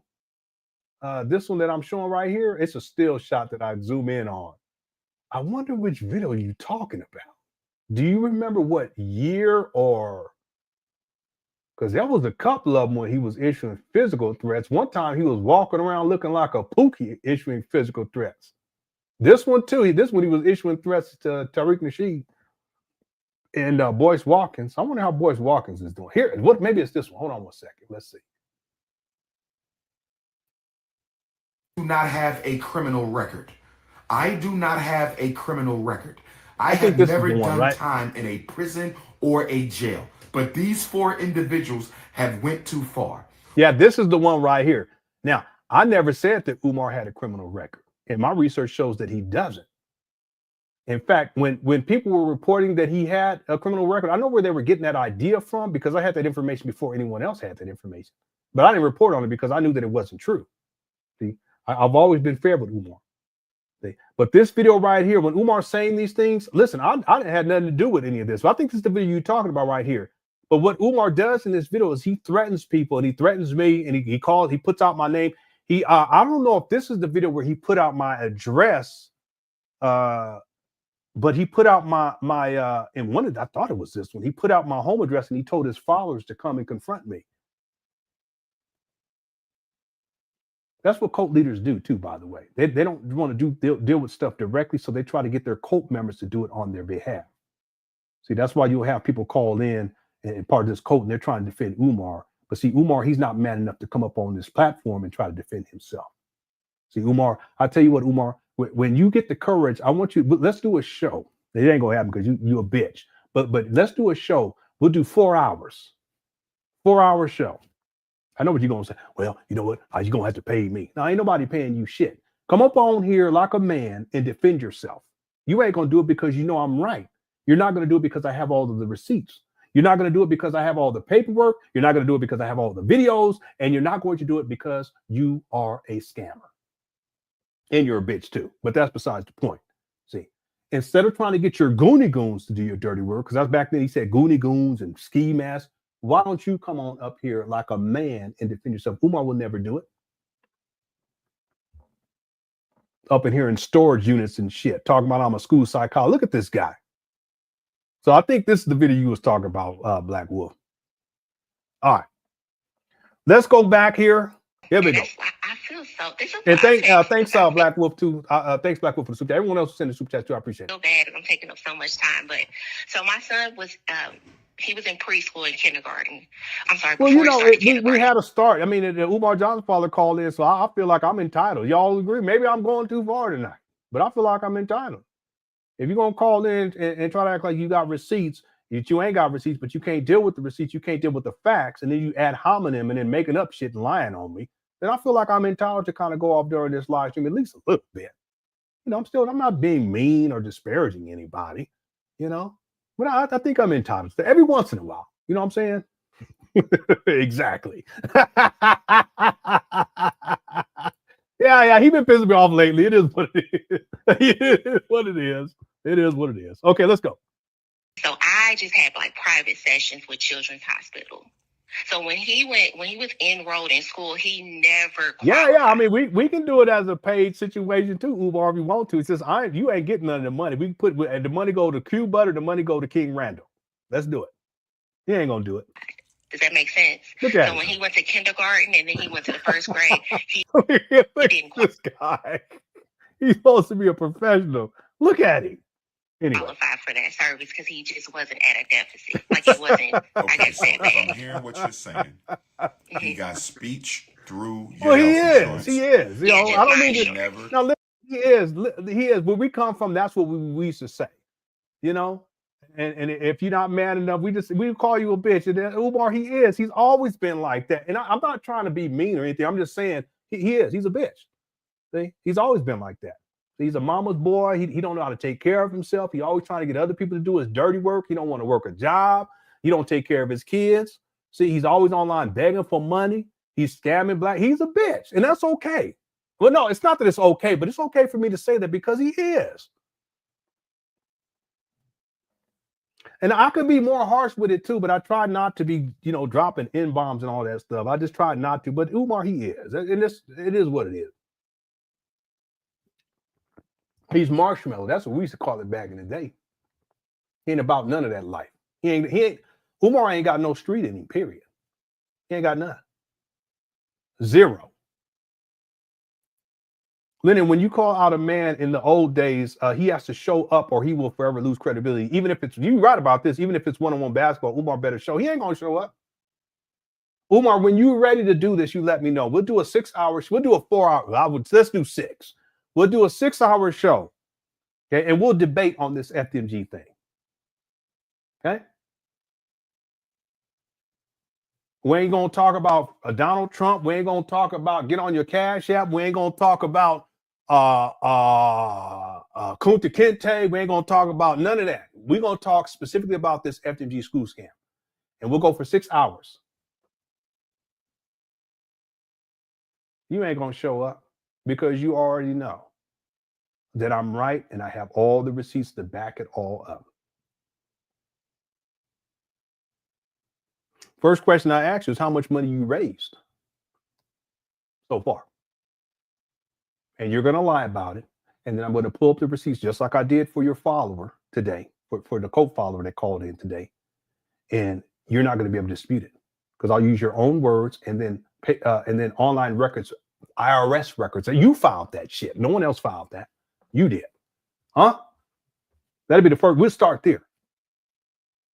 And then I'll ask, well, Umar, can you provide us a ledger of all the money that you've collected? And you can't do that either. See, there was a time when Umar gave specific figures. He'll say something like, yeah, we've raised $45,287.50. But the money was coming in so fast and Umar was spending the money so fast, not to open up a school, but on himself, that at a certain point, he stopped counting how much money that he has collected. That's why we can only go based upon his own words and based upon online receipts, such as the IRS and his filings with the IRS, which proves that Umar, he should be at least $2 million today. At the very least, my best estimate is 2.6, 2.7. Listen, if Umar raised $1 million over the course of a year and 8 months, 2 years and 8 months, April, May, June, July, August, September, October, November. Yeah. 2 years and 8 months. How much do you think he's raised over the last 11 years? Let's round that 2 years and 8 months up to 3 years. If in fact Umar raised, based on his own words, he raised $1 million in 3 years, how much money do you think he's raised in 11 years? $1 million in 3 years. How much do you think he's raised in 11 years? Well, $2.6, $2.7 million. Hey. Again, Umar would not show up because I have all the receipts, I have all the documentation, I have the timeline in order. The other thing is that I'm not the type of person that's going to get up on here and see Umar. He'll just start ranting and raging and shit. But I'm not going to go back at him like that. Just like the young lady that called in today. You see how she started getting. I want to be kind here. She started to get emotional and call name, cursing and all that stuff. You see, I didn't go back at her. You know that I could do that, but I'm not going to do that, especially if it's a woman. I just don't believe in that shit. You want to act like that, you can act like that, but I'm not going to go back at you like that. Because I'm a man, and that's not how men should talk to women, in my opinion. But I was firm enough to make my point. See, at the end of the day, Umar would not get up here because he would not be able to defend himself. And he knows that. He knows that. There's no way. He'll get up here, he start yelling, he'll start deflecting. But then I said, no, we're coming back to this question. Just like the call that called in. It's a yes or no answer, but then she start talking about other stuff. No, hold on. Let's go back to the question. That's how you do debates. But Umar, he'll start diverting away, start talking about all kind of other shit, talking in circles, just like Jay Morrison does, but I'll bring him right back to the question, yes or no. And you start getting upset because he lacks emotional stability. He's emotionally fragile. He'll start getting upset and aggressive and start yelling and shit. And I'll just sit there calmly and let him do what he does like a little boy that he is. And when he's done, I'll say, okay, Umar, let's go back to the question. And I'll tear his ass up because he wouldn't be able to handle that. There's no way. There's no way. And last point before we get back to this video, I know we're supposed to be done. I'm not saying this stuff, and I don't want to come off as someone who's arrogant or someone who the arrogance is the main thing, because I don't want to come off like that. And if I have come off like that during this live stream, I want to apologize. That's not my intent. I don't want to come off that way. But the thing is that I've put in so much time in the research and I have all the receipts, and I know for a fact that not one Umar Johnson followers can deal with the receipts that I have, the timeline, everything that I compiled, all the research that I've done into Umar. Not one of you can even come close, not even a pinky finger. The other thing I also know is that Umar would never step into a debate with me specifically about the school scam, because he knows that he's a scam artist, and he knows that I know the truth and that I have all the receipts to back it up and to prove conclusively that Umar is nothing more than a scam artist. He wouldn't do it. Okay. Yeah, Ad Avis, that's exactly, and thanks for Super Chat. That's exactly what he would do. He would storm off. You know, he couldn't handle it. FDMG pity camp. Here we go. It's a penny candy shop, family. Thanks for Super Chat. Okay, let's get back to the video. Here we go. Qualified for speech and language impairment and services through public school. Right. Okay. But if he has an IEP, he qualifies for some disability. Right. You follow me? If he has an IEP, he qualifies for some disability. So we need, but you're not sure what that disability is. Like I said, it's to my understanding, it's for emotional regulation because there is no other disability listed. But I'm listening. Okay, does it say emotional disturbance or serious emotional disturbance? I want to say serious emotional disturbance, and I'm looking for the paper. I'm sorry. It's okay. It's okay. Now, I'm a little upset, but this is not your fault, okay? Right. Don't ever let a school district, black school, white school, any school, evaluate your 5 or 6 year old for an emotional disturbance. Never. Never. He's too young for that. They're criminalizing your son already. No, they're not. Umar, what are you talking about? What criminalization? What are you talking about? He's just making this shit up. You see what he's doing? And he's getting her all emotional, how he's talking. She's like, I know. No, come on now. See, Umar getting hyped with the conspiracy theories shit. Look. 6 years old, emotionally disturbed. You were supposed to have talked to me before this. You should have texted me before you did this. I did. See this? I want to see how Umar deals with this. He looks so fucking crazy. Look at him. This guy is batshit crazy. Literally. Look at him. Can you post a link to for the Alien Surprise Punch New Black Christ video? There are some people who haven't seen it. Sigmund, which link are you talking about? New Black Christ video. Are you talking about from the documentary? Just post it in the chat room. I'm in the chat room right now. Just post it right here. A response to this. I wonder if you're talking, because I do have that segment inside the alien part inside of the documentary, but I can specifically pull up the alien video and I can skip through it. Let me know exactly what you're talking about, because I'm not sure what you mean by the New Black Christ, because he's actually said that many, many times. I have plenty of videos where he says that. He says he's the Messiah, he's the Black Messiah, he's the Black Christ, etc. Yeah, that's what he said. He said that the alien socked him in I mean, the story is really wild. I can pull it up, but that's what you want me to pull it. I'll pull it up, Sigmund. As a matter of fact, I'll go grab that. And then the other thing, I'm not quite sure what you're talking about, but let me go pull up the alien video real quick. No. Then you should have called me, or you should have said, Dr. Umar, we need to do this, or you should have just. See, he won't take accountability in this situation. This is the narcissism. He won't take accountability. She said that. I was interested to see how he dealt with this. What he's doing is he's trying to place blame on her as to why he didn't text her back when she reached out to him to try to get help with her son. When Umar said, you should have reached out to me in the first place. Y'all follow this? Hit the one. So what he does is he turns this around like a narcissist does, and then he wants to blame her as to why he didn't contact her after she texted him about her son. See this? Text him about her son. Let's go back. Umar, he's a trip. Yeah, y'all see this? Yep. Here we go. Right. Don't ever let a school district, black school, white school, any school, evaluate your 5 or 6 year old for an emotional disturbance. Never. He's too young for that. They're criminalizing your son already. 6 years old, emotionally disturbed. This is some bull jive. You were supposed to have talked to me before this. You should have texted me before you did this. See what she says? I texted, and watch what he does. He flips it around like a narcissist does. Did text? No. Then you should have called me, or you should have said, Dr. Umar, we need to do this, or you should have just paid. By the way, this is very true. Who said this in the chat room? Good question. That's on it tonight. Who said this? Let me see if I could find this. I thought it was Ike. Yeah. You should have called me, he said, but he doesn't answer calls. Yeah, I have videos where he says that he doesn't answer calls. So, Umar, what are you talking about? You ever heard Umar say, I don't answer the phones, so text me? Hit the one. This guy, he's now this is what you call a habitual liar, because he wants to paint this narrative and try to put it on the woman. But the fact is that she texted Umar. Umar didn't text her back. And then when she tells Umar that she texted him, what he does, he try to flip it around. Well, you should have called me. But Umar does not answer his phone. He's already said that. Look it. I ain't making it up. Right? See this? He sure did. He always says that. Don't call me because I ain't going to answer the phone. And then he says, oh, but you should have texted me such and such. He's such a bullshitter.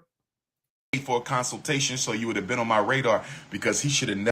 See, he's saying you should have texted me for a consultation so you'd be on my radar. In other words, if you pay me some money, now you're on my radar and I'll help you. See this? This guy, he's such a scam artist. Look at him. Never got that label put on him, because the problem now is any school he goes to, they're going to see black boy emotionally disturbed already in first grade already, and your son is going to be stigmatized. Now let me ask you this. Was he evaluated this school year, meaning since September? Yeah, thank you. C Beauty says, you handled the caller with facts, and I appreciate that. I used to like him until I saw through his BS. Then my young daughter came into his path. I told her to follow you and get the facts, period. Well done. Thank you so much. Now, I'm glad that I was able to help you see beyond because Umar, he's a master manipulator. I call him the great deceiver of our time in the Black conscious space. So he's fooled a lot of people. And it's okay to be fooled, because I've been fooled in my life too. But the wonderful thing about life is that we're always provided with opportunities to come up out of that. You know, it's almost like being in a haze.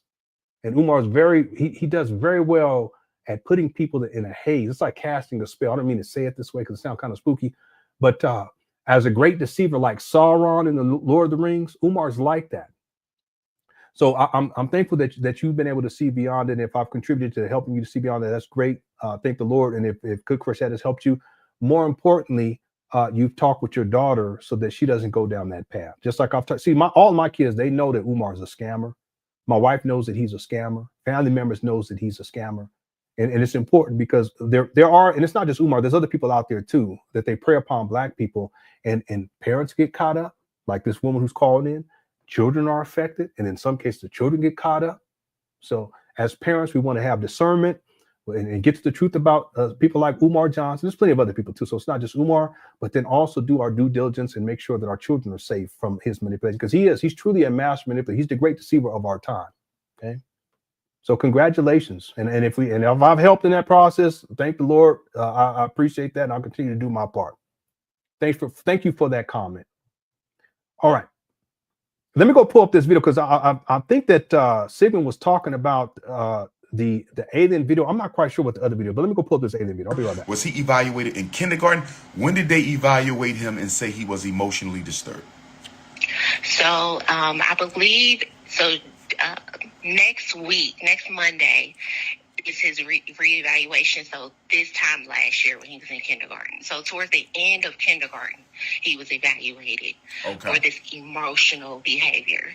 Let me share this with you. Let me share this with you. Hold on, I'm sorry, I'm chewing. Let me finish this chew. Damn, this guy is so unprofessional. More concerned with eating. Man, come on, man. Umar, you got to do better. You got to do better, bro. Oh, it's fine.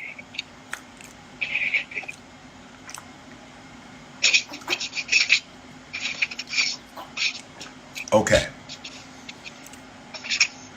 What I was going to say was, he don't even know, because he's focused on eating and the ADHD. He ain't listening to this lady.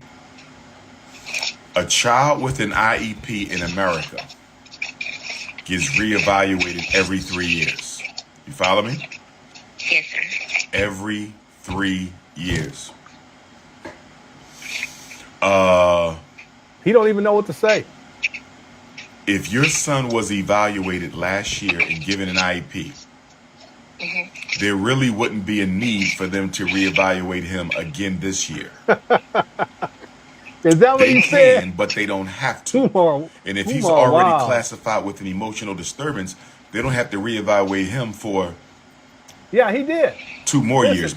Listen, Eddie, very, very perceptive of you. Umar took the drink and took the break so that he can think of something to say. He's done that before. because it's very good observation. So y'all been that when you study Umar, you notice these types of things. Very good, Eddie. Very good. That's what Umar does. I've seen him do it so many times. I remember, and sometimes not to get sidetracked, real quick. I remember one of the times where Umar, he made this comment, and he was in this orange dashiki looking like Big Bird and shit. And he was saying something like, why do I want your children coming back home to you for? You're part of the problem.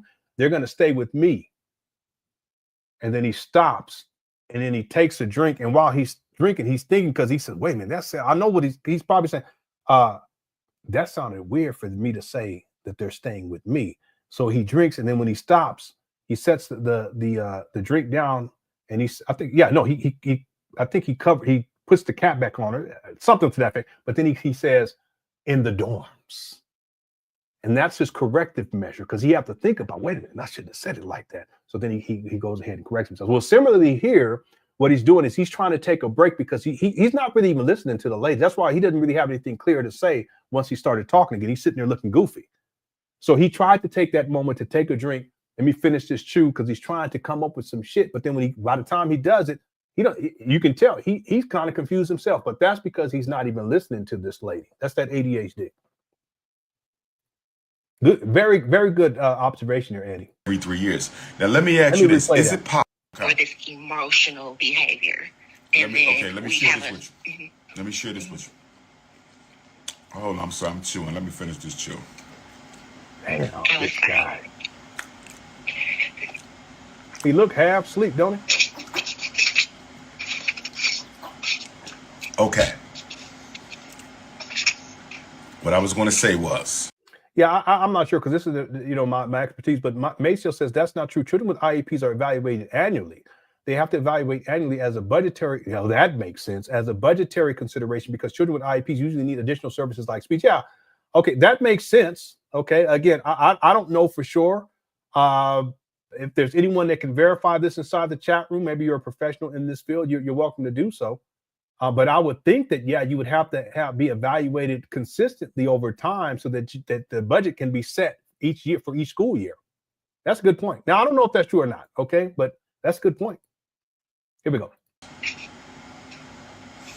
A child with an IEP in America bi-weekly gets reevaluated every 3 years. You follow me? Every 3 years. Sigmund, that's what he said. And Sigmund, what was the other video? Because I'm really intrigued. I'll pull this up again. Can you post a link to the Alien Surprise Punch New Black Christ video? I don't know what the New Black Christ video is, but I will play. I'm going to play the Alien video in just a moment. Okay, but he said he's the Black Christ several times.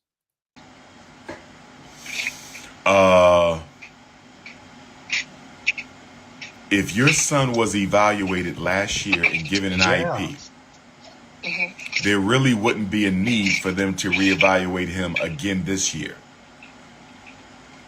They can, but they don't have to. And if he's already classified with an emotional disturbance, they don't have to reevaluate him for. I don't remember that. But let's go here real quick. Since you asked, let me pull this up. We're gonna do this. Listen. I got a little more time. Sometimes I do 2 hours. We're gonna go 4 hours and 15 minutes. This is what it is. Here we go. Let me pull this up, Sigmund.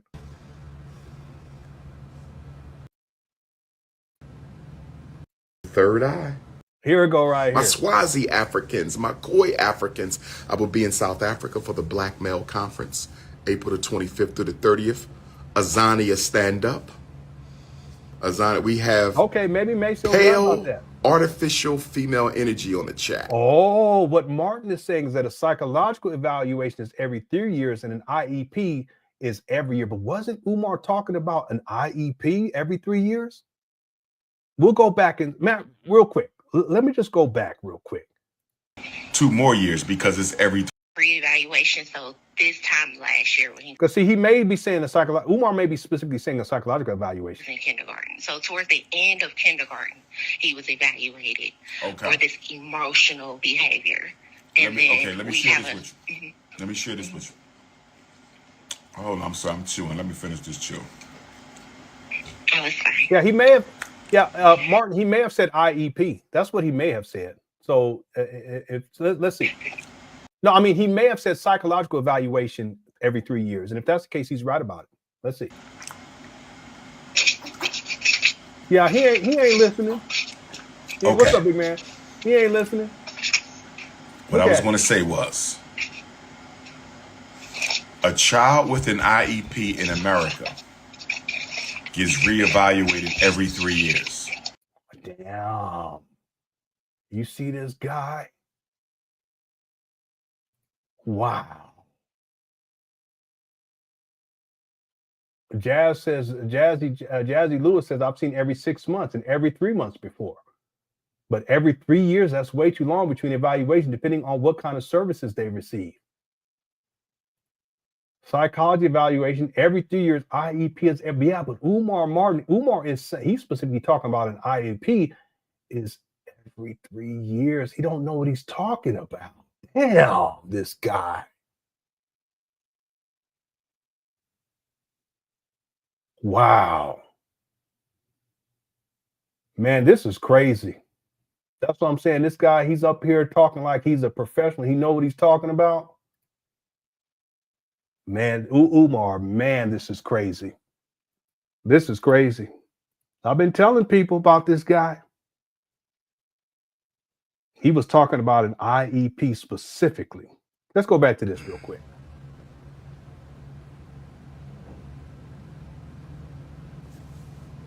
So, the reason why some Africans' prayers, man. Yeah, he's not. Yeah, he's not. The reason he ain't done no continuing education.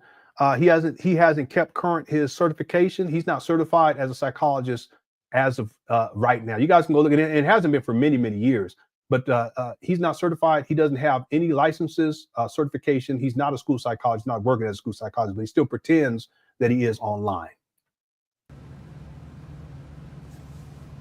So, the reason why some Africans' prayers, man,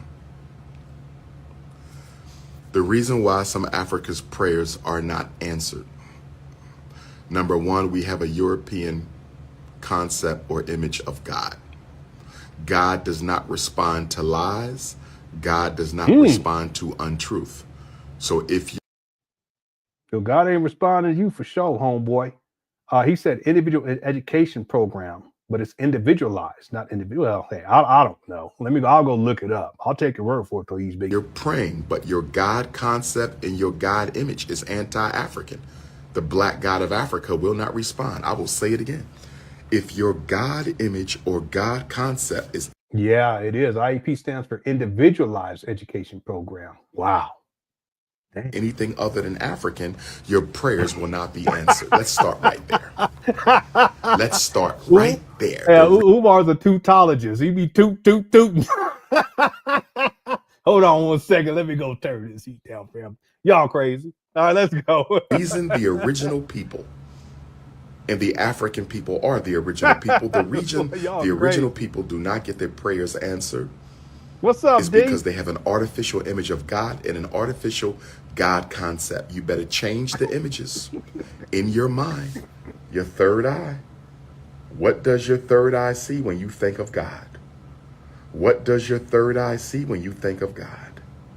What does your third eye see when you think of God?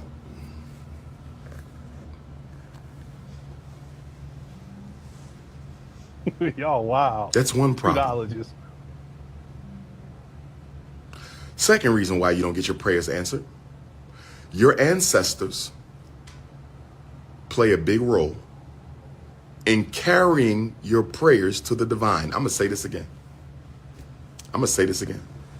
Y'all leave this man's beard alone, this mangy beard. When I grow my beard, I have a full beard. But when I grow it in, I look like I'm 80 and shit. That's why I'm serious. If I grew it in, y'all saw me, I'll look like I'm 80. All right, here we go. Your ancestors play a role in carrying your prayers to the divine. So if your ancestors play a role in carrying your prayers to the divine, yeah, and you don't communicate with your ancestors, you don't honor your ancestors.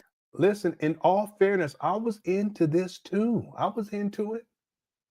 I had an ancestral shrine, and I'm not talking about like at 50, but 18 years old, I started getting into the whole Black conscious space stuff. Actually, I was 17. See, the thing with Umar is that he didn't come into quote unquote Black consciousness until relatively later on in life. See, he tries to act like he was Black conscious since he was in the 5th grade. He actually says that, man, you was talking like this. One of my friends told me I was talking this Black conscious shit when I was in the 3rd and 4th grade, 5th grade. No, you wasn't. Cut it out. You went to a boarding school. It's basically a private school, but you went to a boarding school, had everything provided for you. You wasn't out there in them streets and none of that shit. You wasn't dealing with the thugs and all that shit. And again, I wasn't no gang bear, but I just deal with the thugs. I had family members who was thugs, and then a lot of my friends were thugs. That's why, I know I don't look it, but I do. I have streets in me. I just try to keep that shit contained. I've done a good job at it too. Really good job. But I don't mean to say this, but you meet some of my friends from back in the day, some of my family members, even to this day, you'll see that where I come from, street smarts. Umar, he don't have that. See, but Umar wants to pretend like he's from the streets of North Philly, but he went to a boarding school and he was in a whole nother place where everything was provided for him: food, clothing, shelter, everything. And then he wants to pretend that he was Black conscious, but understand he didn't even get into Black consciousness until relatively late. That's why he has an identity crisis. He'll wear a fitted cap, Philadelphia Phillies cap, and then you have on a dashiki and some beat up jeans that look like slaves used to wear them shits, and then he'll have on some Black conscious sandals. Anyway, here we go. Ancestors. You don't pour libation to your ancestors. You don't meditate with your ancestors, and your ancestors help to carry your prayers to the divine. Oh, you have an ancestral blockage. Jimmy Butler was traded to the Warriors. Man, boy, this NBA been fantastic these last week.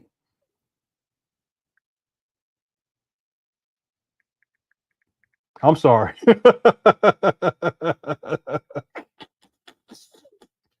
I apologize, people. Here we go. Many of you Negroes have an ancestral blockage. I don't care if you're Muslim. I don't care if you're Christian. Umar was a pampered tootologist.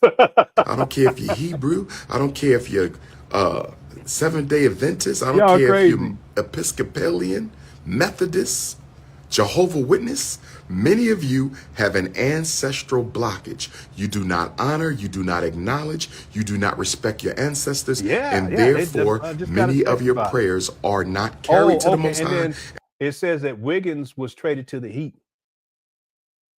That doesn't really improve the Warriors significantly, though, to be honest with you.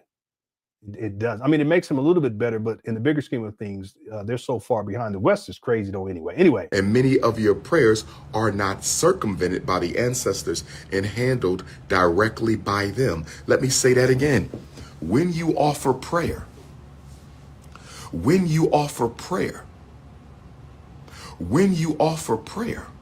sometimes the Most High will allow the ancestors to intercept a prayer, because it's something within the domain of the ancestors to handle.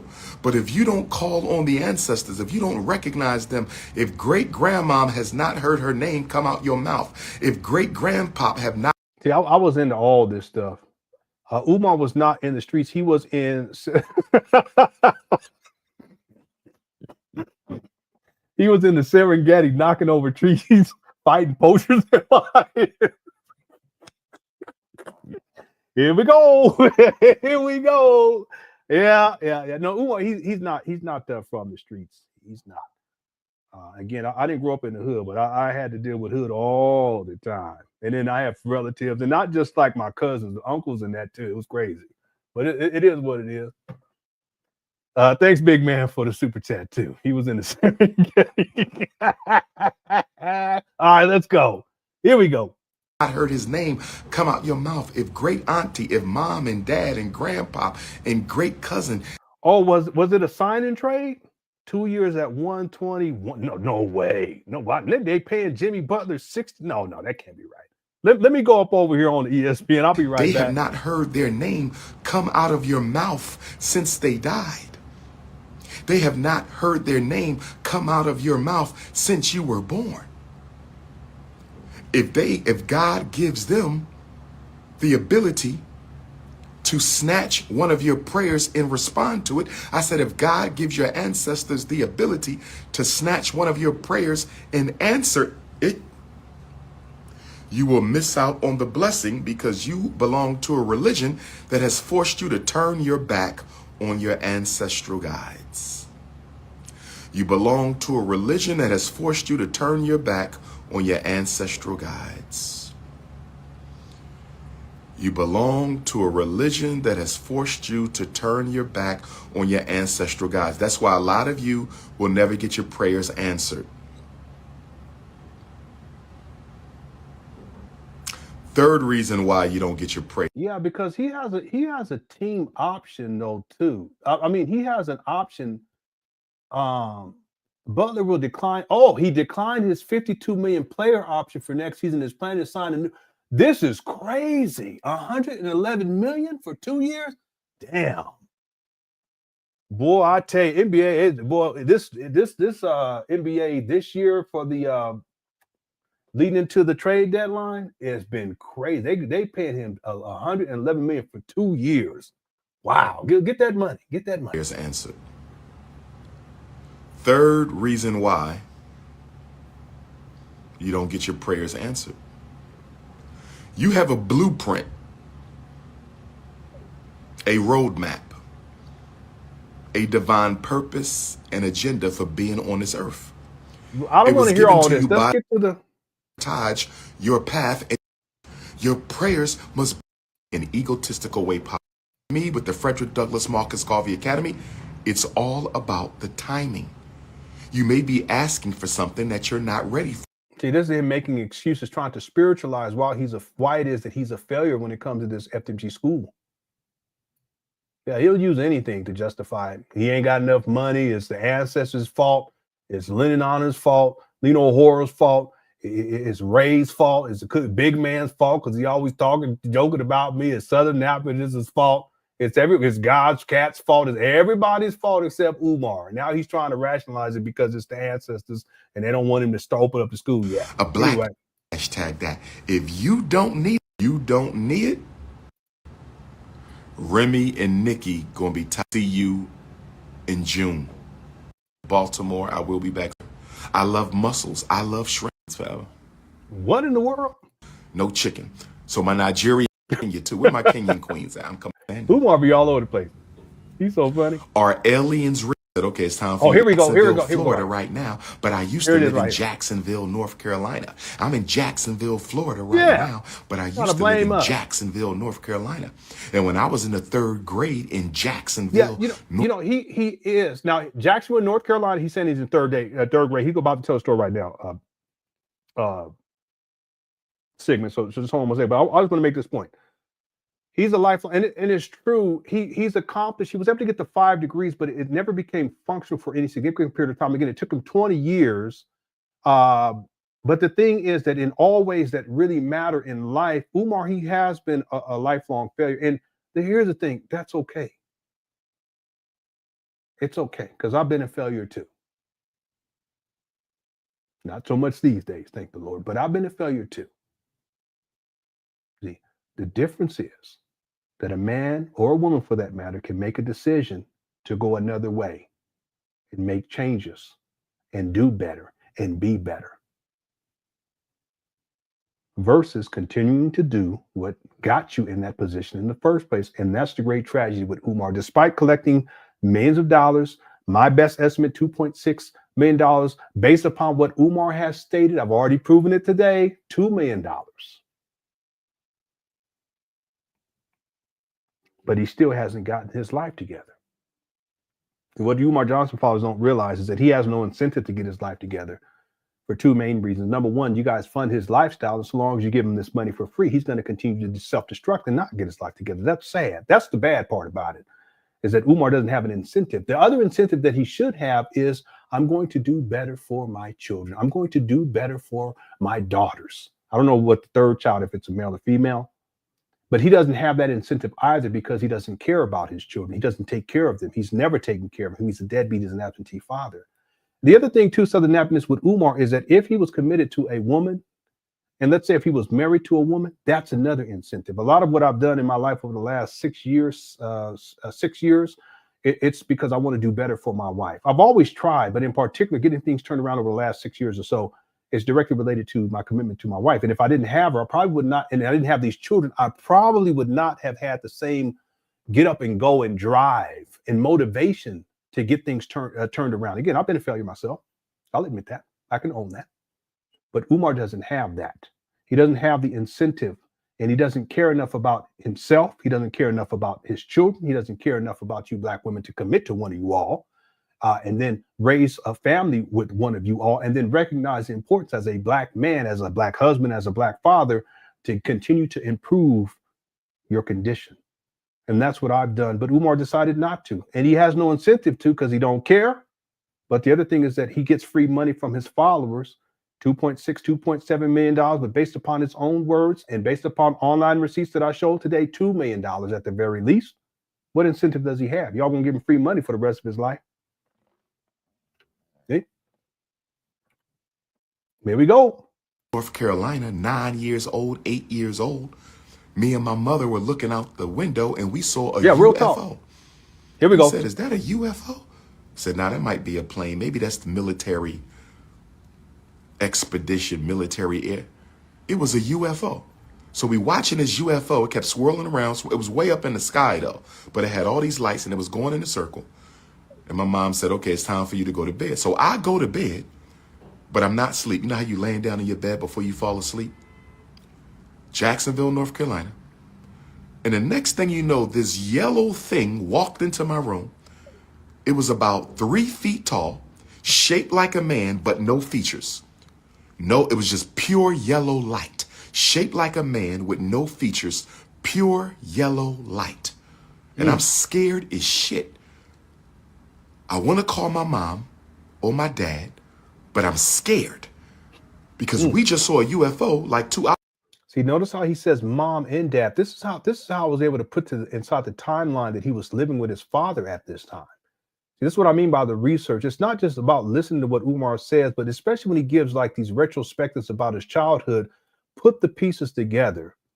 And one of the ways that I was able to figure out at what age, and I have it on this timeline right here, at what age, because he's never given a specific year that his mother and father were married or a specific year when they divorced. But based upon these types of statements, I've been able to determine and ascertain a general year. And that's why I'll say, even in the documentary, I'll say circa, I can pull it up right here in point of fact.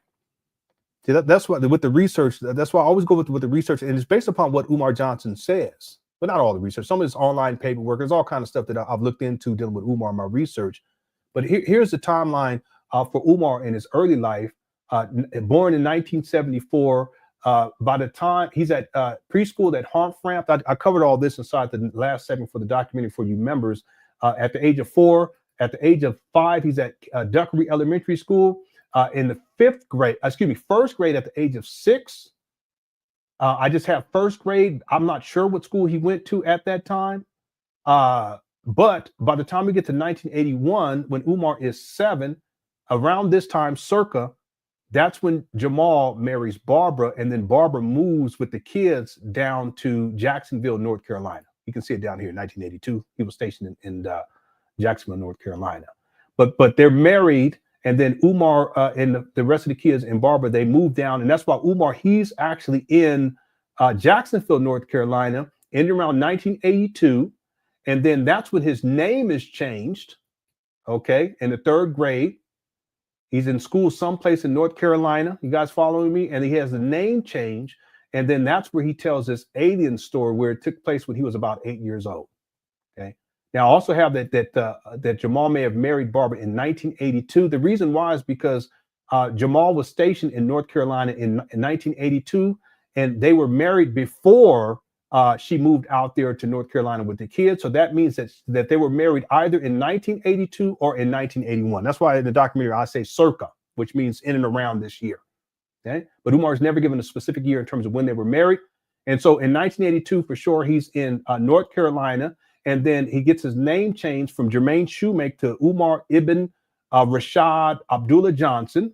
And then in 1983, in and around 1983, that's when Jamal and Barbara divorced. And as a consequence, Umar has to return to Philadelphia with his siblings and his mother.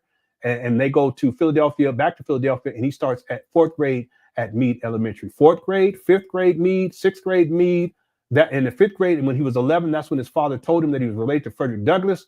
7th grade, he went to Bieber High School when he was 12 years old. 8th grade, I have him saying circa, I got to say circa, 8th grade or 9th grade, Umar is shipped off to the Scotland School for Veterans Children. His father, that's when he married his second wife, rest in peace. And Jamal was not living with the family with Umar and Barbara at that time, but he sends Umar away from that family and ships him off to a boarding school. And Umar from in and around 1987 all the way to 1991, at the age of 17, he graduates from the Scotland School for Veterans Children. Then he begins his college career. That's why this video right here was important, because he actually mentions how when he saw this alien, he went to go talk with his mother and father. He doesn't specifically say, I only talk with my mama. He says mother and father. And then I have the video where he talks about when he was a child, he lived with his grandmama, but that house had burned down at a certain point, but he went back to the site and he starts giving this retrospective, and he talks about how he would go to the movies down the street and he would ask his mother and his grandmother for $1, not his father, because his father wasn't there. See, this is what I'm saying. You put together the pieces and you do the research. You have to have a timeline, because you have to follow the timeline and put things in. You input things, and he contradicts himself at other points. You have to go online to find records and all this kind of stuff. And then you put together a timeline. And in cases where I don't know exactly the year, I'll say circa. This is the research that I've done on Umar Johnson. And that's why you Umar Johnson followers, no matter what, you don't know more about Umar than I do. And that's why you can't argue with me in terms of Umar being a scam artist, because I can go back to 1974 with this shit and bring it all the way up to 2025. You guys can't do that. I don't mean to be boastful, but I just want you guys to be clear about who you're dealing with here. See, I know how to research. I went and got a degree in cybersecurity and computer technology. And what that also opened me up is another avenue in terms of researching online to find receipts. Resources that I was unaware of prior to getting the degree. So in the first documentary, which was fine, I could only go so far. But now I can go back to 1974 and even before 1974. I can go back to Umar Johnson's great grandfather. All right. To go, and this little yellow, pure yellow light, and I'm scared as shit. I want to call my mom or my dad, but I'm scared. Because we just saw a UFO like 2 hours ago, and this little yellow man, stocky too, he was built like he was a bodybuilder, but all you could see was yellow light in the shape of a man, no eyes, no nose, no mouth, pure yellow. And I'm acting like I'm asleep because I don't want him to know I'm woke. And then all of a sudden, it ran up to me and punched me in my face. I just knew I had a black eye or a broke nose. I just knew I had a black eye or a broke nose. I just knew I had a black eye or a broke nose, and it ran out the room. And I got up and ran into my parents' room, and I said, I just got. Where did it go? Where did it go when it ran out the room? But see how he says he goes to his parents' room? We're almost done. We're going to go for 5 more minutes. I just knew I had a black eye or a broke nose, and it ran out the room. And I got up and ran into my parents' room, and I said, I just got punched in the face by an alien. They said, boy, go to bed. I said, Umi, we just saw that spaceship. It was real. Okay, Umi is his mother, because Umi means, it means mother in Arabic. Because right after you sent me to bed, this little yellow man with no face, made a pure yellow light, came into my room, punched me in the damn face. It felt like I had a broke nose, but I didn't. So let me ask y'all this. My alien experts, I'm going to my alien experts right now. Does anybody have an interpretation for the yellow being of pure light. It was pure light in the shape of a man, 3 feet tall, came into my room. I was awake. I was wide awake. I was not asleep. I had just gotten to the bed. Lights was out. He came in there, 3 feet tall, pure yellow light. I tried to act like I was asleep. Somehow he knew I was woke and punched me in the face. Does anybody have an L? How does he punch you in the face when he's 3 foot? Unless maybe he was laying down when he punched you in the face, like when it happened in Africa too in 2005, allegedly. Anyway, An interpretation. I'm telling y'all the truth. I'm not making this up. But see, some of y'all have never had spiritual experiences, so I know this is completely. So he makes it spiritual, and I get that too because I've had experiences too. Real quick, and we got to close this up.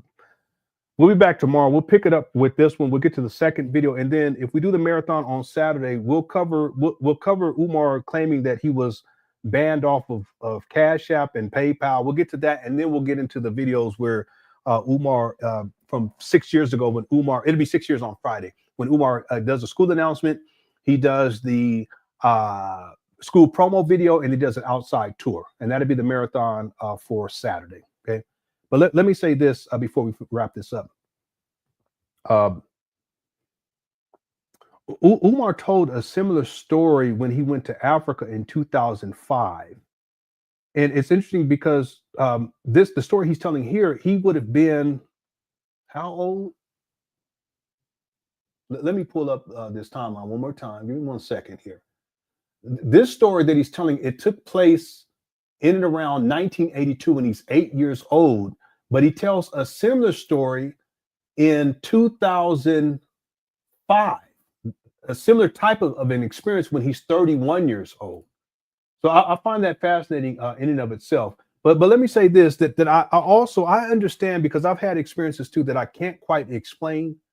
And there's ways to explain it in terms of metaphysically, or at least we try to, but in the bigger scheme of things, it may just be something very, very, very much mundane that we just do not understand at that time. To be clear, I remember I used to have these vivid dreams because I was always into sci-fi. I used to have these vivid dreams about spacecrafts and exploring the stars and aliens, because I'm deep, even to this day, I'm still deep into to sci-fi. I'm a sci-fi purist too. I don't like the comedy sci-fi. I'm very serious about it. But I remember having those dreams about space and space exploration and UFOs and all that stuff. And I also got into conspiracy theories many years later. When I got into conspiracy theories, a lot of that stuff, it was about UFO stuff and aliens and reptilian shapeshifters. But the difference was that when I had those dreams when I was younger, I wasn't in the conspiracy theory paradigm, so I could process them. Just like, oh, these are just some dreams. They're very vivid. They seem like they're real. But then when I get into the conspiracy theory paradigm, and this is going back to what I talked about earlier today during this live stream. When I got into the conspiracy theory paradigm, it really had a major impact on my mental health.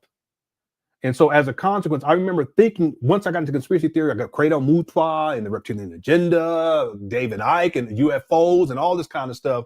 Chris Everett, something like that. This guy used to talk about this kind of stuff. Greer was another guy I used to watch. He had one of his hands was all messed up for some reason. He said it was an alien shot him with this beam of light or whatever it was.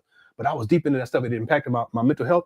But what I began to do is to rewrite the script based upon the experiences that I had when I was younger, when I was having these dreams.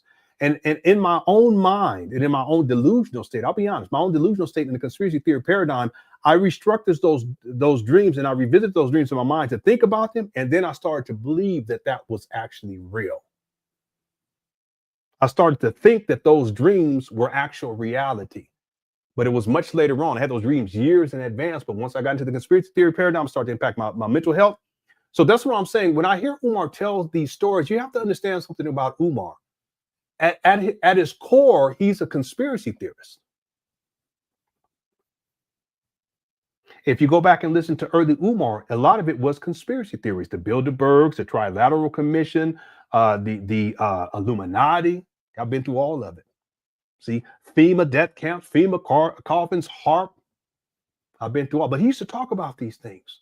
So the reason I'm bringing this up is that even as he's telling this story, he told a similar story that took place in Africa where these ancestors were hitting him in the face for whatever reason.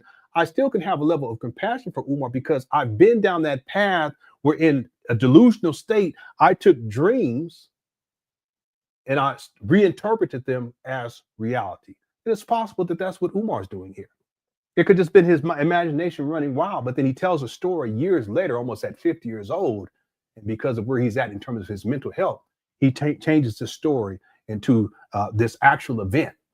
See, notice in all of my research, I have never heard Umar tell this story. Why is that?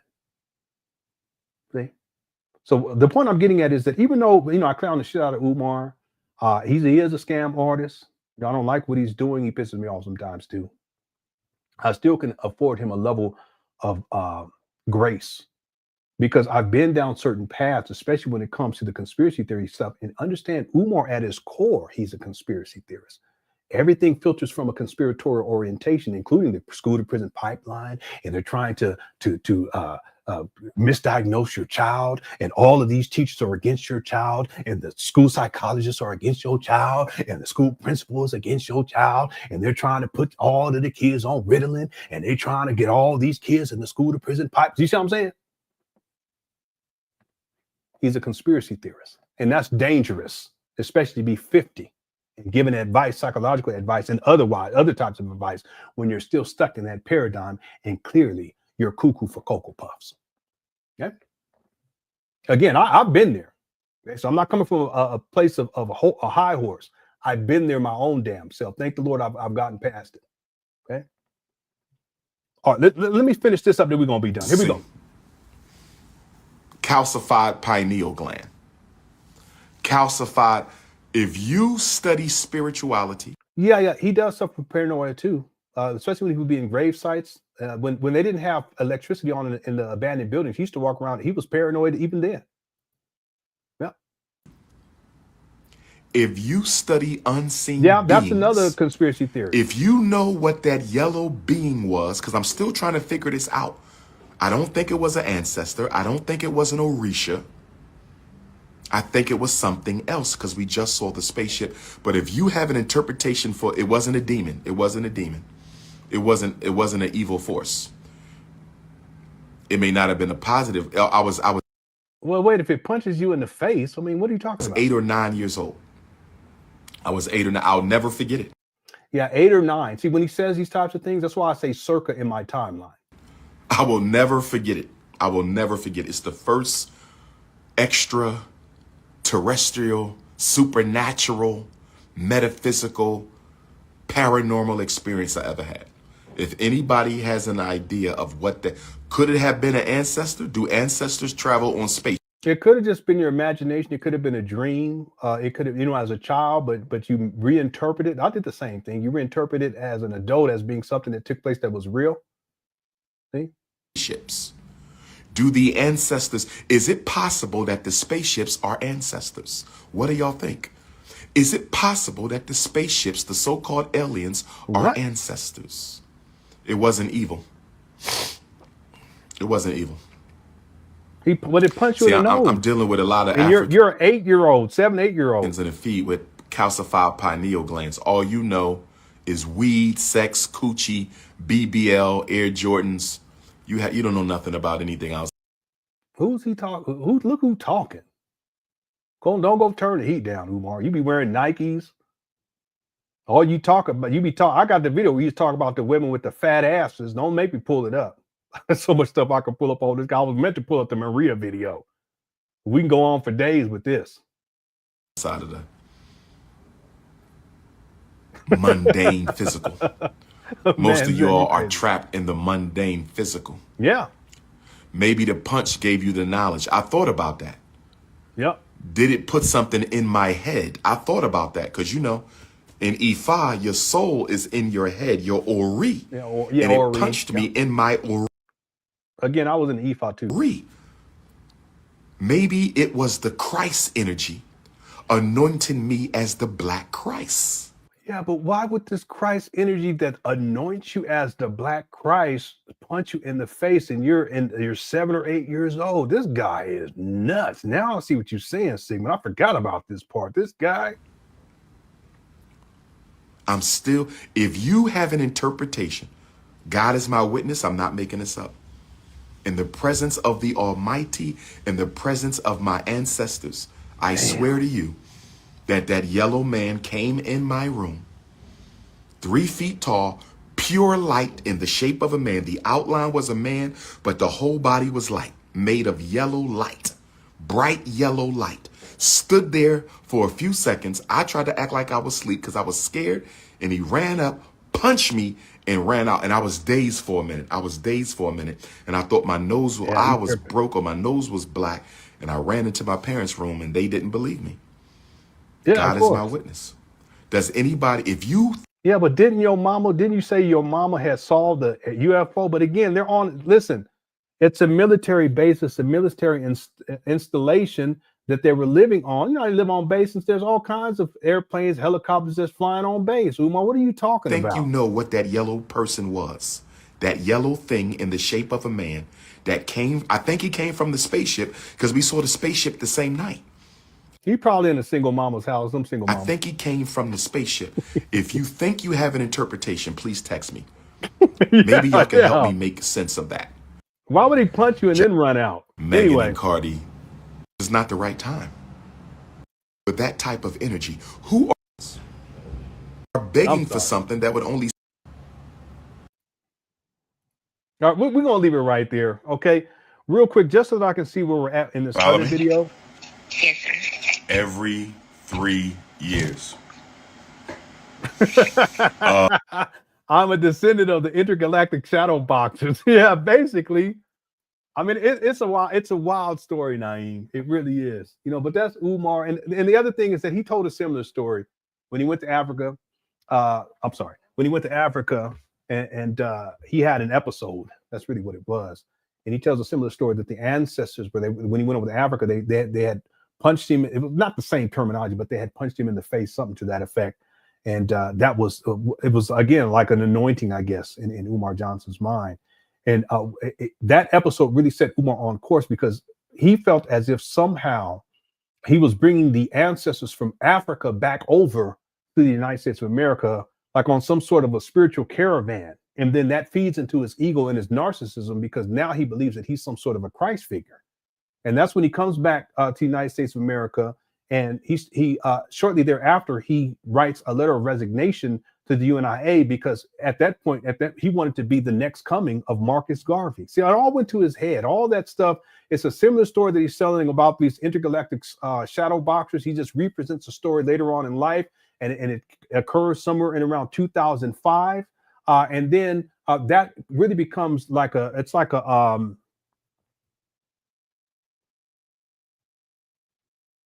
it becomes a new paradigm for Umar. It becomes a new paradigm. And based on my research, he hasn't recovered from that ever since. The narcissism just keeps building and building. The sense of superiority keeps building and building. But just like the story that he tells about these intergalactic shadow boxers and how he's anointed somehow because he was punched in the nose for an alien, and he's anointed when he's 7 or 8 years old. Well, he basically retells a story that the similar thing happened while he was in Africa in 2005. See, I mean, it's really amazing. It's really amazing. Thank you so much, Naeem, for the super chat, and everyone else. If you sent we got a whole lot of super chats today. If I missed anyone, I want to apologize right now. This show's been a little bit different today, and I want to thank everyone who sent the super chats during this live stream. Thanks, Naeem. Iceman Vamp says he was visited by an alien from the planet Scamulon. Yeah. I don't mean to laugh. I remember someone had commented on one of those videos, because they were uploaded a couple of times. Then we're gonna be done. And they said, no, that alien punched you in advance for scamming. And that alien was from the future and came back in his time machine and punched you in the nose for all the scamming that he knew that he was gonna do when you got older. And they actually that alien came from planet Scamulon. All right. Shout out to Iceman Vamp. Iceman Vamp been on Umar's ass for many, many years. As a matter of fact, Umar Johnson followers, they know Iceman Vamp, because when he comes into the comments section, I'll be seeing him. He comes to the comments section, they're like, here he goes again. He be going in on Umar. Thank you, Iceman Vamp, for the super chat. 812, thank you so much. Real quick, let me just check this. I want to see where we're at, and then we're going to be done. Okay, this is the 24-minute mark. Let's go to the 25-minute mark just so that I can timestamp it, and then we'll pick it up tomorrow right here. Your son was evaluated last year and given an IEP. There really wouldn't be a need for them to reevaluate him again this year. They can, but they don't have to. And if he's already classified with an emotional disturbance, they don't have to reevaluate him for 2 more years because it's every 3 years. Now, let me ask you this. Is it possible that your son had an IEP for speech? I know you said he didn't qualify, but he has an IEP. So I'm wondering, did he have an IEP for speech?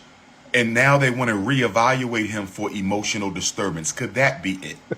The only reason why I don't think they're or he had an IEP for speech because he's not taken out of class for speech.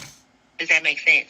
So that's why that's my only suggestion. I really don't know, and I should know. I should, but the impression that I have, because my son, he's very smart. Like, he's probably on the spectrum, but I just don't want that diagnosis. Do you know what I'm saying? So he's very, very smart. He's really intelligent. He just has these emotional outbursts. He just cannot regulate his emotions. And they take him out of class to work on that. And what I've noticed is that the entire class is just boys. And I've explained to the school, like, I think it's just a boy thing. Like, I think they just want him to be like a little docile girl, and he's not. She's reiterating Umar Johnson talking points. Listen, ma'am, the issue is that your son needs help. Don't go to Umar. You're going to get this. Go get him some help. And if he's on the spectrum, that's okay too, because the spectrum is very wide. Like I was saying, this is going to be the last point. Okay, y'all give me 1 minute, then we play the outro. The spectrum is very wide. There's people who are on the spectrum and they're highly successful. Okay, but they have very specific things that they like to do and they can focus on, but they can master it. See? There's plenty of people who are millionaires and even billionaires, and they're on the spectrum. See? What you want to do is you want to position your child so that they can receive whatever type of support that they need, wherever they may lie on the spectrum, so they can maximize on success in life. That's all this comes down to. It's not easy, but that's what this comes down to. But because she's been brainwashed by Umar, she's reiterating to Umar Johnson's talking points. See, so you're already lost in these regards. No disrespect, but you're already lost in these regards because you're basically taking what Umar has already told you and you're fitting your child into it, as opposed to doing your own due diligence with your child. No disrespect, and finding out what's in the best interest of your child. And at the end of the day, I want to close out with this, that at the end of the day, as parents, you want to figure out what's in the best interest of your child, regardless what anybody has to say, especially Umar's goofy ass. See, that's why Umar is so very destructive, and he has dissuaded parents from getting the psychological mental health services that their children need that would benefit these children. And then he exaggerates. He tries to make it seem as if they're all against you. The school system is against you. And the psychologists, the school psychologists, they want to put you on your children on drugs. And the school teachers want to put your children on drugs. And they're all out to get you. He's a conspiracy theorist. See? But see, Umar's already programmed her to reiterate to him his own talking points. You've already lost in these regards. So you got to come to this fresh, and you got to come to this with a level of discernment. And you always choose what's in the best interest of your child, not based upon what Umar says, who's not a school psychologist, who's not certified as a school psychologist, who's not licensed as a school psychologist, who hasn't worked in the field of psychology in over 14 years, who's not up to date with anything when it comes to this field. You don't go to him. You go to professionals. And then as an adult, as the parent, you ultimately decide what's in the best interest of your child. But you go and get professional guidance in these regards. You don't go to Umar. But see, the thing is with this woman, she's already been indoctrinated into Umar's paradigm when it comes to psychology and school psychology and psychologists and therapists and how there's this major conspiracy against Black boys and that ultimately they want to put you on drugs and put you in special education. So therefore, ultimately, you end up in the prison system. It's unfortunate. And this is one of the reasons, just one of the reasons why I continue to do videos about Umar because he's dangerous in these regards. Children, last point, children who would benefit from legitimate professional, psychological, and mental health services are going without because Umar has advised these parents that they should not pursue these avenues of help and assistance. And then who suffers the most because of this? These babies. Thank you all so much for tuning on in. I know this was a mini marathon. We're supposed to go for 2 hours, but we went way over time. I want to thank everyone in the Cookie Crush chat. You guys are undefeated. Thank you for hanging in with me on this long live stream. I appreciate it. I also want to thank you if you send in Cash Apps or PayPal. Thank you so much. My Cash App, PayPal information listed down below in the description of this video. I also want to thank the mods for handling business and everyone else. Cookie Crush chat's undefeated. I hope you all enjoyed the show. If you don't mind, if you haven't hit the like button and you enjoyed the show, please hit the like button. Real quick, we had for the voting for the poll, I'm going to close it out now. We had 1,349 votes. The question is, should the most requested scholar juggle watermelons for Cash Apps? We didn't even get to that part in the video. We'll get to it tomorrow. 52% said no, and 48% said yes. Y'all crazy. Okay, I'm gonna go ahead and end this poll right here. Thanks to everyone who actually voted. Also, I want to thank the caller today. I want to thank the young lady that called in, who was an Umar Johnson defender and Umar Johnson supporter. I hope that some of what I share with you is enough for you to at least begin to think more critically about Umar and hopefully have a little bit more discernment concerning Umar, and just understand this, that I have receipts to back up everything that I say, and it's based upon Umar's own words, online receipts that you can find from the IRS and other government agencies dealing with Umar, and also have audio recordings, video recordings, and I have it all. All this will be shown to, well, a lot of this, it'll be shown, especially when it comes to the money, it'll be shown inside of the documentary, and I would hope that if you can, once the documentary is completed, that you watch it in its entirety. It may give you a different perspective on Umar. It may not. Either way, your life is yours. Live your life to the best and to the fullest, and I wish you well. Thank you all again for tuning on in. I appreciate it. Cookie Crush chat is undefeated. Here we go. See her eyes shine, she's my snow bunny feet. In the winter light, so she's my sweet dust of free. Talk to my nose, this love has got it so raw.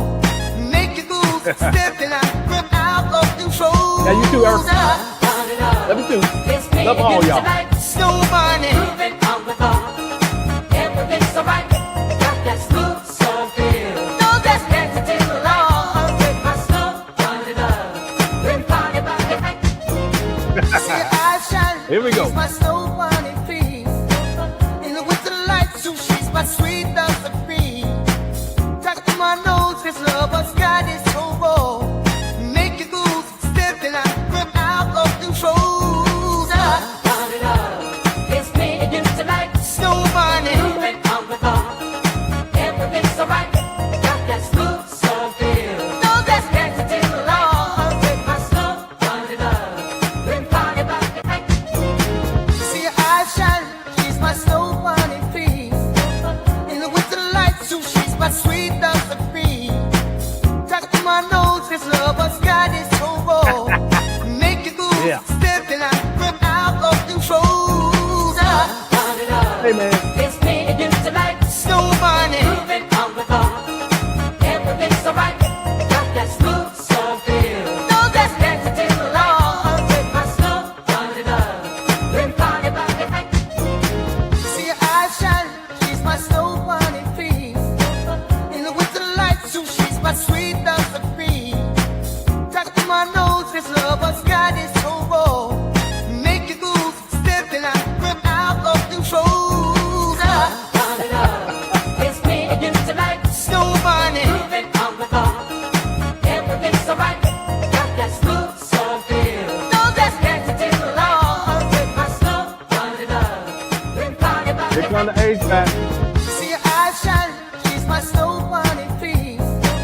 In the winter light, so she's my sweet dust of free.